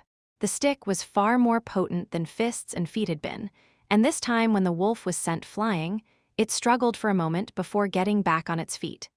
Its hind leg was clearly injured, and its movements were no longer as agile as before. The beast's ferocity was thoroughly aroused. It fixed a deadly glare on Roger, growling low in its throat. At that moment, Roger deeply missed the iron axe he had left on the island. Chapter 26. The Cabin in the Woods. "Run, run fast," Roger shouted without looking back at the wild wolf. "If we leave, what will you do?" That was Amanda's voice, trembling with hurried breathing. It was clear that she was terrified. But even so, she hadn't forgotten about Roger. "You go first, I'll figure something out." Given the current situation, if Roger escaped, at least one or two of the 5 people who had come with him would die. And if luck wasn't on their side, and they encountered other wild animals. Just then, a series of faint wolf howls came from the distance, and Roger's complexion completely changed. "Never mind me, Simpson is injured. With no one to buy time, no one can get away." "You have to hold on, I'll have Mom send someone to rescue you." Amanda's voice carried a faint sob, facing a mad beast barehanded and with only a stick, without a gun or a knife. From any perspective, this was a suicidal act. "Hurry up and go." The beast on the other side was getting restless. Without further hesitation, Roger strode forward, launching an offensive attack. "Damn it, I've killed 2 murlocs. Am I afraid of a mere wild beast?" When playing games, Roger felt that killing wolves and skinning them was just a seasoning in Geralt's demon hunting career. But in real life, facing a wild beast, he realized how dangerous it was. One small mistake, just a moment of negligence, and he could have his throat ripped out. In the midst of moving forward, Roger himself didn't notice that all of his muscles were tense. His spiritual power was highly concentrated, and his movements were marked by a strange sense of coordination. Under the crazy boost of the concentration potion, his physique and the basic combat technique he had practiced before finally came together harmoniously. Although what he had practiced before was only simple close combat, weapons are extensions of the body. Even though he couldn't wield them freely now, he could at least ensure precision and a bit of control in his attacks. This was invaluable, because in a panic, many people can't even control their own bodies. Seeing Roger approaching steadily, the wild wolf dug its limbs into the ground and then lunged fiercely. Phew! Roger let out a breath. He dared not give the opponent a chance to get close. He squeezed out all his strength, extended the stick in his hand, and pierced the lunge of the wild wolf fiercely. Pierce. This time he didn't choose to sweep, because if he misjudged the distance, his attack might not land at the maximum striking radius on the beast. If that happened, Roger, strength spent, would likely be tackled down. Without any armor, if even for a second, he would be severely injured, and if luck was against him and he exposed his neck while falling, Roger guessed there'd be no chance for him to get up again. As it turned out, Roger's decision was incredibly correct. The wild wolf's lunge was ferocious, but being in the air, it couldn't make any evasive moves. Roger exerted all his force, and the stick in his hand collided with the wild beast. PFF, a faint groan was heard. Feeling the sensation at the tip of the stick, Roger knew he had hit the beast's soft belly. The endpoint of the stick was somewhat sharp. It likely had pierced into the wild animal's body. Their figures separated instantly. In the dim light, Roger looked down to see the tip of his stick stained crimson. "It's injured." Roger felt a surge of joy in his heart. But just as he was about to press the attack, a flicker in the corner of his eye caught several dark shadows bursting out from the bushes on the right. "I% and at," Roger couldn't help but swear loudly. "Are all the beasts in the mountains gathering together?" Although the beast in front of him was injured, he definitely couldn't finish it off anytime soon, and with several other creatures rapidly approaching from the side, once surrounded. At the thought of that scenario, Roger's scalp exploded with fear. Without another thought, he picked up a stick and chose a direction where no beasts were and ran for his life. The wild wolf he had just fought, with an injured right leg and a hole poked in its belly by Roger, not fatal, but significantly hampering its mobility, howled to the sky and chased after Roger. Hearing its howl, the other animals in the distance perked up their ears and hastily followed. All around was dim, and from any direction, it was the same trees. With the distant wolf howls, he could hardly bother to discern the direction and chose one at random, charging through. "Damn it, I'll never play the good guy again, let whoever care about it." Despite his reluctant complaint, Roger knew he wouldn't have been able to stand by and watch others get killed by wild wolves. Being in the middle of the woods, Roger knew he absolutely couldn't outrun the beasts. So, after running a distance, he spotted a tree and quickly climbed up. Before long, several wild animals arrived at the foot of the tree. They circled the tree, emitting low growls, and furiously scratched at it with their front paws. One of them even clambered up the trunk a distance, only to fall back down shortly afterward. Seeing this, Roger's heart steadied. Holding the stick, he knocked and tapped on the tree trunk. After a while, seeing that they couldn't do anything to Roger, the wild animals dispersed in all directions. As for the one Roger had injured, he never saw it again. By now, it had become completely dark, and Roger was all alone hanging on the tree, waiting in the evening breeze for a long time. Amanda and the rest should have escaped by now. Judging by the time, the rescuers should be almost here. After waiting a while longer with no sign of activity, Roger looked left and right, then quietly slid down the tree. He decided not to wait any longer. Having walked a distance in the darkness, Roger sighed helplessly, knowing he was lost. "I clearly remember it was this direction." In such a situation, the best course of action was to stay put, wait for daybreak, and perhaps use the sun to determine the direction, then find a way out. But just then, a cold wind blew, and Roger felt a faint warmth on his chest. "Is it an illusion?" He paused slightly. Circling around the spot where he had just stood, he tested it several times and finally determined a direction. After several tests, Roger had also glimpsed some of the mystique of the amulet. It always seemed to hint at something when faced with the mysterious. He walked very slowly in the darkness, carefully observing his surroundings, on guard for any possible wild animals. After a while, the trees began to thin out and he crossed a hill. Behind the dense forest, a dimly visible cabin appeared before his eyes. A cabin in the woods? Feeling the information relayed by the amulet, Roger's heart filled with delight. He quickened his pace towards the cabin, which might either hold some mysterious items or be a special scene for relocation. Walking down the slope, the temperature suddenly dropped. Borrowing the moonlight above, he surveyed his surroundings, and the ease on his face stiffened slightly. In the clearing in front of the cabin, there was a large, scattered collection of tombstones. Chapter 27, Transfer and New Features. Heh, what a great place indeed. Roger let out a sarcastic remark, swallowed his saliva, clenched his wooden stick, and cautiously walked into the graveyard. Whether it was an illusion or not, he always felt the temperature here was extremely low. It seemed like a pair of eyes were silently peering at him from the shadowy face of each tombstone. Crack. He stepped on something unwittingly, and in the silence of the night, that sound was piercingly harsh. He looked down to see half of a decayed bone-like object. A chill came over him, and only then did Roger notice a fine layer of sweat had formed on his back. Could this be some sort of trap?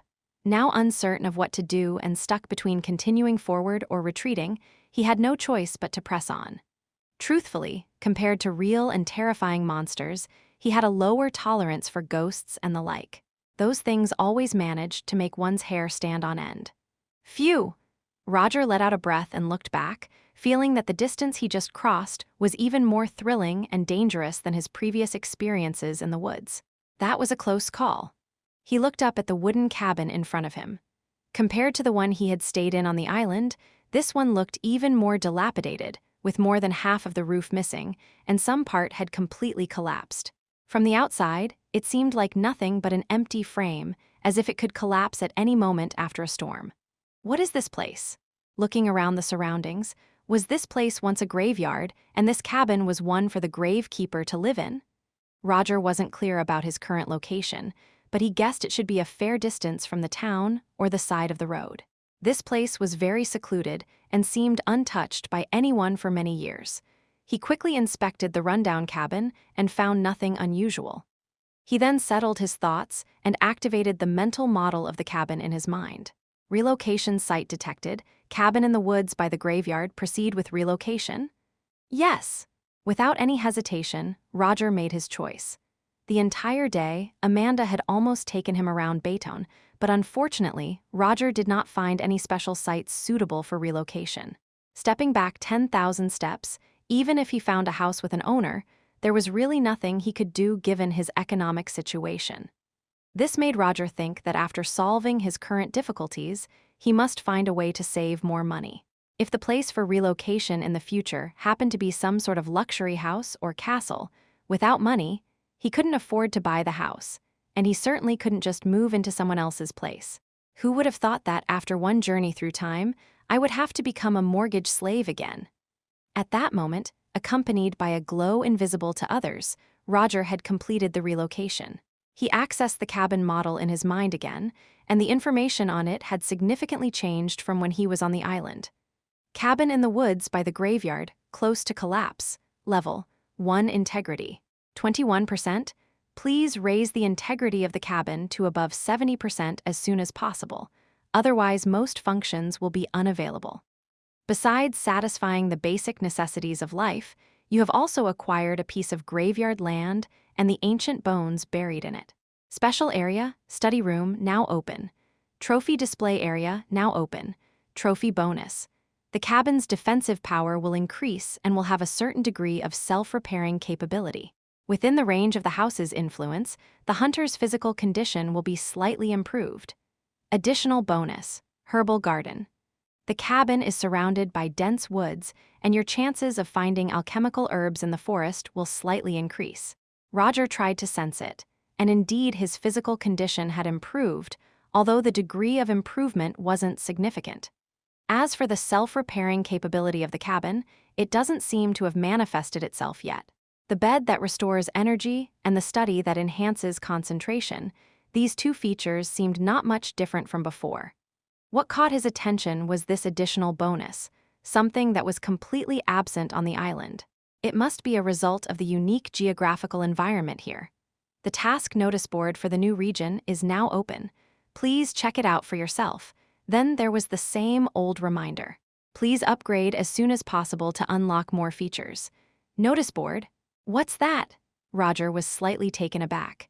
This was something he often saw in games where demon hunters would go to pick up tasks, but in the real world.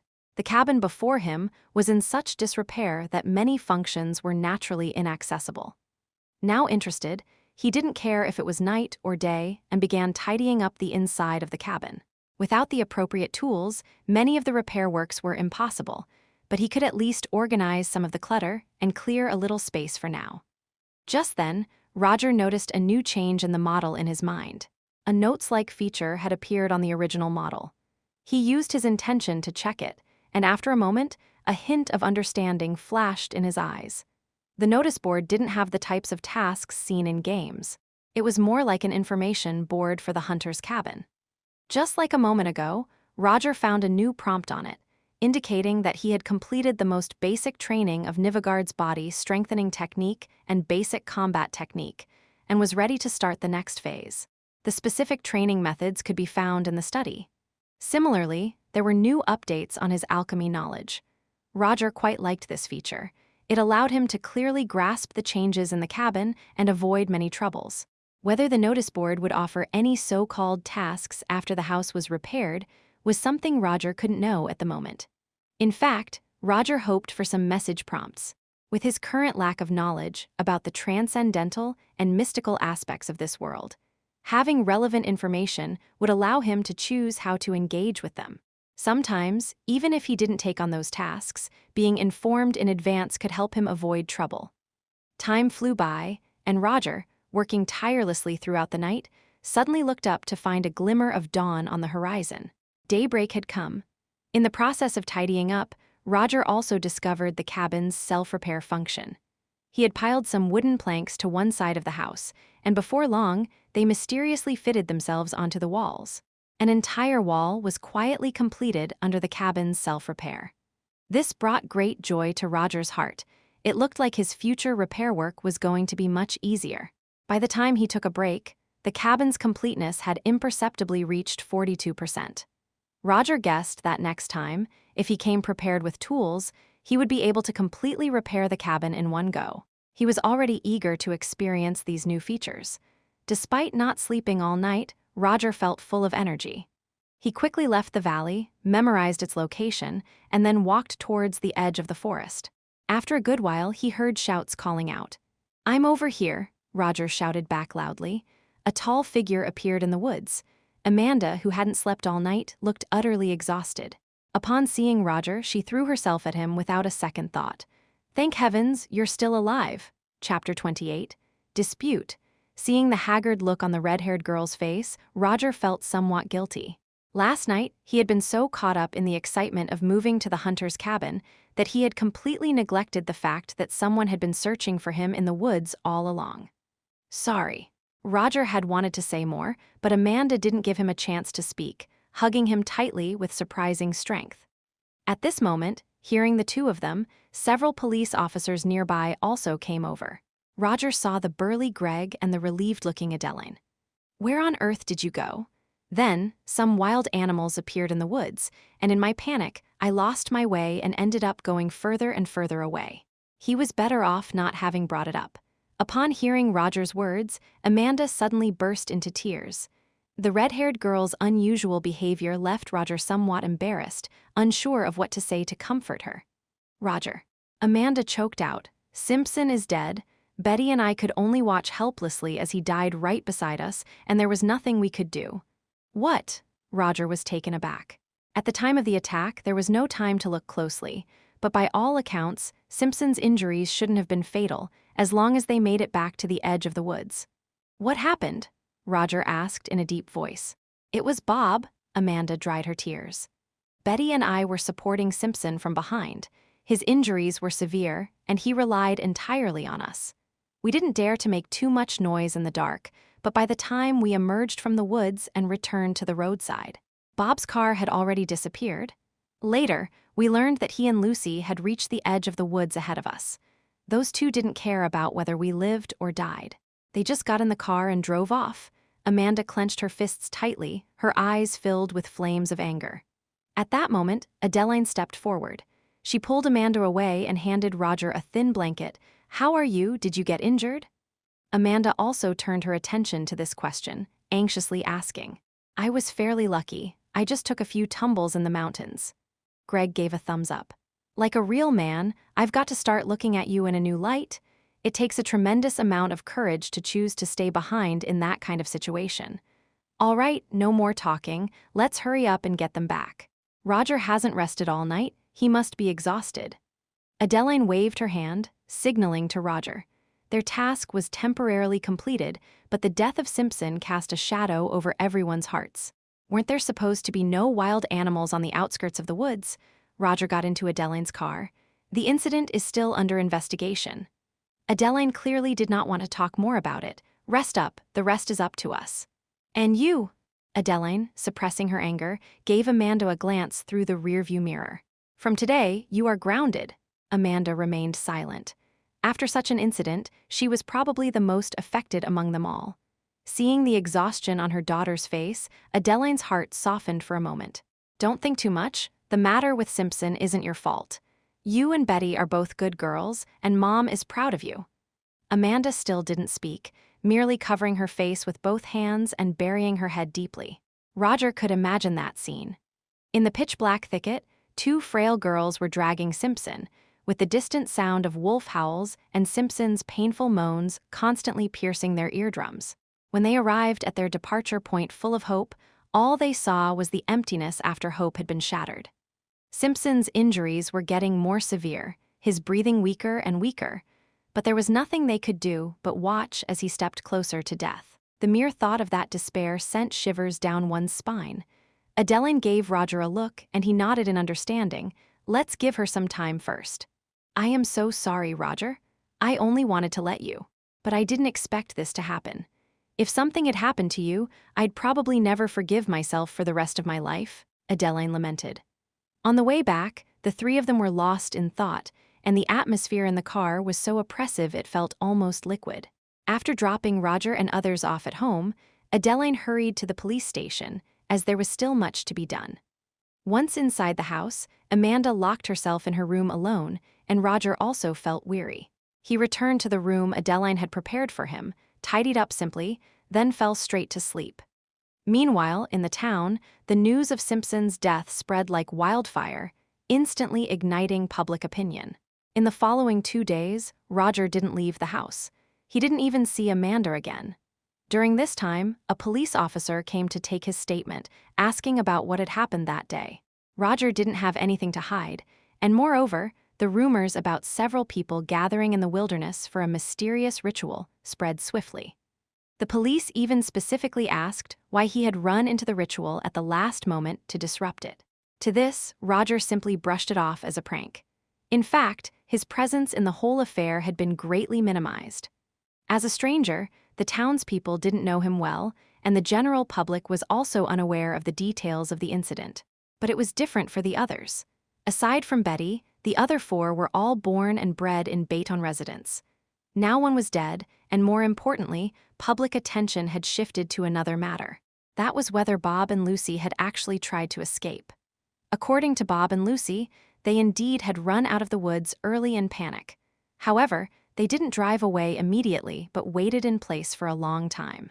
During this period, they endured tremendous panic until they hadn't seen the others for a long while, then they drove back to the town. Afterward, it was indeed the 2 of them who called the police. From this angle, their actions seemed justified. After all, even adults couldn't remain calm under such circumstances. However, Amanda couldn't accept this explanation. She and Betty, dragging Simpson, indeed weren't fast, but if Bob and Lucy had waited in place, they couldn't have missed them. Lucy even suggested that it was Amanda and Betty who had remembered the meeting place wrongly and didn't manage to get to the car in time, leading to Simpson's death. She and Bob had tried calling Amanda and Betty before departure, but couldn't get through because of the signal. The 2 sides stuck to their stories, arguing incessantly, and based on the available evidence, both sides seemed to have a point, making it difficult to come to a conclusion for the time being. On the 3rd day after the incident, Adeline suddenly sought out Roger, accompanied by a strange woman. Chapter 29. Investigation. Police Station. Roger was sitting in the interrogation room, where Adeline had told him earlier this morning that she needed to inquire about some information regarding Kant's case. Kant, Roger felt somewhat puzzled, but didn't take it too seriously. Police procedures involved many tedious details, and some questions needed to be asked repeatedly. Before long, Adeline walked in, and unexpectedly, a tall, somewhat attractive blonde followed her in. "This is Roger, the survivor from the island. He was the last person to see Kant before his suicide," Adeline introduced while pulling out the chair in front of the table. "This is Ivy. She's Kant's girlfriend, and she has a few questions." "Ivy?" Upon hearing that name, Roger's eyelids twitched violently, and he nearly blurted out in shock. He tried hard to control the expression on his face while quickly glancing at the other party. Is it a coincidence? Could it be that bastard Kant had every girlfriend named the same? The blonde sitting opposite had a bob cut. She wore delicate makeup on her face, looking to be in her 30s, not exceptionally beautiful, but with an extraordinary demeanor. Just by looks alone, It was difficult to imagine a guy like Kant could get a girlfriend of such caliber. "Hello," she extended her hand proactively. Hello." Roger's hand shot out reflexively, but as soon as he touched her fingers, he recoiled as if stung by a needle. "It seems our little Roger is a bit shy," Adeline joked with a laugh. Roger managed a sheepish smile, but his heart was seized with terror. He was now absolutely certain that the woman before him was the one mentioned in Kant's diary, the one who searched for the so-called treasure and whom Kant believed to be dead. But why was she here? What was she doing here? In an instant, numerous thoughts flashed through Roger's mind, and he abruptly thought of one thing: the soul transference book. From any angle, this book was incredibly precious. When he had taken Kant out to sea, it certainly wouldn't have been convenient to carry the book with him, which is why it was left at the lighthouse. But then something happened, and Ivy disappeared completely, leading Kant to believe she was dead. What exactly happened during the time she disappeared? Just now, when Roger felt a strange sense of crisis upon touching her fingers, his body reacted subconsciously. "Have we met before?" Ivy asked perceptively, picking up on Roger's odd behavior. I've heard your name," Roger explained. "One time he was drunk and mentioned it inadvertently. I thought it might be a pet or something." He feigned an embarrassed look. After all, with his scruffy appearance, it's hard to imagine he had a girlfriend as pretty as you. "That was a long time ago," Ivy replied casually. "I have a lot of questions about Kant's death. We were in love once, but later we broke up due to some ideological differences. Nevertheless, I've always considered him a friend at heart. He was a loner and not particularly likable, but no matter what, he was not the type to commit murder," she said, casting a glance at Adeline. "I will file a lawsuit again to thoroughly investigate his cause of death and the murder case pinned on him. I know that in many places, to solve some open cases, they pin crimes on innocent people," Ivy said bluntly. Adeline's face darkened instantly. "Miss Ivy, I hope you can watch your language. You are slandering the judicial fairness of Bayton's police. Whether it's fair or not is not for you to decide," Ivy retorted. Ivy suddenly stood up. "Prepare the materials, and I will send a lawyer to reinvestigate." She walked to the door, then halted, looking back at Roger. "Did Kant say anything before he died, or leave anything with you?" "No." Roger shook his head decisively. "Good, I will be back again." With that, she turned around and left. What a troublesome woman. Adeline's face was filled with displeasure. However, Roger made no comment. He was now certain that Ivy had come here for the sole purpose of retrieving the soul transference book. Fortunately, the book had been completely absorbed by Hunter's cabin. Had it been on his person, perhaps the other party really would have had a way to detect it. As he watched Ivy depart, not only did Roger not feel relaxed, but he also felt an increasing heaviness in his heart. He knew that if she didn't get the book, she definitely wouldn't leave. Should I find an opportunity to retrieve the book? No sooner had this thought arisen than Roger immediately dismissed it. Setting aside whether a book absorbed by Hunter's cabin could be manifested again, according to what he read in Kant's diary, this woman was definitely up to no good, and who knew what trouble would ensue if the book fell into her hands. He had managed to muddle through for the time being. Now, he just had to be a little more cautious. After leaving the police station, a trace of confusion flickered across Ivy's face. Strange, that young man indeed bore no trace of the soul transference book. Could it be that Kant destroyed the book? No, Ivy shook her head. No one can resist the allure of the mysterious. No one? Her gaze shifted to the side as a thought suddenly sprang to her mind. She opened the car door and drove toward the other end of the town. The car gradually left the bustling area of Bayton and arrived at an estate on the edge of the town. Ivy put on a black-trimmed lady's lace hat, got out of the car, and walked to the front yard bell. She pressed the doorbell, and soon a young voice came from inside. "Who are you looking for?" "The melting bricklayer," Ivy whispered. "What?" The young voice was taken aback. Where did this madman come from? Get lost? The voice was unable to suppress its irritation. "Wait a moment." Another voice came. "Bob, you go upstairs and rest." Then the tightly shut iron gate opened, and Ivy stepped inside. The yard looked to be of some age. Directly in front of the door was a giant fountain, with neatly trimmed lawns and flower beds on either side. Ivy gave them a cursory glance, and then saw a middle-aged man appearing at the entrance of the main hall. "Guest from afar, the Holy Spirit be with you," the middle-aged man's fingers intertwined to form a perfect triangle. "How might I address you? Call me Ivy? I am Sherman, the chairman of the Bayton Chamber of Commerce." "How may I assist you?" Sherman asked softly. "Do you intend to leave a lady standing at the door?" "Sorry." Sherman smiled and stepped aside, making way behind him through the door. Chapter 30. Where's the promised reward? "What would you like to drink?" In the study, Sherman asked softly. "No, thank you." Ivy would not easily drink anything, even if the person offering it was from the same organization as her. Sherman didn't say much and turned to sit across from Ivy. Ivy removed her hat and placed it on the table. "According to the rules, once I've spoken the code you had reserved, you are to do me a favor." "A favor within my power," Sherman repeated. "I've lost something very important related to the ritual array, and I hope you can help me retrieve it," Ivy said. "Can you tell me what it is?" Sherman frowned. A book filled with knowledge of mysticism and rituals." Sherman's expression suddenly changed, and he looked up at Ivy twice before hesitating to ask, "Knowledge is the most precious. Aren't you worried that once I get my hands on that book, I might keep it for myself?" "Heh!" Ivy let out a light laugh, but the laughter hid an unstoppable cruelty. She gently removed the black gloves she wore on her hands and placed her slender palms on the edge of the table. Sherman was taken aback, looking utterly lost. But in that moment, Ivy's slender palms suddenly swelled, the bones became thick, her fair skin turned a light blue, and blades sprang from her fingertips. Hiss, crack, the solidity of the oak table corner cracked at the noise, and Ivy reached forward, easily slicing off a button from Sherman's collar. The entire action was incredibly swift.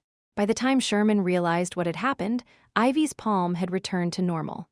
Her slender knuckles tapped gently on the table. Tap, tap, tap.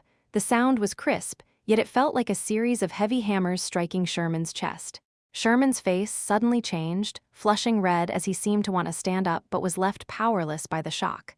"You can try," Ivy said calmly. You. Sherman pointed at Ivy. "You have completed the sacred body transformation." His expression immediately became grave. He took several deep breaths to suppress his surprise and fear, then suddenly stood up. "Miss Ivy, I was not aware that you were of the sacred body level." "Sit down." Ivy waved her hand. "Find my item and then hand it over to me." "Can you do that?" "Of course, during this process, I hope your methods can be as gentle as possible. I do not want to attract unnecessary trouble," Ivy advised. "Yes, miss, I understand." Sherman's attitude became much more respectful. "When the affair is done, I will not let you down. Work hard, and perhaps you too can complete the sacred body transformation soon." Next, Ivy carefully relayed the information she knew to Sherman. "I will come back for you in 10 days. Ivy stood up, and Sherman followed her, escorting her to the door. Watching her distant figure disappear, he quietly wiped the cold sweat from his temple and exhaled a long, complicated breath. "Father, who was that woman?" A young voice came from upstairs. Sherman turned his head, looking at his son, who looked exhausted. "An important partner." "How are you feeling? Do you want to go out for a walk to clear your mind?" "Go out for what? To be pointed at and talked about?" Sherman sighed. "Bob, listen to me. You didn't do anything wrong." Compared to 3 days ago, Bob looked utterly haggard now. Clearly, Simpson's death had also taken a heavy toll on him. The only thing people can truly rely on in this world is themselves. Only personal strength can ensure a safe escape in the face of danger. "Oh, right, there was a young man named Roger who went into the mountains with you guys that day, wasn't there?" Sherman suddenly asked. Bob nodded. "What about him?" "Oh, nothing." Sherman shook his head as if in deep thought. Meanwhile, after leaving the police station, Roger immediately went back to Adeline's house. The house was silent. Amanda had been hiding in her room, refusing to come out. The basic questioning was done, and he was no longer needed on standby. After giving it some thought, Roger left a note on the table and then jumped on his bicycle to head out. After buying tools at a supermarket on another street, he rode his bike straight to the distant mountainside. The money he had was naturally left by Adeline. Roger didn't hold back with Adeline. He was indeed in need of money and saw no reason to quibble over such matters. Some things warranted gratitude, which, once expressed verbally, should be even more firmly remembered in one's heart. He would certainly repay it twofold in the future. He was full of energy, arriving at the mountainside in no time. He hid his bicycle and, with his backpack on, made his way to the cabin in the woods, following his memory. If it weren't for the case over the past few days taking up his time, he would have repaired the hunter's cabin already. Over the hill, the graveyard and the cabin came into view in the distance. The sun blazed overhead, yet as he walked through the graveyard, Roger felt as though the air had become refreshingly cool. There couldn't really be ghosts here, could there? He hurried through the graveyard, took out his tools, and began repairing the cabin. With the experience of his first attempt, he was now much faster. Chopping trees, sawing them, and fitting the pieces together. He didn't even need to do it all himself. As long as he put the cut logs in the right places, it wouldn't be long before the cabin repaired itself. Not only that, the repaired parts were surely on par with the finest workmanship. He ate a few cooled-off burgers for lunch and rested a bit, then continued working. Compared to last time, Roger had greatly improved in strength, which naturally increased his working speed. As dusk fell, looking at the hunter's cabin, now 100% complete, he had a satisfied smile on his face. He pushed the door open and entered the wooden cabin. There was no light source, which made the room seem somewhat dark, but overall, this cabin was much larger than the previous one. The layout was also clearly more sensible. There was an open living room right upon entering, with a trophy display area on the wall facing the door. To the left was his bedroom, and right next to it was the study. An area on the other side was left open, which, judging by the marks, should have been the gravekeeper's cooking area. On the wall connecting the bedroom and the study was a huge display board, which not only displayed the hunter's cabin information, but also featured a new piece of information: wild animal disturbances. In areas where there had been no wild animal activity for several years, a large number of agitated wild animals suddenly appeared. They would attack pedestrians at night, and in severe cases, even cause death. Clear the nearby wild animals and find the source of their madness. With that, the information ended. Roger blinked. What about the promised rewards? How is this supposed to motivate people to go monster hunting? He said this with a touch of helplessness. It seemed that what was recorded on the notice board must have been the attack incident from a few days ago. Roger furrowed his brow. Could it be that these wild animals were truly enraged by the ritual that day? But what could the purpose of that be? Chapter 31. Demon Hunter Cultivation Manual. The information in his hands was too scarce, and Roger had no clear lead for the moment. The sky was already darkening, and Adeline would soon be off work and heading home. Roger didn't want to worry the kind-hearted female sheriff, so he had to make it back to town before nightfall. He stopped studying the information on the display board and headed towards the study. After the assimilation of the hunter's cabin was complete, he had received a hint. Basic training is essentially complete, initiating new methods of training. The layout in the study was similar to the previous seaside cabin, with simple bookshelves and tables and chairs, and all the books were neatly arranged on top. The soul transference book acquired from the lighthouse also looked no different than usual. His gaze swept across lightly and finally rested on a book with a gray-black cover. Roger gently pulled the book out. The ethereal book in his hands had a real texture. The surface was made of leather from an unidentified animal, and it felt slightly cool to the touch. Even though it was just a piece of leather, Roger seemed to be able to sense the power of the animal from when it was alive. There were no words on the cover, only a familiar insignia carved in the center. The insignia of the demon hunter.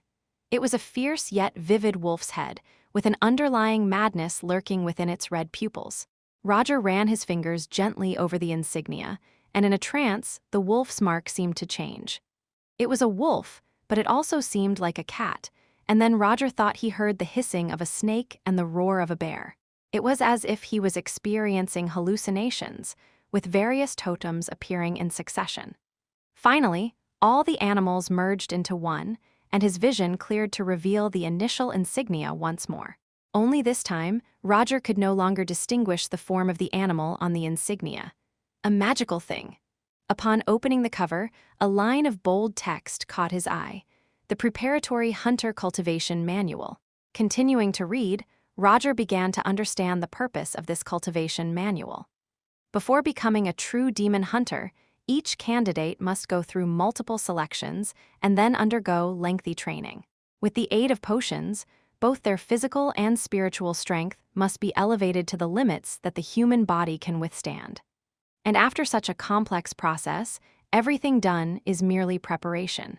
Only by successfully crossing that threshold can one become a true demon hunter. The green grass trial. This is the trial with the highest death rate among those for the demon hunters.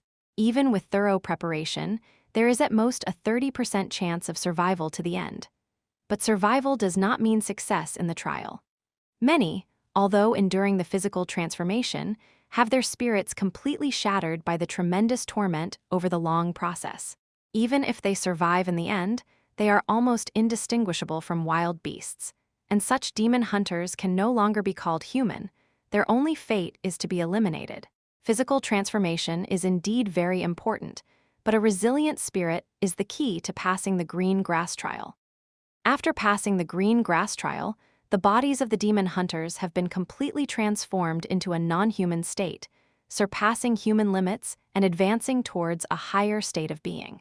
Afterward, they still face 2 more trials, the mountain and the dream, to forge their skills and toughness, becoming even more powerful. The book in Roger's hands did not contain any information about the green grass trial. He was simply getting a basic understanding for now.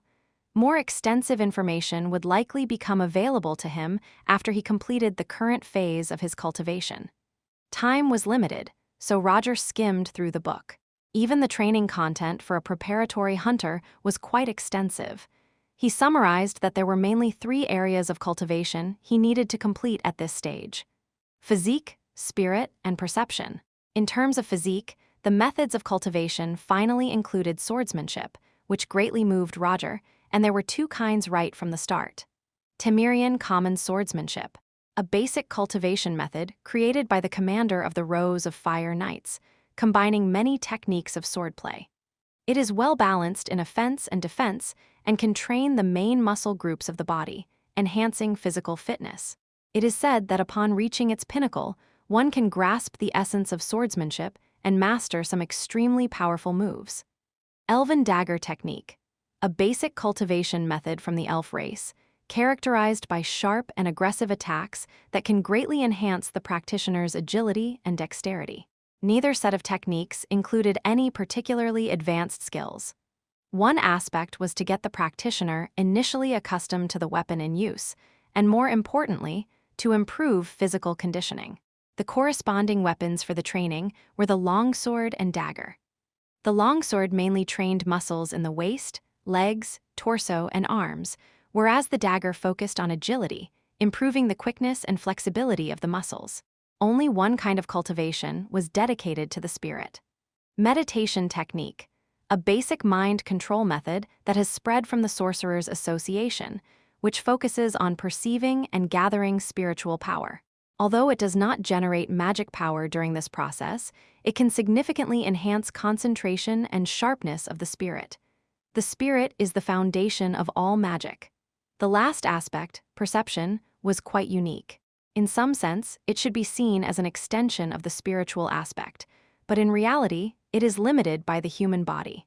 Even if a person has a very strong spirit, they cannot possess a dog's sense of smell or a cat's night vision.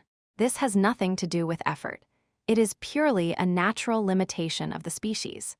The cultivation of perception is about trying to reach and break through the body's limits before becoming a demon hunter, using pharmacological stimulation and the improvement of spiritual power.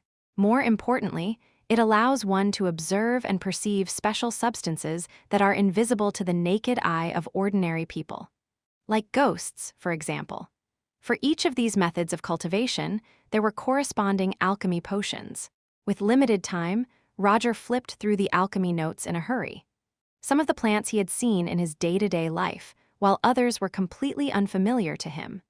Beyond herbs, some potions also involved animal body tissues, which added to the complexity of Roger's concoction challenges.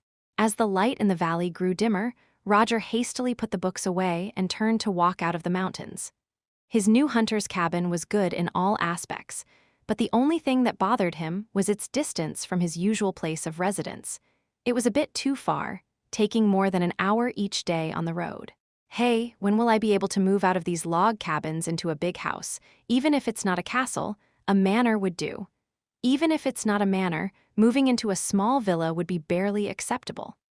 Roger muttered helplessly to himself, glancing at the sun on the horizon, and quickened his pace once again.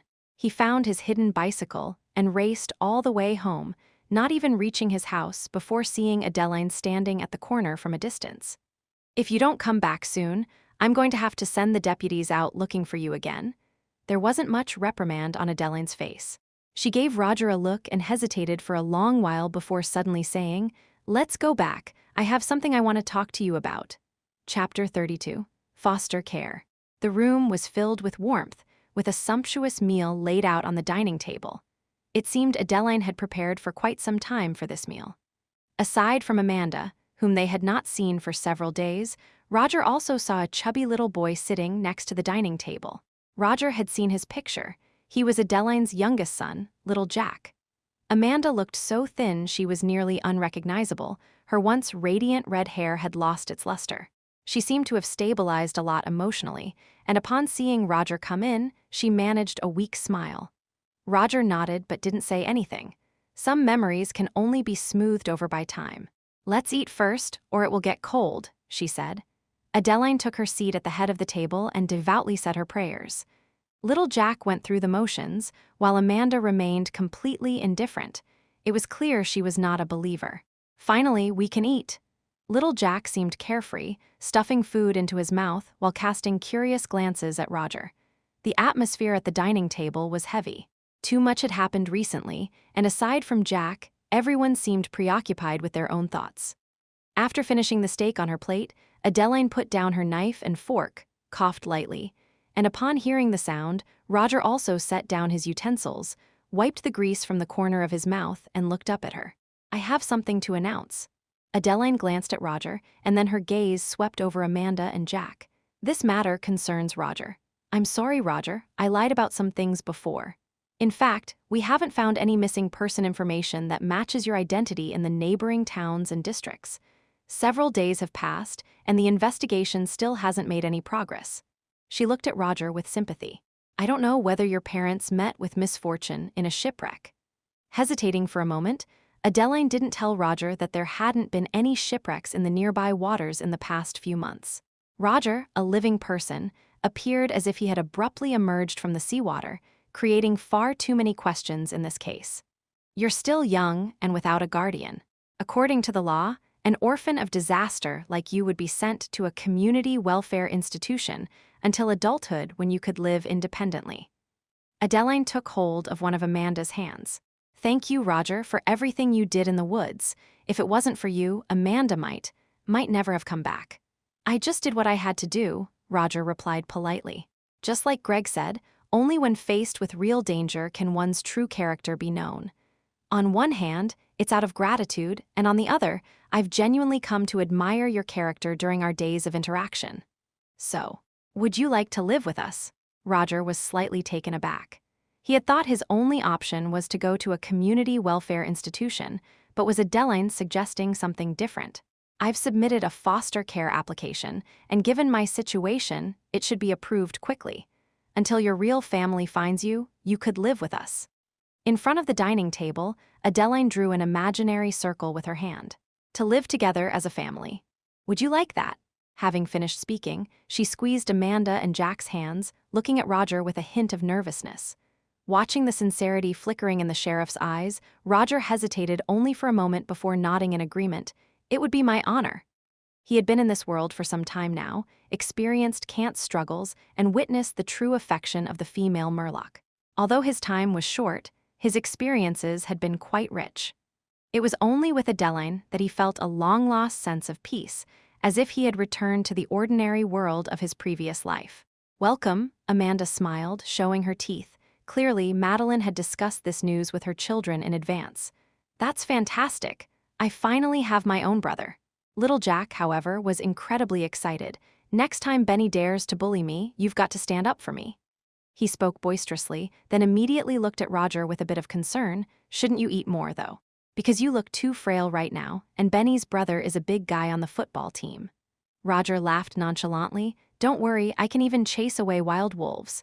Roger's gaze swept past Amanda's face, who was standing with her arms crossed. Don't even think about it, I'm definitely older than you. You'd better call me big sister. It was clear she was also very happy about Roger's joining. Amongst everyone's playful banter, a delightful dinner came to an end. After the meal, Adeline found Roger alone, and she laid out her plans for him.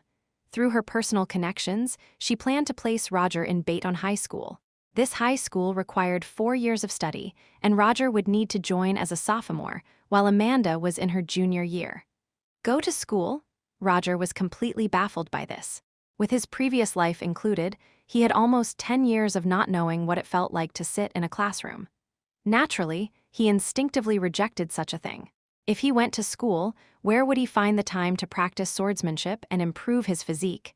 This was something he absolutely could not accept. But on this point, Adeline was incredibly firm. How could an ordinary person who didn't study and attend college be of any use once they entered society? Roger was just full of what the fuck, but all his struggling was futile. After negotiations, under the promise of maintaining good grades, Roger still managed to secure a substantial amount of free time from Adeline.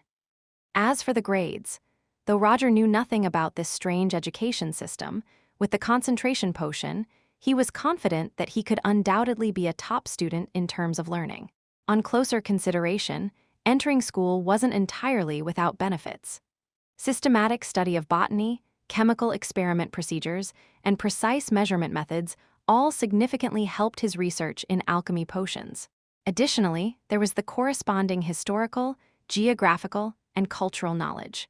Mysteries were concealed within reality, and he was now full of curiosity about the unknown languages recorded in the Soul Transference book. If he could find some clues, then he would have a deeper understanding of the transcendent powers of this world. What future is there in going to school? Wouldn't becoming a demon hunter and then impressing female sorceresses be more thrilling? Hey, something seems off. Why do such pure thoughts of mine always drift to pile drivers? Could this be some kind of subconscious influence? Someone shamelessly thought. Night fell, and Roger climbed into bed early. Only when the entire house was silent did he change his clothes, sneak out the window, hop on his bike, and dashed away like a wisp of smoke. What Roger didn't know was that soon after he left, a tall figure stepped out of a car parked on the street. Watching Roger disappear into the distance, he wore a contemplative expression on his face. What are you up to at this late hour? Chapter 33. Cultivation. The small town at night seemed very quiet, with Roger donning his hood, his head lowered as he cycled along. At the same location, he deftly navigated through the bushes, picking up speed towards the cabin in the woods. Huff, huff. Is this kid a rabbit? How can he be so fast? The dark figure following Roger propped himself against a tree, his chest heaving like a bellows. Where is he? When he looked up again, Roger's figure was nowhere to be found in the dark thicket. At this moment, Roger was completely unaware that he had inadvertently shaken off someone who was tailing him as he made his way back to the valley at top speed. The night forest was incredibly quiet near the graveyard, the temperature suddenly dropping, and what was even spookier was that a thin mist enveloped this not-so-large area. Without delay, Roger entered the wooden hut and rummaged through a wooden box on the wall for an oil lamp. There was no electricity here, and he was strapped for cash. This was the best solution he could think of for now. Entering the study, he found the alchemy notes and flipped to the last few pages. Pain potion. Stimulates potential through pain, achieving corresponding training effects by deeply ravaging and regenerating muscles. The more intense the movements during the potion's effectiveness, the greater the pain and training effects. Recipe: beast's heart, juice of blue beard grass, rotting tree roots, ling reed petals. Method: take the beast's heart, chop and mash it into mince, grind the blue beard grass into a juice. The following pages detailed the steps of production and precautions for each step, which Roger read carefully. Clearly, this potion served as a tool to stimulate the body and enhance physical strength. Aside from the pain potion, Roger found a spirit communication water and a night vision potion called Night Cat in the alchemy notes. Apart from very few psychics, or those with intent, normal human eyes cannot see spiritual bodies. This spirit communication water is used as a potion to assist in cultivation. Each day at dawn and dusk, One would wipe the eyes with spirit communication water while using specific methods to stimulate the eyes. Over time, as the frequency and intervals of the water's application gradually decrease, the ability eventually becomes permanent. The other potion, Night Cat, was entirely different from the one Roger knew about. Besides having a certain degree of night vision mastery, its intake greatly enhanced the user's dynamic vision. This potion was not particularly difficult to concoct, with cat's eye being the only material somewhat challenging to gather. And by cat's eye, it meant a real cat's eye. Although Roger wasn't particularly a cat lover, the thought of harming a cute cat. The good news was, the cat's eye and the ingredients could also be substituted with the eyes of other animals that possess night vision, although it would affect the final effect. After getting acquainted with a few alchemical recipes, Roger keenly realized one thing. The recipes in reality differed greatly from those in the game, perhaps due to the different world settings. After all, the plants Roger could access now were all fairly ordinary. It wasn't yet midnight when Roger took out the concentration potion he carried with him. As soon as he ingested the potion, his mind became crystal clear, and his control over his body improved by several degrees. He could then easily comprehend the contents of the books on the shelf and quickly store the information in his mind. After reading the alchemy notes, he picked up the cultivation manual. With no longsword on hand, he found a pointed wooden stick. After committing each movement to memory, Roger held the stick in both hands and moved rapidly through the spacious room. Dodging, shifting, piercing, slashing. His movements were so fluid, as if he had practiced them thousands of times.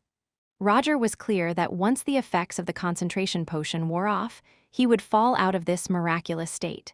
Therefore, he didn't waste a single second, relentlessly pushing his body over and over until finally, a sense of emptiness in his brain returned, and he sat down on the ground with a thump.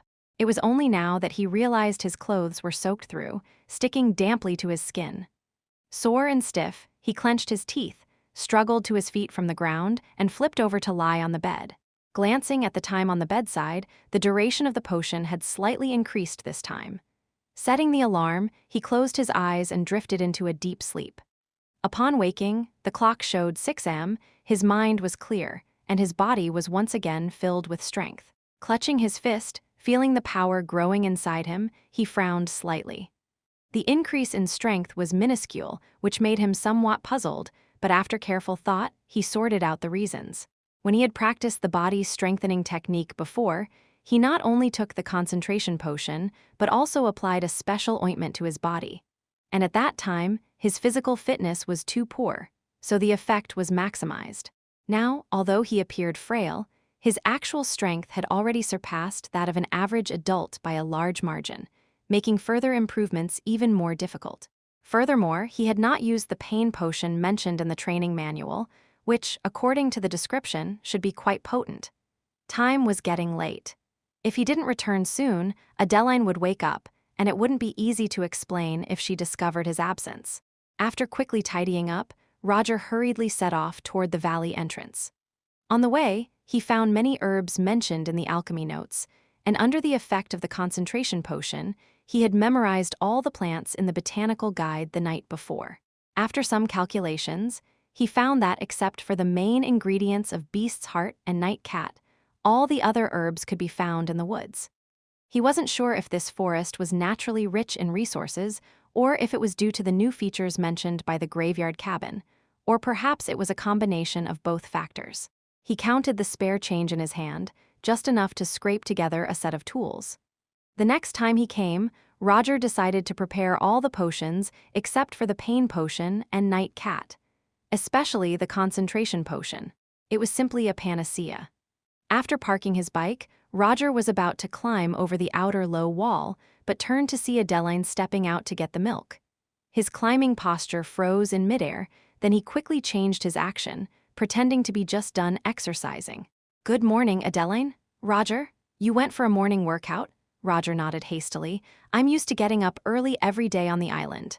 Adeline nodded. "Keep it up, and you should grow quite a bit soon." After exchanging a few casual words, Roger quickly found an excuse to slip into his room. He had just taken off his dirty and smelly clothes and had not yet changed when suddenly, the door was briskly pushed open. I'm changing clothes, Amanda. Click. Amanda closed the door and stood at the doorway, sizing up Roger, who was only in his shorts. Where did you go? Morning workout, Roger replied with an innocent look on his face. With a cold laugh, Amanda said, I meant last night. Chapter 34. New trouble. Roger feigned confusion. What did you say? Amanda snorted coldly. I asked where you went last night. Last night? You came to my room last night? Roger looked at Amanda. Her pretty face turned red. I had something to do last night and came looking for you, but I knocked on the door for ages without getting a response. Wait a minute. Amanda raised her eyebrows. Why do I need to explain this to you? What I want to ask you now is, if you weren't in your room last night, where the heck did you go? Roger, Amanda, come down for breakfast. Just then, Adeline's voice suddenly came from downstairs. All right, I'm coming now, Roger responded loudly before quickly pulling on a piece of clothing. You're not leaving until you've made things clear. The girl stood with hands on hips, blocking the door, and stubbornly spoke. Amanda, come down to eat. You're going to be late for school? Adeline called out again. I know. Amanda reflexively opened her mouth, but just as she was about to speak, a figure suddenly darted over, and a strong palm forcefully pressed on her lips. Bang! Their bodies pressed together, hitting the door and making a slight noise. Amanda's eyes widened as she stared at the handsome face so close to hers, her eyes almost shooting fire. What are you yelling for? Do you want Adeline to know we're in one room? Roger whispered an explanation. Only then did Amanda realize the problem, but she still glared at Roger furiously. She bit down on Roger's palm, not too gently, and he quickly withdrew his hand in pain. However, recalling the soft sensation from his palm, Roger couldn't help but glance over. What are you looking at? Amanda scolded in a low voice. Roger was about to say something when he heard the sound of Adeline's footsteps coming upstairs. He panicked, pulled Amanda aside, and quickly walked out. Adeline, I was just about to take a shower, but it seems there's a problem with the tap. Roger led Adeline towards the end of the corridor, and Amanda quietly breathed a sigh of relief. I'll let you off for today, but if you don't explain things to me, HMPH. A gleam of triumph flashed in her eyes as Amanda pulled the door open and walked out. Sister? A confused voice came from behind. Amanda turned her head to see little Jack, his sleepy eyes blinking as he adorably looked at his sister. He turned puzzledly to glance at another room not far away. How come you're coming out of Roger's room? Mid-sentence, the little fellow's face turned to surprise as he covered his mouth. You too. Stop those dirty thoughts right now. Amanda stepped forward and grabbed her chubby brother's cheeks. Breakfast is ready. Hurry downstairs to eat. You're going to be late for school. Ah. Little Jack whined pitifully.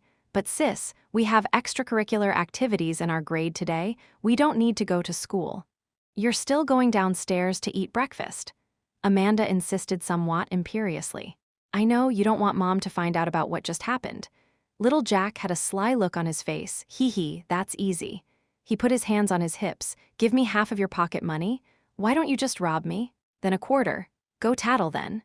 After a bit of haggling, they finally settled the dispute with a new toy to keep little Jack's mouth shut. Looking at her satisfied younger brother, Amanda blinked. What have I done? Why did I agree to this? We didn't do anything, did we, Roger? It's all that guy's fault.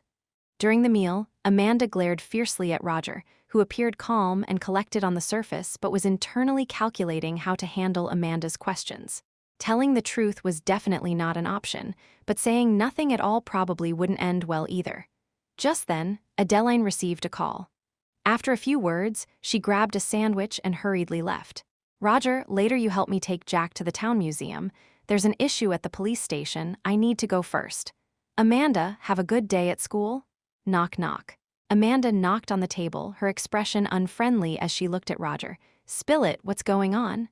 Roger furrowed his brow. Go to school first. I'll tell you everything when you get back. I promise. Seeing the serious expression on Roger's face, Amanda was momentarily fooled. She hesitated and then nodded. Little Jack, not understanding the situation but thinking about the toy he was about to receive, wisely kept quiet and happily ate the food on his plate. Amanda ate a few more bites before kicking off on her bicycle to school, while Roger waited for Jack to finish eating, then took him to the town museum. The town had several hundred years of history and was said to have produced many outstanding people. There were several old families in town who had collectively funded the construction of this museum. Roger didn't have to go to school for the next few days as the paperwork at school hadn't been settled, so after handing Jack over to his teacher, he leisurely made his way back home. As he passed an intersection, he saw a crowd gathered in the distance, seemingly discussing something. Roger wasn't very interested at first, but he overheard words like beast attack and couldn't help but stop. What happened? The addressed man was wearing a sun hat. He looked up at Roger. Another beast attack occurred. The body was just discovered in the woods near the North Road. Roger was stunned. The place mentioned by the man seemed to be along his usual route to the hunter's cabin in the forest. When did it happen? The body was found this morning, mangled beyond recognition, said to be quite gruesome. The time of death must have been last night. What was he doing in the woods late at night? The middle-aged man sighed. Things haven't been peaceful lately. You young folks better not wander off without reason. Roger nodded in agreement. Has the identity been confirmed? The middle-aged man shook his head. The police have issued a notice and are trying to identify the body. Roger frowned, feeling a shadow creeping into his heart. Beast attacks are happening again. Was it a coincidence that the victim appeared there? Linking this to his recent encounter with Ivy, Roger felt as if an invisible hand was reaching out from the darkness towards him. I must increase my strength quickly. He had tried yesterday, and the books assimilated by the hunter's cabin couldn't be materialized anymore. Even if he gave up the soul transference book, that woman probably wouldn't let him off. Regardless of whether the man was killed by a beast while stalking him in the woods, increasing his strength was of the utmost importance. He spent all his money on necessities, then chose a new location and ventured deep into the forest. Stopping here and there along the way, he searched for herbs according to his memory until his backpack was full.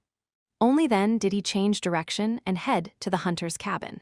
Once he had set up all his equipment, Roger began mixing potions. Chapter 35, Ambushed, Manor. Sherman sat in the study, quietly reading the newspaper on the desk. Just then, a red-faced, burly man knocked on the door and walked in. Sir, the identity has been confirmed. It's Mar. He was bitten to death by a beast. That woman from Mar's family is making a relentless fuss in front of the police station. She insists it was you who sent him into the woods. Sherman frowned slightly. Give her some money and send her away. After her man died, although this woman acted greedy for money, she unintentionally blurted out the truth about the matter. You sent him to follow that young man. Why didn't he do his job properly? What was he doing in the mountains? The red-faced, burly man muttered to himself. Sherman shook his head. While Mar was greedy, he was serious about his work. If he went to the forest, that can only mean one thing. Sherman looked up. He went following that young man. Keep an eye on him. Don't act in town. There are already enough complications lately. No need to attract more trouble. But if he enters the forest again. Sherman gave the red-faced, burly man a meaningful look. You should know what to do. I understand, sir. The red-faced, burly man answered. Be clean about it, don't leave any traces, get the information, then feed him to the wolves. Understood? As he spoke, he pulled a brown glass bottle out of his pocket. Rub this on yourself, and they won't attack you. The red-faced, burly man took the glass bottle and left. Sherman walked to the window and looked at the young men in the yard. 2 have already died, and with this young man, there's only one left before success. Looking at the neatly arranged glass bottles in front of him, Roger showed a satisfied smile on his face. Concentration potions, spirit communication water, these should be enough for a long time. He opened a secret compartment in the floor and placed some of the potions inside, taking the vast majority with him, preparing to put them back in his house in town. After all this, he drank a serving of concentration potion, picked up a wooden stick, and assumed a stance, practicing once again. Over an hour later, Roger collapsed on the bed, exhausted both physically and mentally. Setting the time, he drifted off to sleep in a daze. Upon waking, his stomach was empty, so he grabbed some fast food from his backpack and ate it messily. Roger suddenly felt that the house needed a kitchen. Just returning to modern life, he found burgers and fried chicken incredibly delicious, but after having too much these past few days, he truly missed the cuisine from the great empire. Checking the time, it should be around 2 p.m. His supply of herbs had run out, but Roger planned to go out and gather some more. After this preparation, he noticed a problem. A specific intermediate step in several of the formulas required the same 3 herbs mixed into a solution. It was a kind of base material, which he could collect in advance and then prepare some in readiness, saving a lot of time during the potion-making process. With this in mind, he emptied his backpack, pushed the door open, and left the cabin, deciding on a second thought to hang the newly bought iron axe on his belt. This axe was much sharper than the one he had on the island. It might look blunter, but at least it was a weapon. The afternoon sun was somewhat scorching, but next to the graveyard, a cool breeze blew gently. Putting the environment aside, this was indeed a great place to escape the summer heat. He walked through the graveyard, where the vast majority of tombstones had collapsed and were in ruins. Based on some of the blurred inscriptions that remained, he estimated that this place had a history of at least 100 years. This time, he didn't choose to move closer to the road. He had scoured that entire area clean, and even if there were any that had slipped through the net, he estimated there wouldn't be too many. Changing direction, he moved deeper into the wilderness. The further south he went, the more lush the trees became, and he could hardly see any traces of human activity. This time, he came prepared with a compass.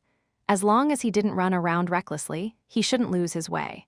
He spent the entire afternoon burrowing in the woods without coming out until his backpack was stuffed full again. Lifting his head, he saw the sun in the sky falling towards the west. It wouldn't be long before darkness fell. There's not enough time. Right now, he wished he could spend 24 hours here every day. Properly arranged, he should be able to train 3 times a day, which would make his progress speed incredibly astonishing. Climbing over a small mound, Roger subconsciously discerned his direction. But just then, his heart tightened, and he suddenly lunged forward, rolling on the ground and then leaning against a small tree. Phew! He looked up and saw a wolf baring its fangs, leaping at where he had just been standing in the dim underbrush. If he had reacted just a bit slower, he would probably have been knocked down by now. Taking a deep breath, there wasn't a hint of panic in Roger's heart. He slowly unbuckled his backpack, his right hand reaching for the iron axe at his waist. Compared to his first encounter with a wolf a few days ago, his strength hadn't increased all that much, but his corresponding combat skills had undergone a qualitative change.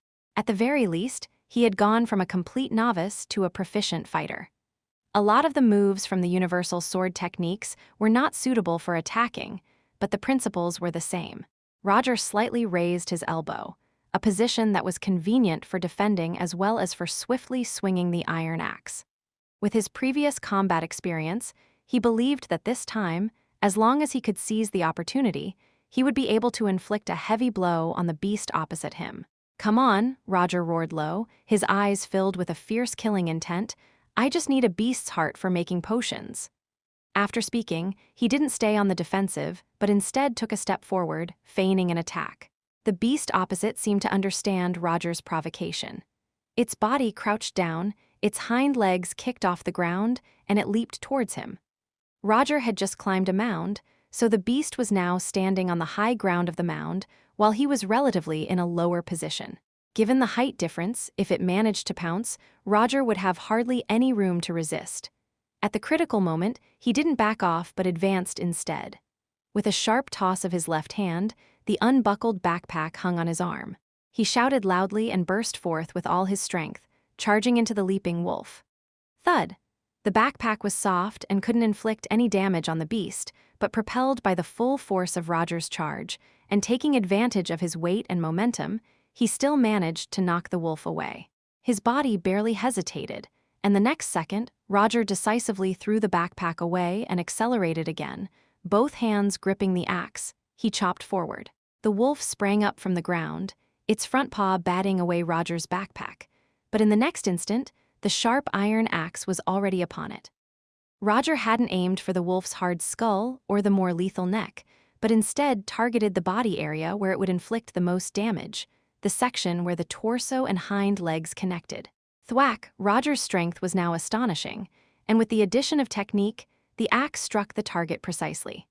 The skin was slashed open, muscles torn apart, and the sharp edge of the axe carved a large wound into the wolf's body, blood spraying out and revealing the stark white leg bone underneath. Ayo, the wolf let out a pained howl, knocked down by an axe blow, but as it scrambled up from the ground, it ignored Roger and turned to flee into the distance. Thinking of running? Roger bellowed lowly, lifting his axe and pursuing. Chapter 36, Be Honest with Ladies. Huff! Looking at the lifeless wild beast at his feet, Roger wiped the fine sweat from his forehead and let out a sigh of relief. It took great effort to severely injure a first-level beast, and there was no way he would let his prey escape. With its hind leg wounded, the wolf's speed was drastically reduced. Roger pursued it over 2 mountains and easily killed it. By that time, the underbrush had darkened. The sun was about to set. I must hurry, he said to himself. A wild wolf's carcass was neither too heavy nor too light, but Roger had considered taking it back. However, looking at the blood on the corpse, he decisively abandoned this idea. Dragging it back would take too much time, and if he carried it, there would be no way to clean the blood off his clothes. After some thought, he decided to make do with what was available on site. But having previously dissected the Murloc leader, this time Roger didn't feel too much of a psychological burden. Half an hour later, an exhausted Roger extracted a complete heart and a pair of sticky eyeballs. The latter could be used as substitutes in preparing the nightcap potion. With his clothes covered in blood, Roger took them off, wrapped up the heart and eyeballs, and headed back to find his backpack, quickly making his way to the hunter's cabin. If he didn't return home soon, Adeline was likely going to be angry. Back at the hunter's cabin, he didn't have the time to thoroughly process the wolf's heart and eyeballs. After a simple treatment, and because the cabin was near a graveyard where the nighttime temperatures were very low, Roger wasn't worried about leaving them out overnight. Having sweated from the day's exertions, he had prepared several sets of clean clothes, which now came in handy. Everything dealt with, he checked himself for any obvious bloodstains. The day's attack had served as a reminder to Roger that, until the problem was completely resolved, the threat of beast attacks would continue, and the woods were not safe. After some consideration, he took the iron axe with him before leaving, but of course, he couldn't carry the axe openly. Roger only needed to hide it in a specific place. He would take it when entering the mountains and stow it away when leaving, preventing any issues. Thinking about it, he felt a flicker of excitement. Now that the materials were ready, he could find time to prepare the pain potion during the day tomorrow and then experience its effects. It shouldn't disappoint him. When Roger hurried back to the town, the sun had fully set and the evening lights were on. From a distance, he could see Adeline standing in front of the door. "Sorry, Adeline," he said. Roger felt a little embarrassed. "I was wandering around the town during the day and didn't realize I had gone so far." Adeline waved her hand to interrupt Roger. "I trust you, Roger, and I will give you plenty of personal time, but there have been frequent incidents in town lately. You need to promise me," she said, looking at Roger, "not to go to dangerous places alone and to be home before dark." "Yes, I promise," he agreed. Knowing Adeline was concerned about him, Roger nodded obediently. Adeline frowned. "What is that smell on you? It's terrible. Go take a shower quickly and then come down for dinner." Roger gave an awkward smile and then bolted away. Adeline's nose twitched. She frowned. She thought she smelled a trace of blood on Roger. Having served Baton for many years, she was no stranger to the scent of blood. "Maybe it's just my imagination," Adeline consoled herself. Meanwhile, Roger, fresh from his bath and in clean clothes, had just opened the door when he was confronted by a vigilant Amanda. "Where were you during the day?" she demanded. Roger's face fell. "Do I need to report my whereabouts to you now?" Thinking of something, Amanda's cheeks flushed slightly, but she quickly concealed it. "I just came to remind you not to forget what you promised me this morning." With that, she clattered downstairs. The dinner, of course, was extraordinarily sumptuous. Having not been satisfied at noon, and after his afternoon battle with wild wolves in the forest, Roger was incredibly hungry, feeling his stomach sticking to his back. He opened up his appetite, eating and drinking recklessly, which even made Adeline next to him worry that he might overeat. After dinner, Adeline went back to her room to deal with family records, and little Jack was playing joyfully with his new toy. Seeing that no one was paying attention, Amanda knocked on Roger's door. "Don't close the door," he kindly reminded her, only to receive a roll of the eyes from the red-headed girl. She pulled out a chair and sat down next to Roger's desk. "Out with it, what exactly are you hiding from us?" Roger organized his words. "I am investigating the beast attack incidents, because I believe they are not accidental but man-made." "You think so too?" Amanda couldn't help but blurt out. "That day in the cave, did you see something?" Roger asked. He needed to be sure of some things before deciding how much to reveal to Amanda. Amanda looked astonished. "Did you see it too?" "I've discussed this matter carefully with Betty, but she insists I'm crazy. She says she saw nothing and that all of this was just an accident." Amanda frustratedly clutched her head. "Exactly." Roger couldn't help but nod. It seems Amanda has either some extraordinary talent or an exceptionally strong spiritual power. Since she saw something, there was no point in hiding certain things from her. "You said that there haven't been any signs of wild beasts around the perimeter of Creek Valley Forest for several years. So why just by coincidence did it happen shortly after that ritual ended? Moreover, after you all left, it wasn't just one beast that attacked me, but several. It must have been that ritual." Roger looked at Amanda. Where exactly did Simpson get that so-called mystic parchment? Now Roger would not believe it was just a coincidence. That piece of mystic parchment was evidently disguised, and what was shown to everyone seemed like gibberish. The real ritual was hidden, and maybe just a few simple steps were needed to activate the energy contained within. But why would the person behind the scenes do this? Was it to have beasts attack people, thereby creating chaos, to facilitate hiding their true purpose? Amanda shook her head. "I don't know. Due to some special experiences, we all gathered together and would study mysterious events, symbols, and rituals, and so on. Simpson has always been a man of few words until one day he suddenly said he found such a page in his family notes, and then all that followed happened." "Oh, right, there's something else." Amanda suddenly remembered something. "Do you know?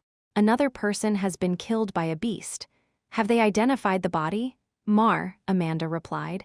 "He was the gardener for the president of the town's merchant association, Sherman's house." "Oh, yes. Sherman is Bob's father." "What?" Roger's face shifted slightly. Chapter 37. Meditation.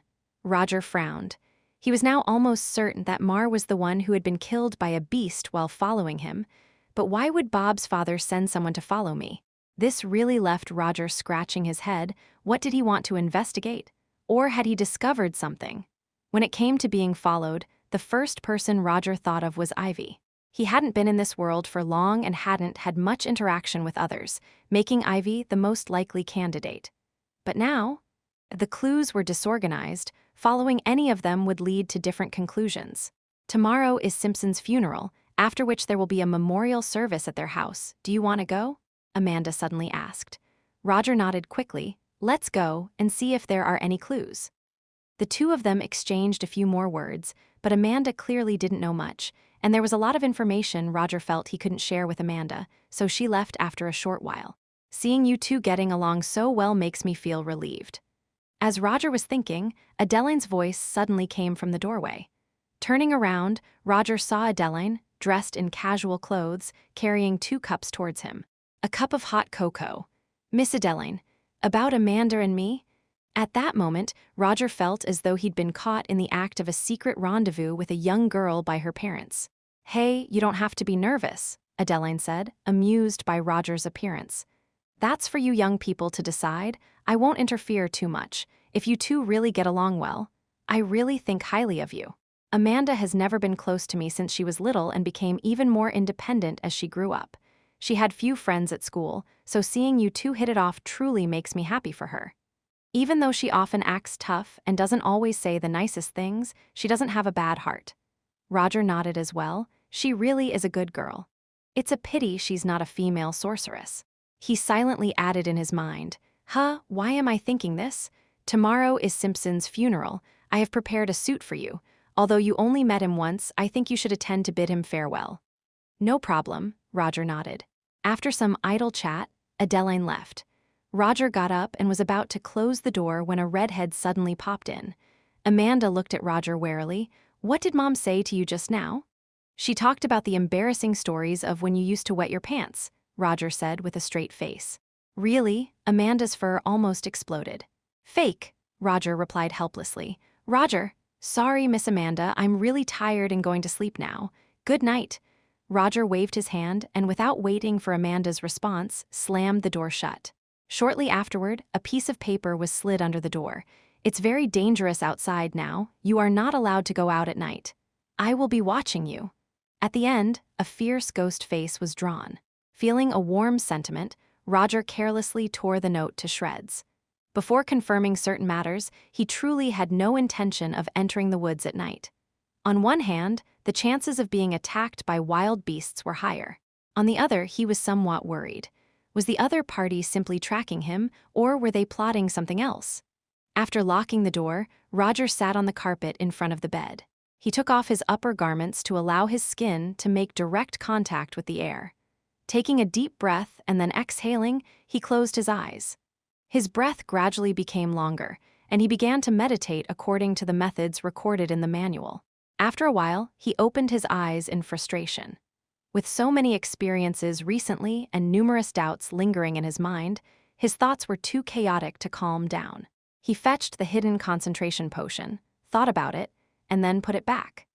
The potion indeed had amazing effects, but if he didn't sleep in the hunter's cabin, relying solely on natural sleep wouldn't allow him to fully recover his energy even if 2 or 3 days passed.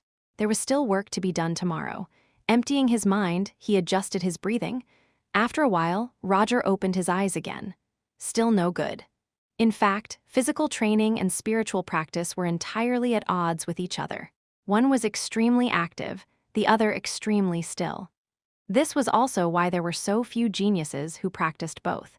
It was as difficult as expecting a sports fanatic to become a music prince in real life. The concentration potion on the table reflected a unique glow in the moonlight. Seeing this, an idea suddenly popped into Roger's mind. He poured a glass of water and carefully dripped a few drops of the concentration potion into it. After stirring it slightly, he drank the water from the glass in one gulp. The potion quickly took effect, but compared to before, the effect was much weaker. However, this was exactly what Roger wanted to see. He closed his eyes again. This time, his brain quickly became calm. His chest rose and fell with a special rhythm, and his mind felt like it was infused with a warm current. After an unknown period, when Roger opened his eyes again and glanced at the clock on the wall, 2 hours had already passed. It seemed as if meditation had counteracted his fatigue, and there were none of the usual side effects of the concentration potion. Realizing this, Roger was pleased. This meant that he could replace sleep with meditation every night from now on. And as his strength improved, he might gradually wean off the potions and enter a meditative state on his own. By then, he could even try using concentration potions after leaving the hunter's cabin. As long as he recovered the depleted energy afterward through meditation, but meditation wasn't all-powerful. It couldn't replace real sleep, after all, as it didn't restore physical fatigue. The time was nearing midnight. Roger cautiously approached the window and observed the street outside through the gap in the curtains. Soon after, he indeed found some abnormalities. There's someone in that blue Ford. Under the dim streetlights, Roger naturally couldn't see through the car windows, but his prolonged observation let him notice occasional movements of the vehicle's body. Lovers wanting a tryst wouldn't choose near a residential area at nearly midnight. Who would be so bored as to sit alone in a car? Recording the license plate number, Roger paid it no more attention, sat cross-legged, and began a new round of meditation, over and over again, until the sky brightened. He opened his eyes, his mind clear and his energy abundant, but his body was incredibly stiff from sitting cross-legged all night. It would be nice if this could be practiced lying down, Roger thought somewhat greedily. Breakfast was simple yet nutritious. After eating, little Jack was picked up by his aunt, and Adeline took Roger to Simpson's house. It was a 2-story building near the edge of the town. The paint on the house's exterior was peeling, which suggested that Simpson's economic situation wasn't very good. Although Simpson's house looked rundown, there was quite a large courtyard behind it, and he would be buried in the family graveyard there. As he got out of the car, Roger inadvertently caught sight of an inconspicuous blue Ford parked at the roadside. Chapter 38, Such a Shameless Person. Simpson's mother remarried many years ago, and he lived with his father, a middle-aged man with a wooden expression. His face always looked tired, and he hardly spoke with anyone. "Please accept my condolences." Amanda and Roger, one after the other, presented flowers. "Wait a moment." Suddenly, Simpson's father spoke up. He looked at Roger, who was standing behind. Was it you who chose to distract the beast's attention, thereby creating an opportunity for the others to escape? Roger nodded. The middle-aged man's wooden face flashed a hint of warmth. Thank you, although he still didn't survive in the end. But you tried. Roger didn't know what to say for a moment, so he just nodded and gave a consoling smile. Have a look around. If Simpson were still alive, he would have wanted you to come over as guests. After completing a simple procedure, Amanda and Roger started looking around. Simpson's house seemed run down from the outside, but the interior decoration was decent, with many parts retaining a clear sense of the era. On the wall beside the stairs hung some old photographs, the earliest of which could be traced back to the beginning of Simpson's family. This man is Sherman. Amanda pointed to a middle-aged man in a group photo on the wall and said to Roger. The Sherman in the photo was impressive. He was dressed in a neat suit with a serious expression, and his gaze seemed to penetrate the picture, where Roger also found Adeline's figure. Mom, Amanda let out a surprised gasp upon discovering her mother's image in the photo. When was this taken? I've never heard my mother mention having any association with Sherman. Maybe it was just normal work interactions. Roger offered an explanation and then pointed to a red figure in the photo, asking, "Who is this woman?" Amanda frowned. That should be Miss Huda. She is the mayor of Baytown, but in recent years, as she's aged, we hardly see her in public anymore. Let's go, there's nothing here. Let's check out Simpson's room. Amanda whispered quietly to Roger after they had looked around. Simpson didn't have many friends while he was alive. Amanda and the others were almost his only friends.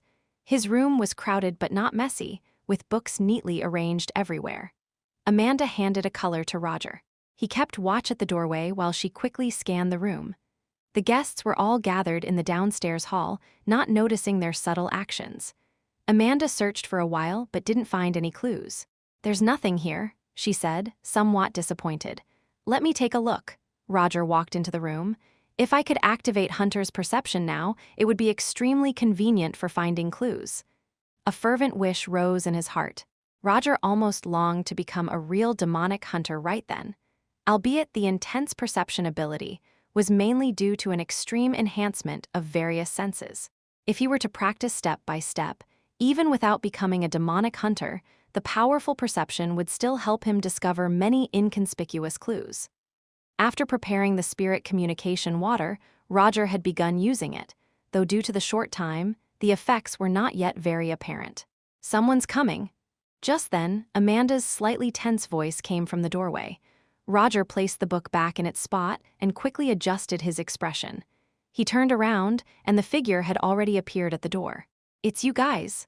A gentle voice came through, and Sherman said with a smile, "Mr. Sherman." Amanda greeted with a nod, then Sherman nodded and turned his attention to Roger. He stepped forward and extended his hand. "I'm Bob's father. I haven't had the chance to thank you in person for what happened that day. If it weren't for your courage, Bob might not have had the chance to come back alive." Hesitating for a moment, Roger's hand lightly touched the tip of Sherman's fingers. "It was nothing," he answered in a formulaic manner. "No, young man, you did well." Sherman slightly shook his arm and then withdrew his hand. "Do you have time this weekend? I hope to have the opportunity to thank you in person. How about Saturday morning? I'll send someone to pick you up. You and Bob are both young, you might have a lot in common." Sherman extended the invitation proactively, his tone getting slightly forceful, unconsciously. An average young person would probably have accepted, if only to save face. But Roger clearly was not average. "No need, sir. I hate socializing. If you really want to thank me," Roger's gaze lingered for a moment on the family crest on Sherman's collar and on the wristwatch he was wearing. "Perhaps you could generously reward me with some money," Roger said without changing his expression. Standing to the side, Amanda's jaw almost dropped. "Not only did you decline their invitation, but you had the audacity to ask for money." She was realizing for the first time that someone as thick-skinned as Roger existed. In the eyes of the red-haired girl, the image of Roger that had been built up collapsed completely, leaving only the face of a man demanding money. Sherman clearly didn't expect to be declined so directly. His cheek twitched momentarily, but he quickly regained his composure. "Ha ha! What a straightforward young man. Youngsters always feel that they don't have enough pocket money, but I like your honesty. Don't worry, I'll have someone send you a check later. Sherman nodded. I have other matters to attend to, let's talk another time, he said, and then turned and left. No sooner had he left than Roger felt a gaze upon him as tangible as substance. He turned his head and saw the red-haired girl glaring at him fiercely. That was very rude, Roger. How could you? Why not? Roger said nonchalantly. I saved Bob, he is his only son. It's only right and proper that he rewards me with some money. Amanda was left speechless. Well, I think it's just not right anyway. Because of the incident with Mar and the General Motors vehicle parked on the road at night, Roger had almost certainly linked Sherman to Ivy. Concerning the mysterious event, he wouldn't dare accept the invitation without absolute strength. Before that, collecting clues and keeping a low profile were vital. If there was indeed a connection between Sherman and Ivy, then he must be part of the Three Holy Spirits organization. Reflecting on the symbol he saw in the flames during the ceremony Amanda and others performed, Roger was certain that the attack was connected to the Three Holy Spirits. But on the day of the incident, Bob was also at the scene. Even if Sherman were mad, he wouldn't risk his own son's safety, would he? Roger thought to himself. He felt he had grasped some leads but lacked key evidence. Could it be that in Baytown, besides Ivy and Sherman, there were other members of the Three Holy Spirits? Chapter 39, Pain Potion. The funeral service was over, and Roger did not find any clues at the Simpson residence. However, the trip wasn't entirely fruitless. Not long after leaving, Roger received a check that someone from Sherman had sent over. $3,000. The US dollar is the official currency of the federal government of Armenia, the country where Roger was now living, and its purchasing power was almost equivalent to that of America in his former life. $3,000 might not be a huge sum, but to a high school student, it was undoubtedly a windfall. In the recent period, Roger had been scrimping and saving, spending all the pocket money Adeline had given him, yet there were still many things he hadn't acquired. With this sum of money, his financial situation would be much more comfortable for quite some time to come. In this respect, Roger felt no shame whatsoever. Having taken leave from school, Amanda naturally didn't need to attend classes, so after the two of them returned home, they sorted through the clues in hand again. But after much discussion, they still came up empty. Amanda had originally intended to ask Betty to come and discuss together, but after making a call, she found out that Betty had left Baytown the day before. It seemed that she couldn't stand the gossip at school and transferred to another place. Roger had initially planned to hide in his room and engage in quiet meditation, but after giving it some thought, he changed his mind. Now that he had money and a girl at his side, it would be a disservice to the $3,000 he had knocked together if he didn't go out and have a good time.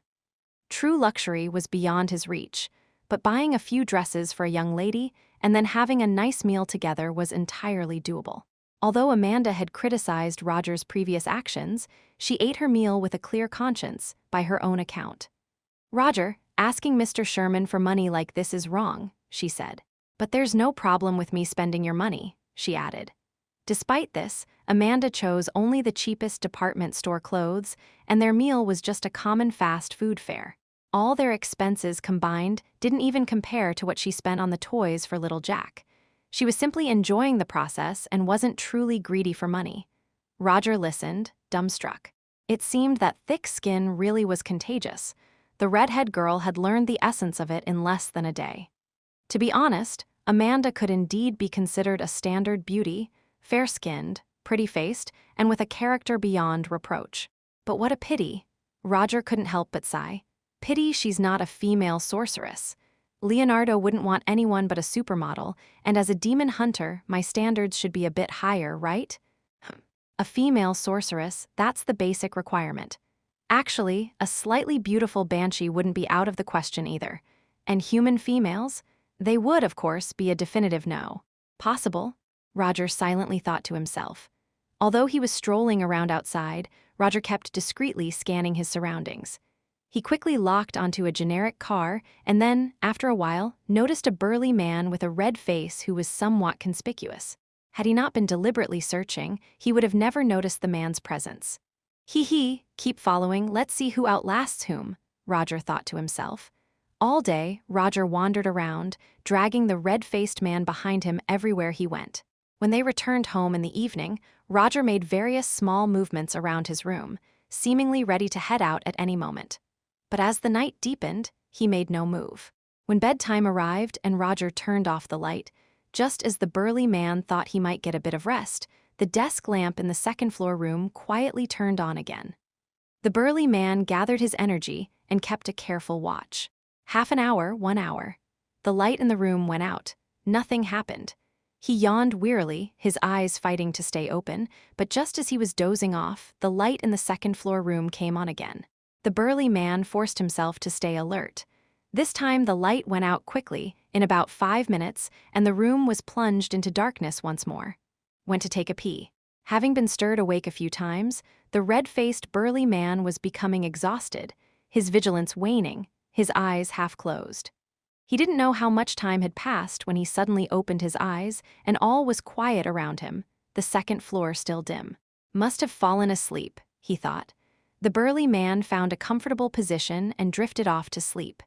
Meanwhile, Roger had quietly climbed down from the window of the other bathroom, circled around, and headed straight for the distant woods. Having delayed for a whole day, he had to take care of the heart. Not wasting any time on the way, Roger hurried back to the cabin in the woods at the fastest pace he could manage. Perhaps thanks to some concealment attribute of the hunter's cabin, even after a whole day, the wolf heart and eyes were still fresh. Turning on the light in the room, he began to process the materials in his hands in the dimly lit space. When I have time later, I'll make sure to install a generator no matter what. This light is really testing my skills. 1 hour later, having used up all the flesh and blood, Roger finally obtained the first batch of pain potions. In the transparent test tube was a viscous liquid as thick as blood. How effective is this thing? Should I give it a try? There were about 6 to 7 hours left until dawn. Time was tight. He hesitated only for a moment before making up his mind. Although the situation seemed calm at the moment, with Ivy and Sherman both watching like tigers ready to pounce, being without the strength to protect himself was far too dangerous. At most, I'll be late going back. With that thought, he hesitated no longer. First, he threw back a concentration potion, then uncorked the red liquid and downed it in one gulp. Mixed with the scent of blood and the strange smell of herbs, Roger almost vomited his dinner right then and there. I don't feel anything. He swung the wooden stick in his hand around. This pain potion isn't painful at all. The next second, a tidal wave of excruciating pain suddenly hit him. His body staggered, and Roger fell to the ground with a thud. Ah! He let out a scream, rolling on the ground in agony, but the more he moved, the more pain he felt. It was as if every muscle fiber was being torn apart, crushed, and then put back together. Remembering the description of the pain potion, Roger struggled to calm himself. But the spasms and disintegration of his muscles made him lose complete control over his body. He convulsed on the ground like a catfish, and the concentration potion amplified the effect. He even felt as if it hurt just to breathe. I'm going to die, I'm going to die. The pain was beyond Roger's imagination, and with his brain overwhelmed by the excessive stimulation, he was on the verge of collapse and unconsciousness. But the concentration potion kept his mind stubbornly clear, leaving him helpless to endure all the pain. Veins bulging on his forehead, his eyes bloodshot, Roger felt as though he might die at any moment, the process so prolonged that he experienced for the first time the excruciating transformation of a demon hunter. He suddenly recalled a dialogue in the training manual. Have you ever felt pain? Yes. No, you haven't. Chapter 40. Hunting begins. Roger had no idea how much time had passed as he suffered repeatedly in the depths of agony, wishing at this moment that he could just die immediately. Finally, the effects of the pain potion ended, and he struggled to get up, but after several attempts, he couldn't control his body. The potion had completely destroyed his muscle fibers, and the pain he felt now far exceeded any workout he had experienced before. Had it been before, he would have likely fainted. But without a comparison, there was no harm. Compared to the agony just before, it was now incredibly mild. It took him a good 15 minutes to crawl to the nearby bed, where he let down his last guard, not even bothering to set an alarm, before darkness enveloped his vision, and he lost consciousness entirely. When he awoke, it was already bright outside, and Roger sat up abruptly, shocked. My strength? He paused, feeling a surge of power within him. Seeing the empty vials on the floor, Roger shivered. He truly did not want to experience that near-death sensation again. How could anyone perform precise movements after taking a pain potion? The thought alone was terrifying. What kind of mental fortitude and physical control did it take to achieve that?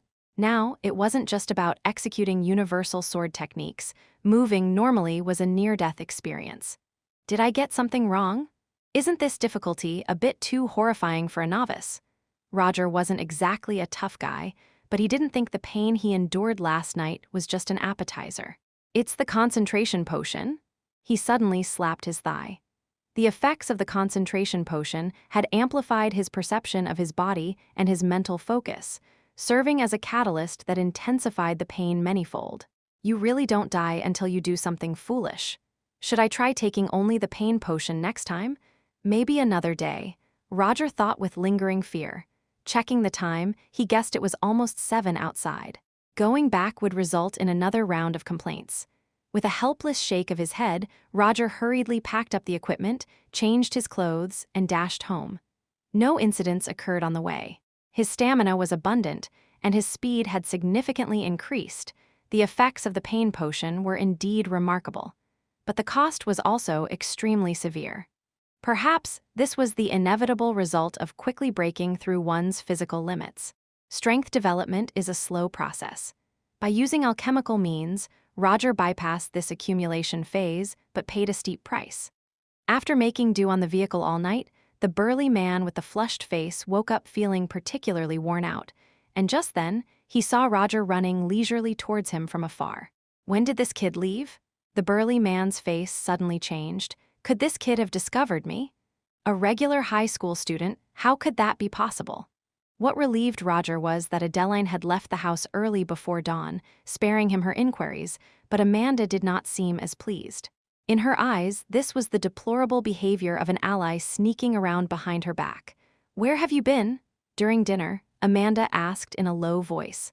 I suspected someone was following me, so I carefully experimented a bit. What? Amanda's complexion changed, and she was successfully drawn into the conversation by Roger. This was also something Roger had deliberated on and decided to reveal to Amanda. Naturally, he didn't feel it was appropriate to discuss Ivy's matter outright, but he did indeed need to give Amanda a warning. The signs all pointed to the fact that the 3 holy spirits were likely no saints. Should they fail to find a breakthrough with him, they might turn their attention towards the people around him. However, it seemed that such a situation was not going to happen just yet. Feeling the impending crisis, Roger quietly touched the pain potion in his pocket, knowing that to become stronger, one must endure the corresponding agony. After dinner, Amanda and Jack went to school, while Roger stayed at home alone. He discovered a new message on the notice board in his mind. Universal Sword Techniques Elvone. You have a basic grasp of the essential swordsmanship moves and can carry out corresponding training independently. Persist in your training, and upon reaching a certain level, perhaps you can comprehend its essence. Elven Dagger Technique Elvone. Embodying both elegance and lethality, this technique takes into consideration both physical conditioning and combat skills. Your mastery of the dagger far exceeds that of an ordinary person. There's an actual level to this? Roger was startled for a moment. He recalled that the Nivigard body strengthening technique he had been practicing never showed such a message. Either the level was too low, or it was inherently simpler. In reality, the 2 sword techniques Roger was currently practicing could only be considered training methods rather than genuine combat skills. The Elven Dagger technique was slightly better, but the universal sword techniques included hardly any serious combat moves. They were meant more to temper the practitioner's strength and toughen the body. It seemed that before becoming a true demon hunter, skill appeared to be of little importance. Upon further reflection, it did make some sense. It's similar to playing a game. In the early stages, when there are hardly any skill points, focusing on strength to increase damage output couldn't hurt. Beginning his training once more, Roger decided not to take a concentration potion, but instead drank a diluted pain potion and commenced his exercises in the room. Compared to the previous night, he had voluntarily diluted the potion even further. The pain had significantly decreased, but it was almost at the limit of what he could tolerate. The pain potion naturally included some regeneration properties, but Roger kept training without pause, and his body's recovery couldn't keep up.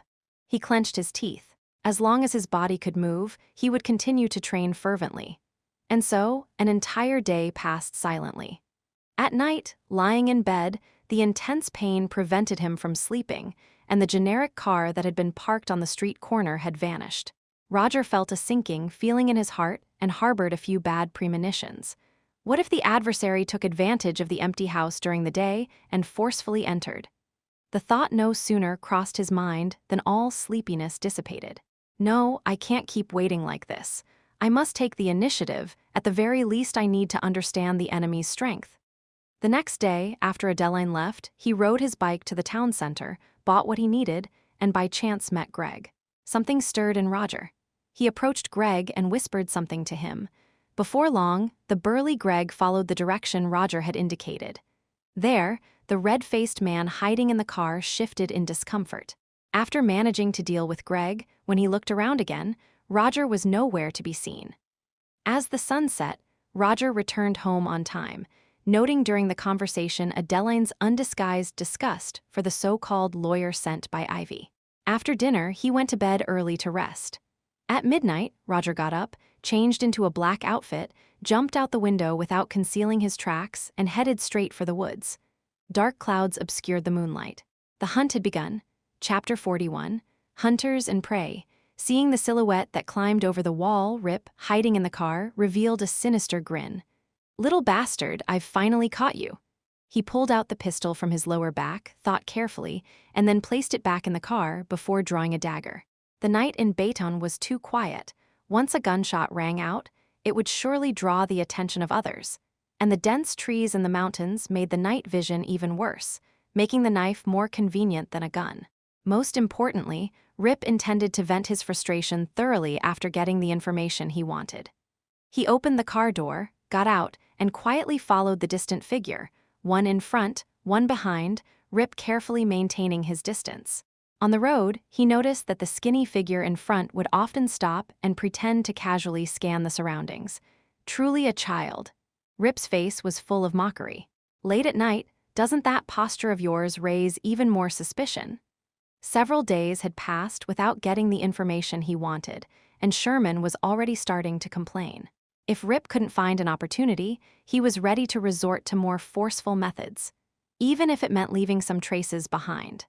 However, as Sherman's private enforcer, he rarely appeared in Baytown, and he would just lay low for a few days after causing trouble. After walking for a long while, Rip noticed the young man ahead turn off the highway and head straight into the forest.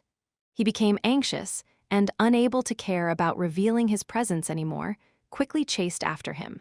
It was a dark and windy night, with very low visibility in the forest, and if he stayed too far away, he might lose sight of his target. Despite his size, Rip was extremely agile. Each step he took was large, but when his feet hit the ground, they made almost no noise, while his eyes in the darkness gleamed with a ruthless light. He could hardly wait to tear the other apart. "Have you finally caught up?" In the dark, Roger's steps were light, his eyes calm, but his tightly clenched fists were soaked with sweat. It was his first time launching a counterattack. "Ow!" A faint wolf howl came from afar, and Rip's face brightened. He felt that he had been in the forest for a while now, and no longer bothering to hide, he dashed forward quickly, soon catching up with the figure ahead. Who's there?" A young man's voice came through the darkness, and although he tried to remain calm, Rip could still hear the tremor in the other's suppressed voice. A savage smile appeared on his lips, and Rip emerged from behind a large tree. Who are you?" Hearing the panic in the young man's voice, Rip took a step forward, revealing his sinister and shadowy face intermittently through the mottled tree shadows. "It's Roger, right?" he said bluntly. You. Roger stammered in a flurry. "You took something you shouldn't have taken. Hand it over." Rip had originally planned to capture Roger and then ask him in detail, but thinking of the misery he had endured hiding in the car all these days, he suddenly felt an inexplicable surge of emotion. "It's just a teenager after all. Now that he's under my watch, could he possibly escape? What are you talking about?" What thing? What have I taken from you? On the surface, Roger was full of fear, but deep down, he had completely calmed down. Indeed, it's about that book. It seems that Sherman must be connected to Ivy. He pretended to back away in panic, as if unconsciously saying, I didn't take your book, I don't know anything. Ha ha! Rip let out a hearty laugh, certain in his mind. Don't worry, everyone makes mistakes when they're young. Kid, just hand over that book, and I'll pretend that nothing ever happened and let you go safely. Rip revealed his ghastly white teeth. In the darkness, his eyes brimmed with intense killing intent. In such an environment, he didn't even try to conceal his malice. What he didn't know was that his ferocious expression and murderous aura were clearly visible to the young man in the distance. Roger halted his retreating steps, a glimmer of hope crossing his face. Is what you're saying true? If I give the book back to you, you'll let me leave? Rip nodded vigorously. Don't worry, my word is my bond. To deepen Roger's trust in him, he continued, remember the check you received a few days ago? Mr. Sherman? Yes, I was sent by Mr. Sherman. Rest assured, you're a friend of Mr. Sherman, and he specifically instructed me not to scare you. That check was a demonstration of his sincerity. A lot has happened in Baytown these past few days. I don't know why you'd run into the woods at night, but it's too dangerous. I wouldn't have followed you if I weren't worried about the danger you're in. Rip put on an innocent front, but the murderous intent in his eyes grew even denser. In his mind, he had already sentenced the youth before him to death. All right, okay. The struggle flashed across the young man's face. He took off his backpack and pretended to search through it. I'll find it for you right now. So he's been carrying it with him the whole time. Things were going much smoother than expected, and Rip, overjoyed, stepped forward quickly. I have a light here, I can help you. Just then, things took a sudden turn. Rip felt as if he had stepped on something hard. The next second, a sound of a spring mechanism triggered, and he instinctively recoiled his left foot in shock. Click, ah. A scream filled the air as Rip looked down to see that a beast trap had clamped onto half of his foot. The intense pain nearly made him pass out, and in an instant, it was as if he understood something. He hastily drew the dagger from his waist. You little bastard, I'm going to kill you. But as he looked up, the slim youth who had been standing at a distance had somehow already charged toward him, swinging his backpack. Curled into a ball, the young man plunged forward with lightning speed. Rip, seasoned in combat, didn't attempt to touch the backpack thrown at him. His body dropped sharply and he crouched down, watching Roger charge. Rip held the dagger in his left hand and reached into his chest with his right. I'm going to shoot you full of holes, he roared. You have a gun? Roger's prior experience had made him overlook the prevalence of firearms in this country. As he saw Rip's right hand about to pull something out, his scalp tingled. He couldn't think about pressing his advantage any longer. He halted abruptly and leaped toward a large tree nearby. Crack. Instead of the expected gunfire, a grating metallic sound echoed. Roger seemed to realize something and carefully peeked out from behind the tree to look. Rip's right hand was empty. He was exerting force to pry open the beast trap, attempting to drag his ensnared foot free. Damn it! I've been fooled. Roger was filled with regret. In that moment, he had reacted instinctively and evaded. But now he couldn't be sure whether Rip really had a gun in his hand, causing him to hesitate. Good, very good. Rip sneered. You actually managed to hurt me, kid. I'd advise you to start running now because once I get out of here, I'm definitely sending someone to burn down the apartment you live in. Oh, and there's also that girl named Amanda. I'll make sure to take care of her. Chapter 42. Night Cat. Rage surged. Roger clenched the dagger in his right hand, anger almost ready to explode in his chest, but he took a deep breath, trying hard to calm down. Even though he knew this was Rip's strategy to provoke him, Roger still couldn't control the fury in his heart. Now that Rip's left foot was injured, he barely had the ability to move. His words were just to force Roger to stay and fight to the death. The murderous intent in his eyes thickened. Even Roger himself didn't notice when it had started, but he had become less averse to killing. All his previous actions were intentional, including the setting of the beast trap and the choice of routes. Honestly, Roger really should thank Sherman, if it weren't for the $3,000 he provided. Even if he wanted to set some traps, without money, he could only think about it. If Rip knew that the beast trap that hurt him, including the weapon in the hands of the young man opposite him, all came with Sherman's help, I wonder if he would be so angry that he spewed blood. Roger cautiously showed himself from behind the large tree. Rip stood still, looking even more ferocious after being injured. Whether it was an illusion or not, Roger even felt that the fur on his face seemed denser. I really underestimated you. Had I known this day would come, I should have gone straight to your door, gun to your head. Rip sneered. Lucky you, if you weren't living in Adeline's house, kid, you'd be dead already. If I were you, I'd hand over that book nicely and then run as far as you can, otherwise, it won't be long before not just you, but the family you live with too will face total destruction. Rip threatened. Roger's heart violently trembled, and after a moment of hesitation, he gripped the dagger in his hand tightly. Weapons like longswords were impossible to find in Baytown. The dagger in his hand was the result of Roger scouring the whole town. Sherman sent you, right? Roger asked. You're smart, Rip admitted generously. Do you know what you're looking for? Rip shook his head. I get paid to do jobs. That is my principle. As for what it is, it doesn't matter. I just want the money. And Mr. Sherman is someone you cannot afford to provoke, Rip said with a look of fear. His gaze toward Roger was like looking at a dead man. Adeline is the sheriff, and as long as I don't act alone in the future, even if Sherman is wealthy, he can't do anything to me. Roger put on a show of toughness. Money? Rip let out a cold laugh. Your ignorance is laughable, kid. The world is vast, and there are too many things you cannot comprehend. You will understand. With that, Rip suddenly pulled out a phone. This is a satellite phone. I'm sure Mr. Sherman would love to hear the news about you. As he spoke, he pressed the call button.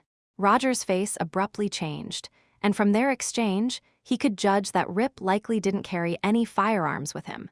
He had wanted to probe for more information, but unfortunately, Rip didn't seem willing to continue the conversation. With no other choice, Roger could only launch another attack. Rip hadn't actually pressed the call button. He preferred to complete the task himself and then get the money. Close combat?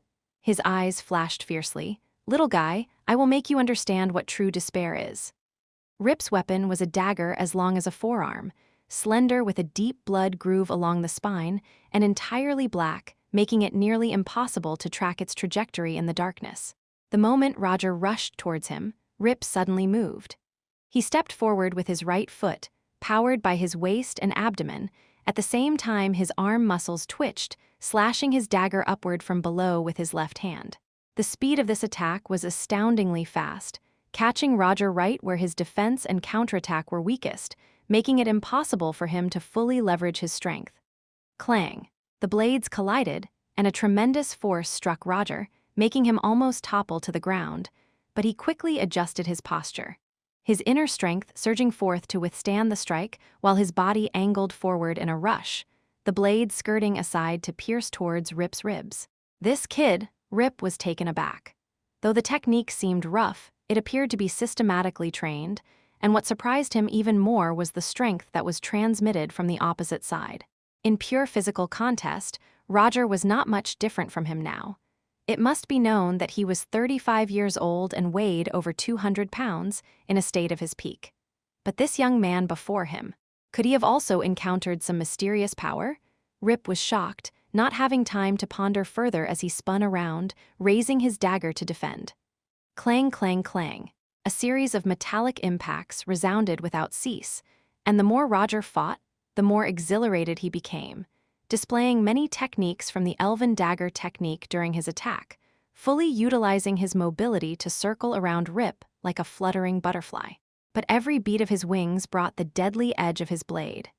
Rip was restricted in his movements, struggling to keep up, but just then, a low growl came from the darkness, and a shadow leaped out of the bushes and lunged at Roger's back. As if having eyes on his back, Roger moved nimbly to roll and dodge the attack, then saw clearly the dark shadow in the distance. A wild wolf with blood-red eyes. As if the beast hadn't seen Rip at all, it desperately launched attacks at Roger, and at that moment, Rip's eyes flashed with determination. He tore off a necklace hanging from his neck, unscrewed it, and drank the liquid inside with his head tilted back. Hath! A low growl emanated from his throat, and Rip's body swelled slightly. It seemed he had forgotten the pain in his feet as he gripped his dagger to join the fray. Roger had just dodged the beast's assault when in the blink of an eye, Rip was already upon him. Roger raised his blade to block, but the strength from the opposing side was far beyond his expectations, and caught off guard, he was forced back by a blow. This guy's strength?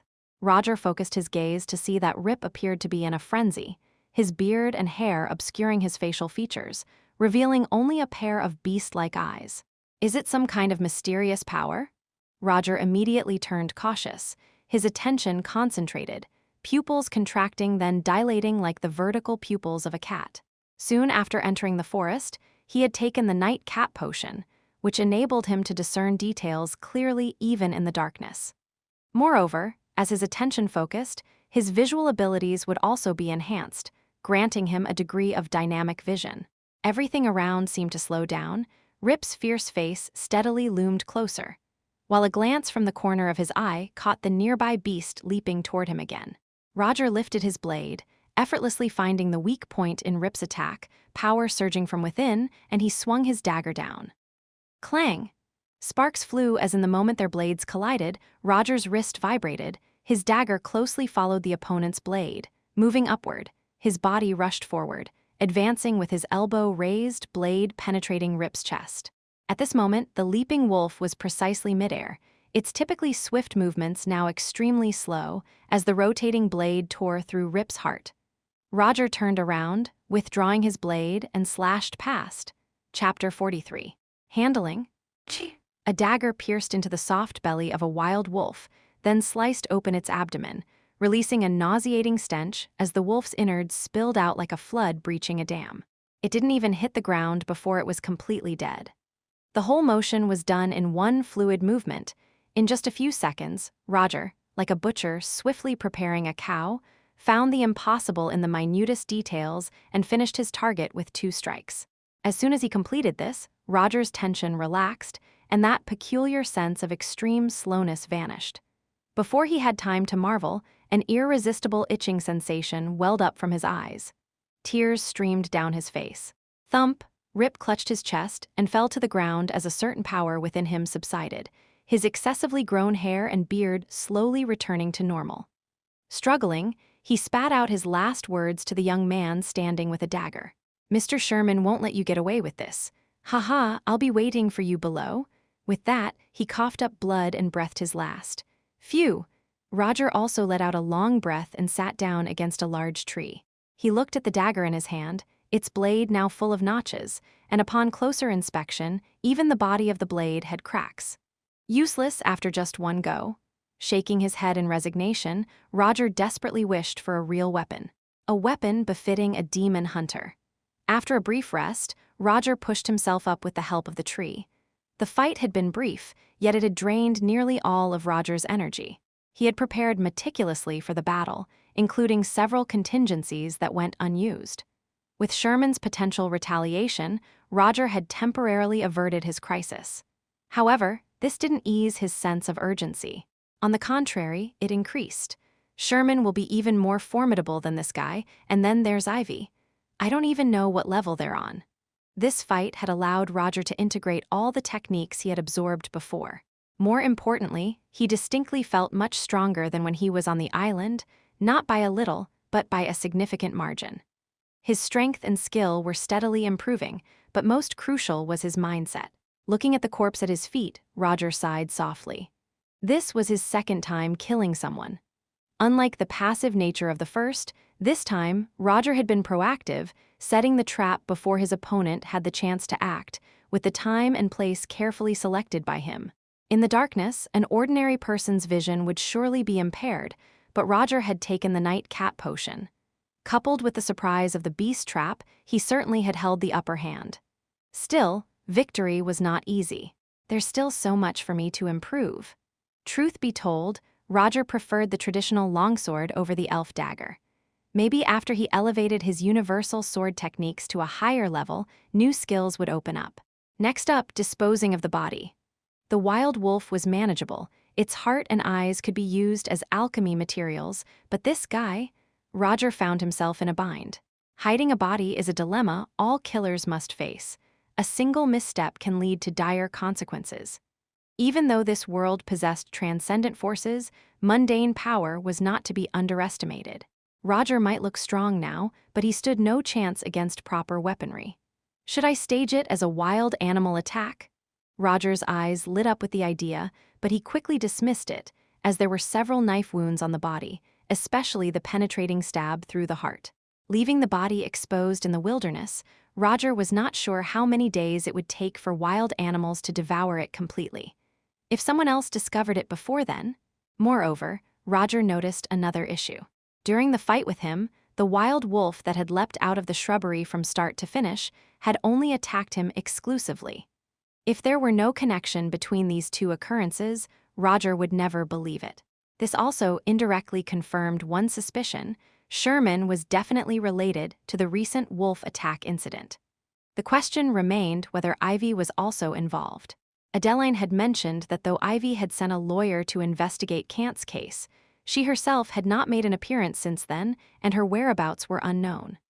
Apart from the wolf that had been brought by special means, in fact, there were no traces of wild beasts around the forest's outskirts. If Roger were to just throw the body in the wilderness, he worried that the wolves, like before, would ignore the corpse. Although this place was rarely frequented by people, forest rangers would occasionally pass through. Leaving the body out in the open was simply too risky.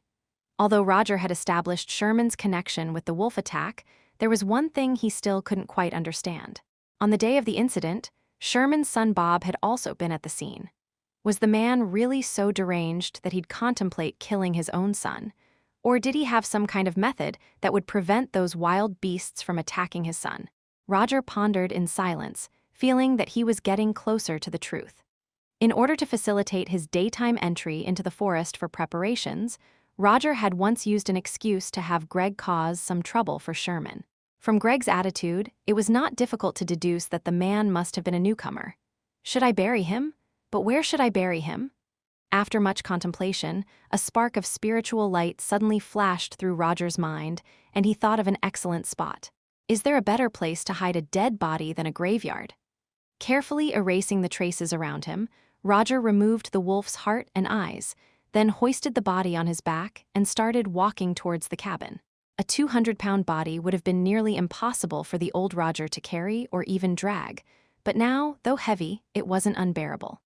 Naturally, Roger moved very slowly with the body on his back, and by the time he arrived at the cabin in the forest, it was the latter half of the night. Finding a shovel from within the cabin, Roger looked for an empty space and began to dig.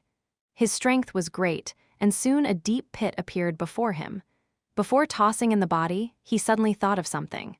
Searching from top to bottom, he found a wallet, a car key, and as for the dagger, Roger had taken it earlier. The quality of the dagger was far superior to the cheap one Roger had been using, with a perfect length and weight. It was a pity that he couldn't show it off openly for the time being. After completing all of this, Roger dragged the body over, ready to push it into the pit. But just then, a calm voice suddenly came from behind him. "What are you doing? Burying a body?" A chill surged to the top of his head. Roger's hair stood on end, and for a moment, his head buzzed, and his heart felt as if it would jump out of his chest. "Someone has discovered me. What should I do? What am I supposed to do?" Roger struggled to stay calm, but the thought of the terrible consequences that would follow made it impossible for him to relax. He wanted to turn around, but his neck felt as if it had rusted, and he turned stiffly to look. In the darkness, a figure appeared before his eyes. Chapter 44, Gwent Card. It was deep in the night, and a white fog rose around the graveyard, within which a figure appeared intermittently. "Did you kill him?" The calm voice sounded again, and it was only then that Roger realized the voice he heard wasn't coming from beside him, but seemed to be arising directly in his heart. As the fog dispersed, that figure walked closer, and Roger could see the other's appearance clearly. It was a young girl with chestnut hair, fair skin, not that kind of exquisite beauty, but one that revealed a bit of cleverness. She wore a strapless gown. The hem spread on the ground and undulated with her movement, then directly passed through tombstones and mounds of earth. Roger blinked, even gently tapping his head, until the girl floated up to him, less than half a meter away. You. A cold wind hit his face, and Roger watched, wide-eyed, as the girl passed through his body and reformed behind him. A chill raced to his mind, and he couldn't help but shudder. "Can you see me now?" The girl's voice came, then swirled around Roger's left and right. "Are you human or a ghost?" As soon as he spoke, Roger felt he had asked a stupid question. "A ghost?" the girl muttered softly, and then her appearance changed dramatically. Her originally fair and plump skin vanished, replaced by a decayed corpse full of grooves, her fingernails elongated, turned pitch black and razor-sharp. Her tongue grew insanely to about 1/2 meter, dripping with strange mucus from her mouth down to her abdomen. "Gaga, is this what you meant?" The twisted, desperate voice came as the girl opened her wide, bloody mouth, circling around Roger as if looking for a place to bite. Roger's hair stood on end, his body curled up, adopting a defensive stance. "Haha, your scared expression is so amusing." Her body danced like smoke, and as she drew closer again, the girl had reverted to her original appearance. "Did you say I'm human or ghost?" Perhaps reminded of something, Roger asked. "Have you always lived here?" He didn't pursue the matter of being human or ghost anymore. "Yeah," the girl nodded and casually pointed to a cabin in the distance. "Before you moved in, I've lived here for a long time already. There weren't so many trees before, our house was not far from here. That was many years ago, how long exactly?" She tilted her head and thought, "Never mind, it's been many years. What kind of place have I chosen?" Roger suddenly remembered the description of the cabin in the woods. If he had known his neighbor was an ageless female ghost, he really might not have had the courage to choose this place. Recalling everything that had happened here recently, Roger couldn't help feeling uneasy. He wasn't sure if it was because he buried a corpse tonight, triggering something, or it was the effect of using the spirit communication water recently. But obviously, the most pressing issue at hand was what he should do next. Should he continue to bury the body or find another place? The night, the forest, the graveyard, the female ghost, just thinking about it was thrilling. "My name is Anna, what about you?" The female ghost looked at Roger with a curious expression. After hesitating for a moment, Roger still responded, "Roger." If this person in front of him could kill him with just a name, then he was resigned to it. "So, are we neighbors now?" Anna asked. "I can't leave this place, and I haven't met anyone who can see me. You moved here and have been hiding in that peculiar house. I can't approach that house, and you've been ignoring me until now. But strangely, today when I tried to talk to you, you actually sensed me. That's really good news. Would you come to keep me company and chat when you're free?" Roger felt his scalp tingle, but could only nod stiffly. "Great." The girl's body suddenly drifted up, then she began to dance swiftly around the graveyard. "I can only appear at night, so don't get it wrong.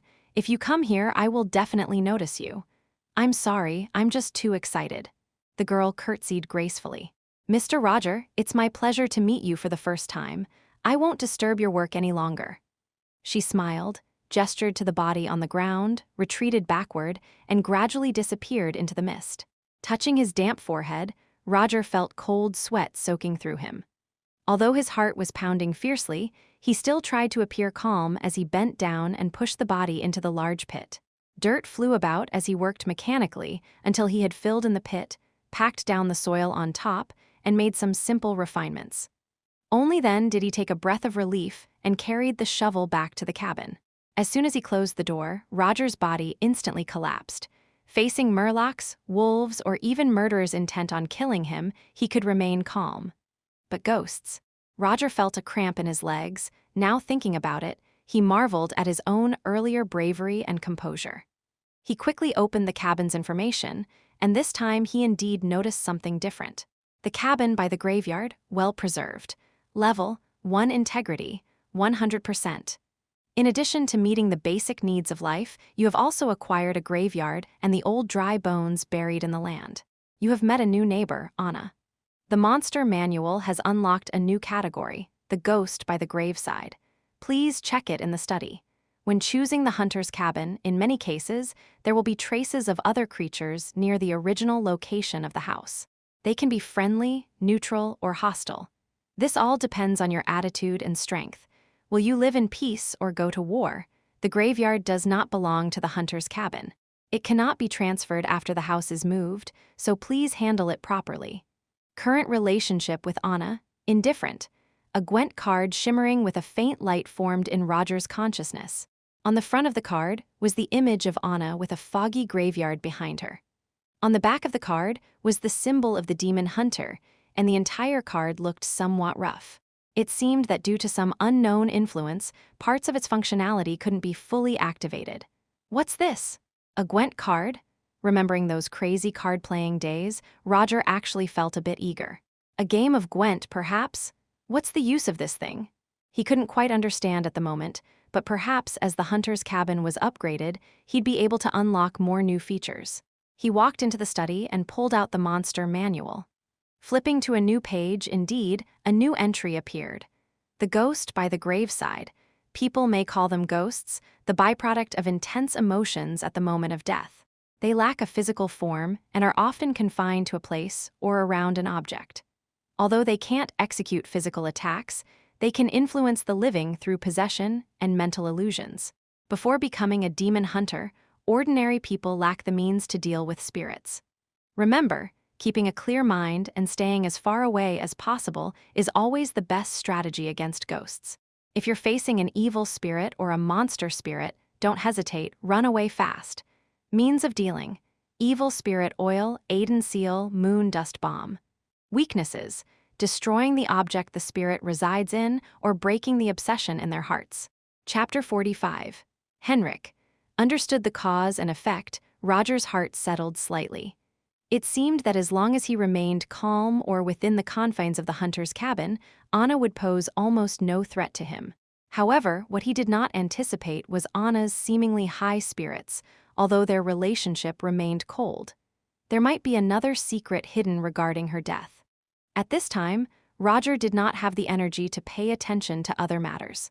Without immediately going to sleep, he quickly processed the materials at hand and concocted some pain potions and night cat potions.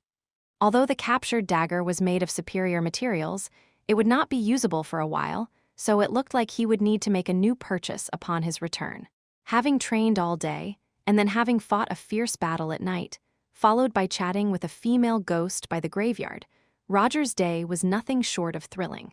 Not wanting to further exhaust his body, after sorting everything out and cleaning the bloodstains off himself, he changed into a clean set of clothes and lay down on the small bed.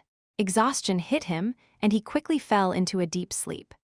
What Roger did not know was that a short while after he fell asleep, a white figure emerged from the mist, slowly approaching the hunter's cabin, her ethereal form wandering around the cabin. Anna stood by the window, her clear eyes intently fixed on Roger inside the room. How strange, Anna shook her head.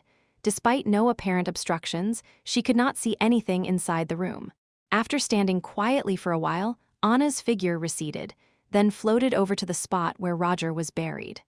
Her white skirt enveloped the entire clearing, and standing upon it, Anna crossed her fingers and pressed them against her forehead. At that moment, the clouds dispersed and a beam of moonlight shone upon her. Traces of blood seemed to creep across Anna's face. She gave a few light hums, and in a trance, her body became slightly more solid. The next morning, before daybreak, Roger got out of bed early. Rested less than 6 hours, his energy and strength had almost fully recovered. After a thorough check to ensure nothing was overlooked, Roger hurried back to the town in the last darkness before dawn. It was still dark, the surroundings eerily silent, as Roger carefully covered his tracks, then circled around and quietly returned home. If it wasn't for Anna's unexpected appearance, he had planned to check on Sherman's place at night. But after a day's buffer, he anticipated that Sherman would have received news, and visiting then would likely be dangerous. With enough potions on hand, and the pain potion diluted for boosted strength, Roger did not plan to visit the cabin in the woods for the time being. At least he would observe the situation and wait for the storm to settle down somewhat. Adeline was the sheriff of Baytown, and unless Sherman had truly lost his mind, he would not dare to act rashly, being a well-known figure publicly. After washing off any sense from his body, Roger joined Adeline at the dining table, where she excitedly shared good news with him as they ate. "The paperwork is all set. Tomorrow you can go to school with Amanda," she said. "Go to school?" Roger could only feign a smile in response to Adeline, while Amanda quietly made a face. To be honest, she held a grudge against someone's leisurely lifestyle. "Welcome to the hardships of high school life." Amanda reached out her hand with a smile. Little Jack was ecstatic, incessantly nagging Roger to teach his classmate a lesson. In the midst of this cheerful atmosphere, the family happily finished breakfast. Family. Roger cherished this relationship deeply, unsure of whether he should leave or stay. Throughout the whole day, Roger quietly practiced in his room, the prior night's events making him all the more aware of the importance of strength. Only by increasing his own strength could he have the courage to face danger. If he could improve both the universal sword techniques and the elven dagger technique to level 3 or higher, Roger's combat power might double. He alternated between physical training and meditation, pushing himself almost masochistically to increase his strength. Indeed, only life-and-death crises could maximize a person's potential. By evening, Adeline had returned home early. After dinner, she took Roger and the others to the nearby supermarket. Starting school for the first time, there was still much that Roger needed to prepare. On his way home, Roger swept the surroundings with keen eyes, but found no signs of being followed or surveilled. Night fell, and he continued to replace sleep with meditation.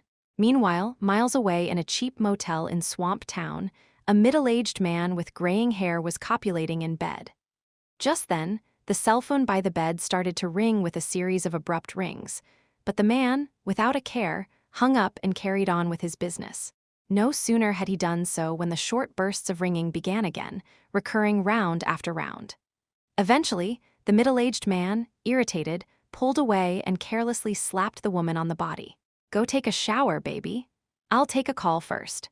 The woman let out a dissatisfied murmur, but she knew that bathing was just an excuse. The client obviously didn't want her to overhear the forthcoming conversation. Such things were common. The woman laughed, gave the middle-aged man a teasing tap, then wrapped herself in the sheet and walked into the bathroom. The sound of water filled the air, and steam quickly blurred the view inside. Only then did the middle-aged man answer the phone impatiently. "Henrik!" A harsh roar came through from the other end of the call. The middle-aged man rubbed his ear. "I'm not dead. Keep it down, I can hear you. You dare hang up on. Get to the point." Henrik's voice became serious. "I've got an urgent matter at hand, at a critical moment, and no time to indulge in your nonsense." At this, the voice on the opposite side cooled down, but there was still a hint of irritation. "How's the mission in Swamp Town going?" "It's near completion. You can read the report later." Henrik's voice dropped, as if danger lurked nearby. "I'll cut to the chase." The person on the other end also became serious. "There have been several incidents of beast attacks on people in Baytown. It looks normal, but I keep feeling something's off. Go investigate it." "Beast attacks?" Henrik frowned, but nodded nonetheless. "All right, I'll head over there tomorrow." "Something's up, can't talk more." With that, the person hung up. Glancing at his flaccid member, Henrik cursed under his breath, set down the phone, and looked towards the steamy mist of the bathroom. "Once she gets out, I'll definitely." "Huh." Henrik stroked his chin stubble. "Why should I wait for her to come out?" With that thought, he didn't even bother to put on underwear, quickly threw on his clothes, grabbed his phone and backpack, and flung open the window to leap out. At that moment, the lady stepped out from the bathroom wrapped in a bedsheet. As the night breeze hit her, she shivered, but upon seeing the empty room and the wide-open window, she seemed to understand something. Without a second thought, she dashed to the window. Down on the street, a figure was putting on a coat while running madly away. "Son of a bitch! You haven't paid yet!" the woman cursed loudly. Far away, Henrik raised his middle finger. "We'll settle next time. Go to hell, you dirty old man." The angry roars disappeared into the night wind. Chapter 46. The demon hunter still needs to go to school. The next day, Adeline knocked on Roger's door bright and early. "Dear, today is your first day of school," she said, handing Roger a new set of clothes. "Dress sharp, the girls at Baytown High are sure to be charmed by you." With those words, she patted Roger on the shoulder and gave him an encouraging look. Roger feigned excitement on the surface, but deep down, he wasn't at all enthusiastic about going to school. He would rather spend the time strengthening his physique. Yet, seeing the hopeful look in Adeline's eyes, he could only helplessly nod his head. After all, it wasn't quite right to always stay at home alone while living there. Going to school would be a good opportunity to systematically understand the country's culture and history, and to acquire some useful knowledge along the way. Adeline had taken the day off on purpose, and after breakfast, she drove Roger directly to Baytown High. As for little Jack, she had dumped him with her sister once again. Sometimes Roger even wondered if little Jack was really Adeline's biological child. Bayton High was the only high school in town and had a long history, said to date back almost 100 years. The school was near the coast, where the fishing industry was thriving. At the time, some of the town's merchants were fairly well off, so they pooled funds to establish the high school. Though it was called a high school, it also included the town's middle school division, as the town's population was limited. To concentrate educational resources, it made sense to combine grades 6 through 12, grades 6 to 8 for the middle school division, grades 9 to 12 for the high school division. In Armenia, the specific education system was quite different from what Roger had encountered before. The difference wasn't particularly significant for elementary and middle school. But once one reached high school, it gradually became distinct. Relative to others, this high school began letting students choose their favorite courses, participate in activities and competitions starting from 10th grade, in preparation for selecting a college later on. When applying to colleges, both the usual performance and the final exam results were equally important. Of course, there was also the graduation dance, the most traditional event of all schools in the Armenia Federation, at the end of high school. All of this was information Roger had learned recently. However, he was completely uninterested in all of the above information. Having come into contact with mysterious matters and transcendent powers, the mundane school life held no appeal for him whatsoever. He wished he could spend 24 hours a day in his cottage, frantically boosting his strength. As for going to school to put on airs, pretending to be a top student or an all-around athlete, Roger expressed complete consideration. Of course, the main reason I promised Aunt Adeline was to acquire knowledge and to investigate some matters on the side, Roger kept reminding himself. I'm here just to learn. In front of the school, Roger noticed Bayton's town emblem for the first time. Was that a murloc? It comes from an ancient worship that dates back nearly 100 years, Adeline explained with a smile. Back then, the residents of Bayton often went to sea, so it was natural for them to seek the ocean's protection. You'll understand the transmission of this unique culture as soon as you have a chance to look through the town's history. Maybe it's just a coincidence. Roger didn't speak up and followed Adeline into the school. As for Amanda, she had parted ways with them as soon as they got out of the car. Groups of students entered the school, laughing and smiling, their young faces brimming with joyous grins, seemingly unaffected by the recent attack incidents. This is also a kind of simple happiness. Seeing Roger's new face, many students stopped in their tracks, and he could even hear some bold girls discussing his looks and physique. When they caught his gaze, some even shot him a clear whistle while chewing gum. Really a bunch of youngsters. Although he looked the same as them, Roger didn't consider himself one of these young people. With a peripheral glance, he noticed a figure hurrying away, who bore some resemblance to Bob, whom he had seen not long before. But that person seemed much thinner than Bob. Under Adeline's guidance, Roger arrived at the principal's office, where a simple inquiry and a basic examination of his test papers gave the school a preliminary understanding of his educational level. Apart from math, literature, history, geography, the principal was a middle-aged woman with pale skin and a pair of gold-rimmed glasses on her nose, looking somewhat harsh. Excuse my frankness. His grades in other subjects are a complete mess. I should even suggest he starts over from the 9th grade. The principal glanced at Adeline. Stay after school for remedial classes every day. Remedial classes after school? Roger simply couldn't accept this, no matter what, and he looked at Adeline with a plea for help, since they had an agreement beforehand. Adeline gave him a comforting look, then asked Roger to wait in the hallway, seemingly intending to have a private word with the principal. Roger leaned against a wall corner alone, his eyes idly scanning the surroundings. It was almost time for class, but there were still many students in the hallway, gathering in groups of 3s and 5s. Some discussed popular movies and games, while others talked about entertainment gossip. At that moment, a voice suddenly reached his ears. "Hey, you're Roger, right?" Roger turned around to see a boy with brown short hair and a red nose, his hands in his pockets, approaching slowly. The boy's appearance was decent enough, but the acne scars on his face spoiled his otherwise refined features. Moreover, with his slouching shoulders, his demeanor seemed somewhat sleazy. Roger nodded. If you haven't mistaken me for someone else, then yes, that's me. You are? I'm Thomas. The boy pulled out his right hand from his pocket. Seeing the sweaty palm, Roger hesitated for a moment and decided against shaking it. What do you need me for? Roger asked as if it was nothing. I'm in 2nd grade. I heard from Amanda that you'd be in my grade. Thomas rubbed his hands together. I've heard about you. He lowered his voice slightly. Being able to face a wolf on your own, that's really impressive. Can you tell me about it? To be honest, since I was little, I've been extremely interested in wild animals. A real wild wolf, I find the thought thrilling. Was this what meeting a fan felt like? Roger was taken aback, but just as he was about to answer, Amanda's voice came from a distance. Roger, what are you doing here? Thomas, seeing the boy next to Roger, Amanda's expression changed instantly. What are you doing here? Thomas smiled awkwardly. I just became friends with Roger, we were just discussing. Stay away from him?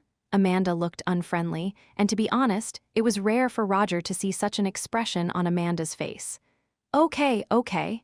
Thomas raised his hands and glanced at Roger. We'll chat another time. Chapter 47. Conflict. What's going on? Roger asked softly.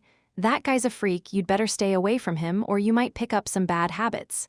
A freak? Roger blinked in confusion. In what way? I didn't notice. What other way would there be?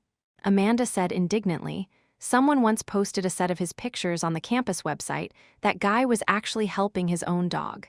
Seeing that there were quite a few students around, Amanda seemed a bit reluctant to speak out. She formed a ring with her right hand and shook it up and down a few times. Roger blinked, not quite understanding at first, but then he noticed Amanda's flushed cheeks and the hidden anger in her eyes. A flash of understanding crossed his mind. You mean, don't you dare say it? Amanda interrupted Roger's words without any courtesy. Good heavens! Roger suddenly broke out in a cold sweat, thankful that he had not reached out just now. This guy really is ruthless, he sincerely exclaimed. Although Thomas doesn't fit in at school and barely has any friends, because of that incident, very few people dare to trouble him. But if you get involved with him, that's a different story. Maybe some people's grudges against him will be transferred to you. Roger nodded in agreement. Who would dare to mess with such a tough character? Dare to bully me? Believe it or not, I'll smash your face. Why did you come out alone? Where's your mom? Amanda asked. Roger briefly recounted what had happened, and Amanda's face revealed a schadenfreude smile. She seemed to really enjoy seeing Roger in trouble. Just then, the bell rang for class, and the gathered students scattered and headed towards their respective classrooms. Wait for me after school, I'm off. Hey! Amanda suddenly exclaimed, as a tall figure pushed her aside. If Roger hadn't stepped forward to help her, she might have fallen to the ground. What happened? Roger frowned and said. A tall young man with a buzz cut turned around and looked at Roger with malice. What's it to you? Turning to Amanda, he asked. Did I bump into you? My apologies. After dropping a stiff apology, the young man turned and left. Be more careful next time. Don't stand in the middle of the hallway or you'll get knocked into again. Roger clenched his fist, about to speak up, but Amanda beside him pulled him down. Let it go, it's just a little thing. I'm off to class, she said without looking back as she left. Roger frowned. That guy was clearly targeting Amanda, but as a grown man, was it necessary to resort to such despicable tactics? Childish mannishness? No wonder you can face a wolf alone. You're really brave. A voice came from behind. Thomas had somehow appeared again. That guy is Nick, quarterback of the school's football team. Last year, his father got into some trouble and was arrested by Amanda's mom. Thomas quietly lowered his voice. By the time his father was released from prison, his mother had run off with another man. Because of this, Nick took a grudge against Adeline, and by extension, he can't stand the sight of Amanda either. There's always something going on in school, always someone picking on Amanda. I heard his girlfriend even cornered Amanda with some sorority members once. Can't tell if it's true or not. After school, you'd better not walk alone. That guy might not dare to mess with Amanda, but he'll definitely lay hands on you. Thomas advised with a face full of good intentions. Isn't this guy a bit too enthusiastic towards me? Roger looked at Thomas skeptically. Could he be Hey buddy, what's with that look? Thomas looked hurt. I just want to make friends with you. I prefer the company of animals to dealing with people, and I sense the same kind of spirit in you. "I think we might be similar," Thomas said. "Maybe we could have a chat sometime." Roger extended his goodwill. Having just arrived in an unfamiliar environment, it would be perfect to get a lot of information from Thomas. "I knew my judgment wasn't wrong." Thomas clapped his hands excitedly. By now the hallway was almost empty. He greeted Roger quickly and then dashed off. Roger waited alone in the hallway for a little while longer until the door finally opened, and Adeline signaled him to follow her inside. Roger had no idea what Adeline and the headmistress had discussed, but at least he was spared from after-school remedial classes. However, as a condition, he had to take a private test in 2 months.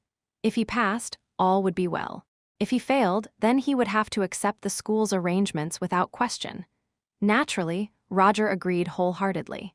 He decided to use this time to cram his studies, aiming to take the exam early. Only by showing his potential genius could he negotiate more terms with Adeline and secure more free time for himself. After wasting half the morning and completing some formalities, Adeline left the school, and Roger followed the teacher to complete his first class in Armenia.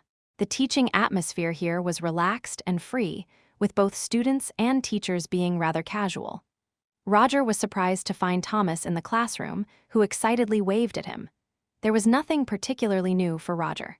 Not long after the class started, he began to daydream. After drinking a diluted concentration potion, Roger began flipping through the textbook in his hands. The entire morning went by quietly with studying, and during the break, Thomas came over to chat with Roger. However, they only deepened their acquaintance a little, without getting into detailed conversations. Lunch was at the school cafeteria, where not only did Roger see Amanda, but he also spotted Nick from the morning. Sitting beside him was a pale, exhausted-looking Bob. The guy had lost way too much weight since their first meeting, and not only that, his spirits seemed to be oddly low, too. Nick was constantly comforting him, but it seemed to have no effect. Bob just kept his head down, shoveling food into his mouth. Sitting beside Bob was another familiar figure, Lucy. However, she didn't seem to have changed much from a few days ago and was taking care of Bob throughout the whole time. "Damn couple," Amanda whispered a curse under her breath. Originally, opinions were on Amanda's side because of Simpson's death, with each party sticking to their own story. But now, seeing Bob's gone appearance, many people couldn't help but feel some sympathy for him. In this subtle change of sentiment, Bob and Lucy received more support, and some people even whispered in private that Amanda was the one who killed Simpson. People saw only Bob's misery, unaware of Amanda's resilience. It seemed that Nick caught Amanda's gaze, and he suddenly stood up, striding over. Bang! He slammed his tray onto the table. "How can you still have the appetite to eat? Do you have any idea what Bob goes through every day?" Chapter 48. "Visit, he brought it upon himself," Amanda said in a heavy voice.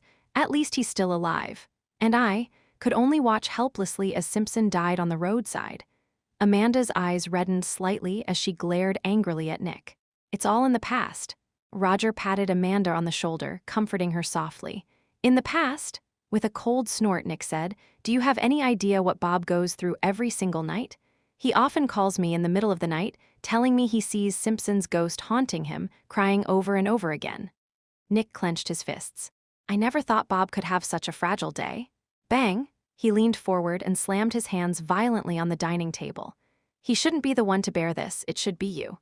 If you and that Betty hadn't gone the wrong way, Simpson wouldn't be dead, and Bob wouldn't need to carry this pain." Nick's expression turned vicious, his emotions fluctuating violently, seemingly beyond the scope of normal anger. "You and your bitch of a mother, you only ever do wrong. If it weren't for your mom arresting the wrong person, my father wouldn't be in prison, and my mother wouldn't have left us. It's all because of you, all because of you."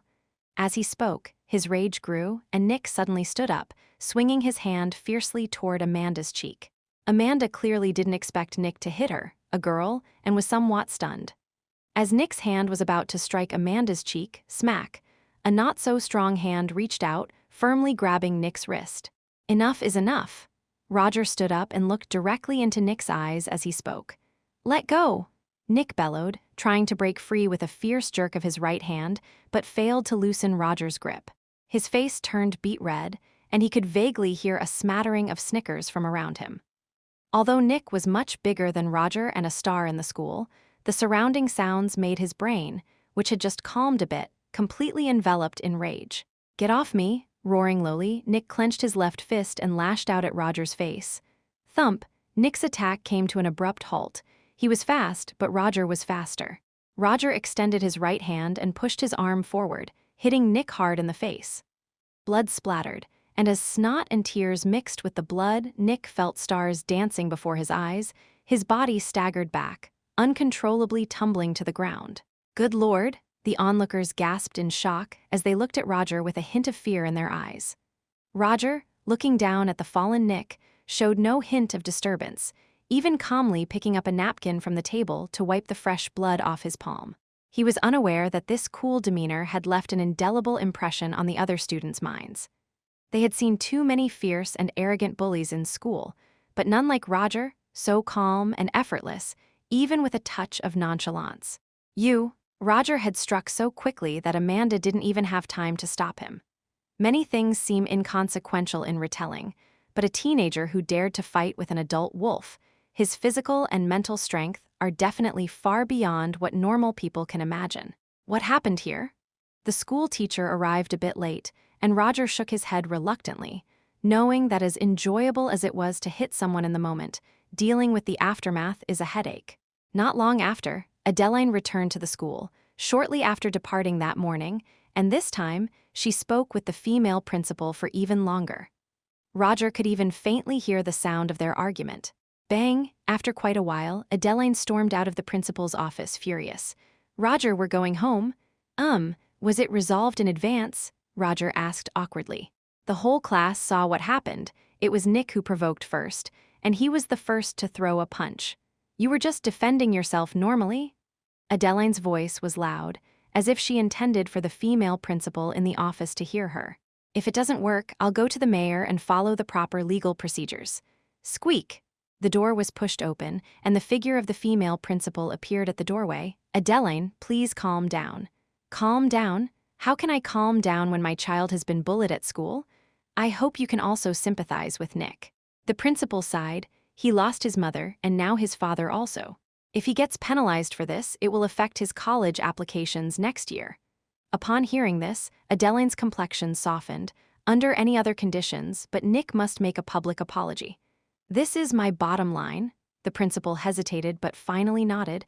"All right, let's put an end to this matter." Adeline didn't say anything more and turned around to leave with Roger. On the way out, Roger learned that Nick was actually the principal's nephew, which explained why she was so concerned about the matter. "You did well in this matter." To Roger's surprise, Adeline actually supported what he had done. "A bad kid like Nick deserves a good beating." Adeline remained furious until she had nearly reached her street, where she finally began to calm down. A warm feeling flowed through Roger's heart. For a moment, he even felt that if this world was devoid of supernatural powers, living a peaceful life like this would be an extremely happy thing. However, not long after dinner, an unexpected visitor once again broke the calm. "Miss Adeline, I am from the Wildlife Investigation Bureau." A middle-aged man with graying hair handed his ID to Adeline. He was tall and looked very rugged, with meticulous grooming of his hair and beard, and he was wearing a well-fitting suit. His appearance and demeanor were impeccable. He must have been quite handsome when he was younger. "Mr. Henrik, please come in." Adeline welcomed the middle-aged man into the living room. "Please take a seat. May I know what brings you here?" Henrik set his briefcase on the corner of the table. "It's about the recent beast attack incident."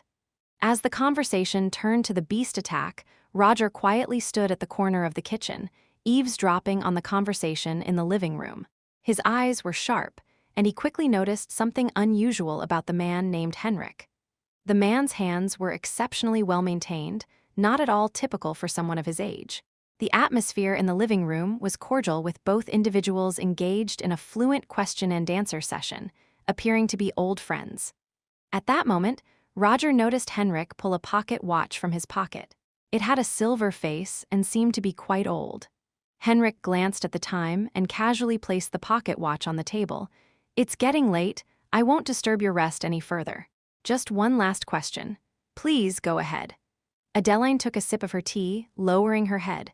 Just then, Roger saw a faint light suddenly illuminate from Henrik's pocket watch on the table. Immediately after, a pale man's face emerged from the face of the watch, hovering in midair. Chapter 49. Calm. What is he going to do? Roger was taken aback, suddenly making a connection to Anna, whom he had seen not long before. Information about specters flashed through his mind, and without time to think, he hurried out. Bang! Roger pretended to be clumsy, bumping into the nearby tables and chairs, making a series of noises. Roger, what happened? Adeline quickly stood up and asked. Roger quickly glanced around. The head rising from the pocket watch had already detached from the table's surface, slowly floating towards Adeline. Adeline, about this morning's incident, I'd like to have a serious talk with you. Have a talk now? Adeline hesitated, stealing a glance at Henrik sitting on the couch, but in an instant she made her choice. I'm sorry, my child. I must have a serious talk with him. That's all right. Henrik elegantly stood up, taking the pocket watch from the table. I have already taken much of your time, and I have asked all I needed to. Should there be further questions, I will give you a call. Thank you for your understanding. Adeline still felt somewhat impolite. Roger stood still, trying to act normal, doing his best not to let any expression betray him. The pallid head floated further from Adeline, cold, dead eyes, staring intently at Roger. Just when Roger thought the entity was about to make a move, the man named Henrik casually opened the pocket watch, and the head floating midair was pulled into the watch. Click, the watch cover snapped shut. The room returned to normal. Roger's tense muscles gradually relaxed. If that thing had truly lunged at Adeline, he would have had no choice but to attack Henrik. Only when he saw the man walk away did Roger completely sigh with relief. Interesting lad. Standing at the street corner, Henrik looked back and cast a glance, a slight smile appearing on his lips. A natural spirit medium? He tugged at his tie under the collar, slipping into a car parked by the roadside. As soon as he was inside, he quickly shed his suit jacket, reaching somewhere to fiddle. Not wearing an undershirt does let in a draft. Compared to his righteous demeanor from before, he became a completely different person. Starting the car, Henrik drove toward a mansion at the end of the road. There lay the most historical estate in all of Bayton. After entering the gate following procedure, Henrik soon met with the mansion's owner. An elderly woman with white hair and a frail body. The mayor of Bayton, Miss Huda. Without a word, Henrik slid over a card intricately carved with complex patterns. The old lady merely glanced at it but made no move. It's been a long time since I've seen someone from the Hunters Guild. She looked at Henrik. Since you've come to me, you must be a demon hunter, right? I am not a transcendent. I'm afraid it will be difficult for me to become one in the future. A flash of dejection crossed Henrik's face. I have come seeking assistance. A standard demon hunting squad requires a hunter and a spirit medium. He looked at Huda with hope. I am old, unable to act with you, and in my family, no one has inherited the talent of a spirit medium. The elderly lady crossed her arms in front of her.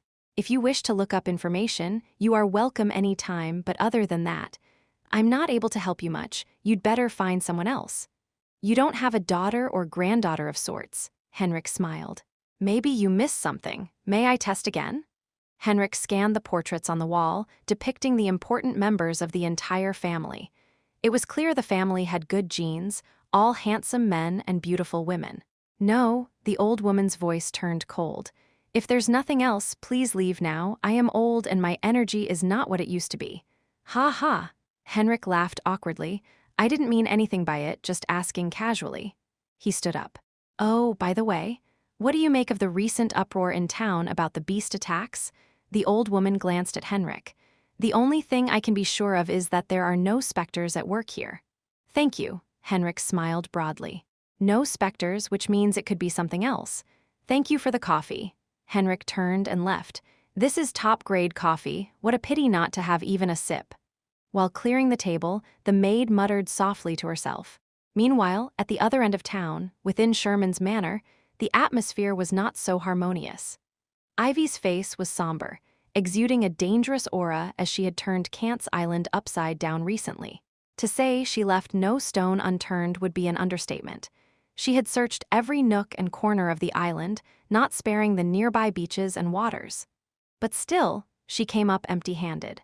Under such circumstances, it would be odd if she were in a good mood. "How is the investigation going?" Preoccupied with her thoughts, Ivy's tone was rather heavy. "That boy named Roger definitely has a problem. The item might even be on him." Sherman was sitting opposite Ivy. "The item, do you have it?" Ivy's expression lightened from stormy to sunny. Sherman shook his head. "My people bungled it. A gardener died, along with a servant. But a potential seed I had finally found has been missing for a day and a night. It must be an incident." "Useless." Ivy slammed her hand on the table. "Miss Ivy, I am not your subordinate, and I too have paid a price for this matter. So many days have passed, and you have only acquired a vague piece of news. Why don't you do it yourself, catch him, and torture him for answers?" Ivy's expression became intensely menacing. "You advised me not to act rashly." Sherman also grew irritated. "The boy is living in the sheriff's house. What can I do, storm in and drag him out?" Not achieving the expected targets, Sherman's tone grew agitated. "Ultimately, there's always a way. It's just a matter of whether you want to do it. I've heard about the beast attacks happening in town. That's your doing, isn't it?" "You've been focusing on that and have no interest in doing my bidding," Ivy accused. "I am not sure what you are doing, but you think you can become transcendent just through a few rituals?" Ivy scoffed. "Delusional. You'd be better off helping me." She abruptly stood up. "I don't need you for the rest. I will personally capture that boy and interrogate him thoroughly. The agreement is over. I will make sure to report your performance in detail." After searching for some time, Ivy completely lost patience, and reality forced her to take drastic measures. Her fingertips became sharp, and a hint of ferocity appeared on Ivy's face. Chapter 50, Joint Investigation. The night was deep. Ivy's figure crawled and lurked on the rooftop like a ghost. Her pupils turned into the vertical slits of a wild beast, and her gaze pierced through a distance of nearly 100 meters, landing on a window far away.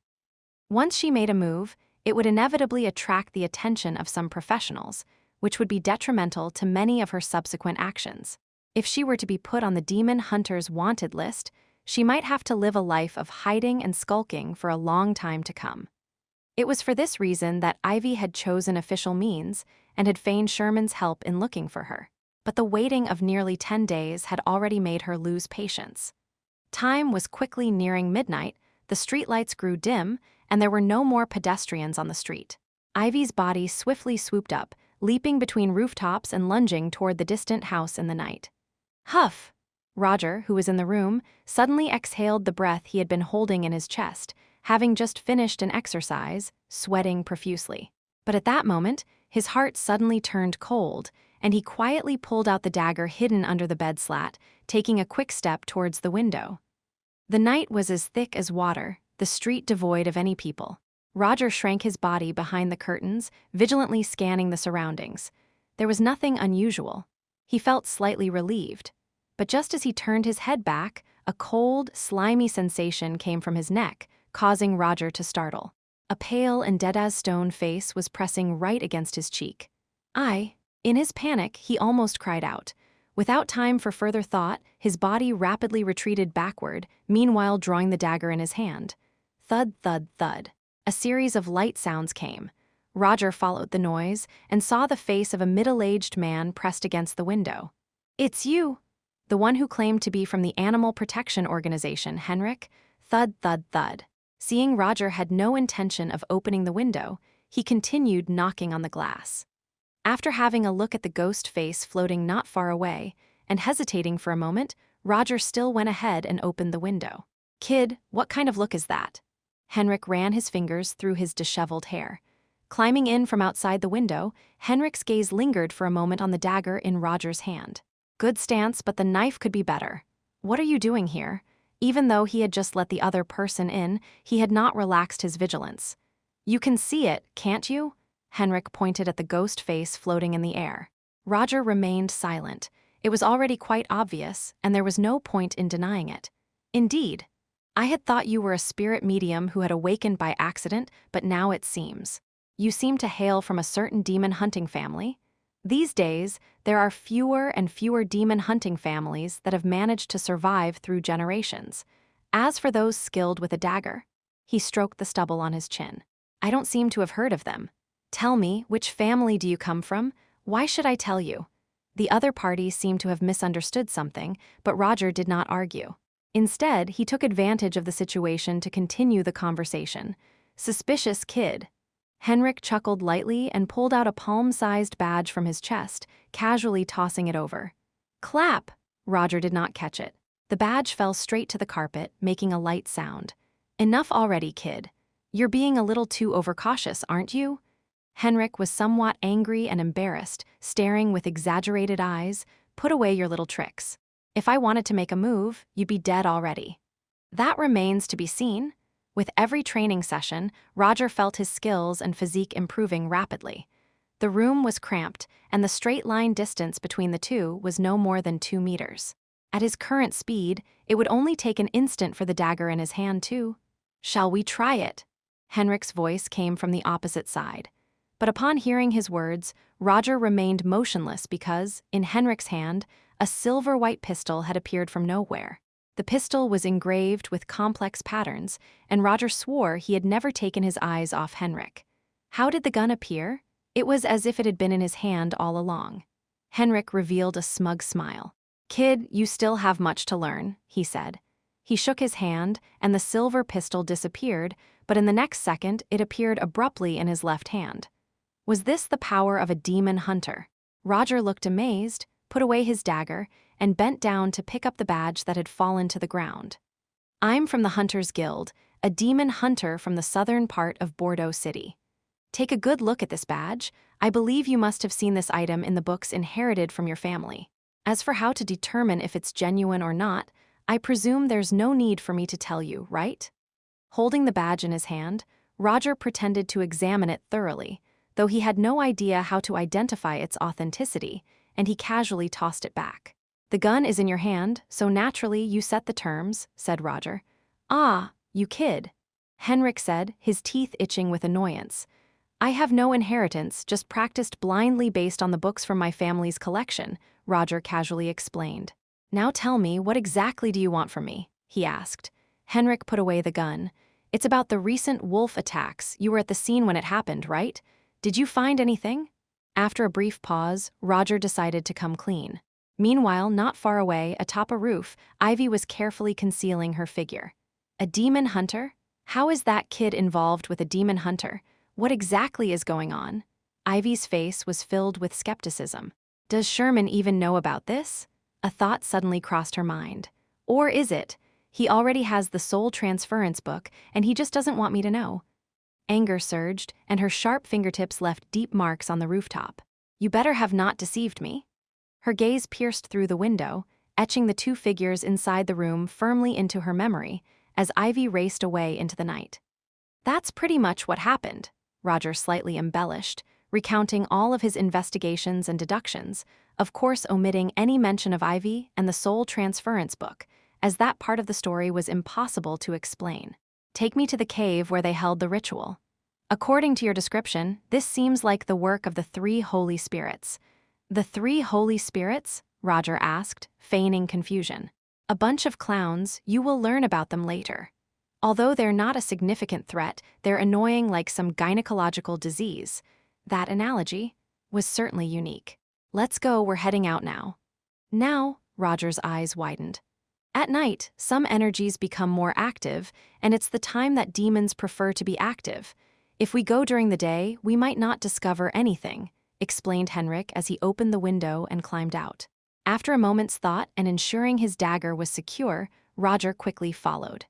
The two of them moved quickly and soon arrived at the cave from before. There were hardly any clues inside the cave, but after looking around, Henrik still noticed something odd. A semi-closed environment. Flames to guide, blood marks, wild beast attacks. I think I've seen something similar before, let me think.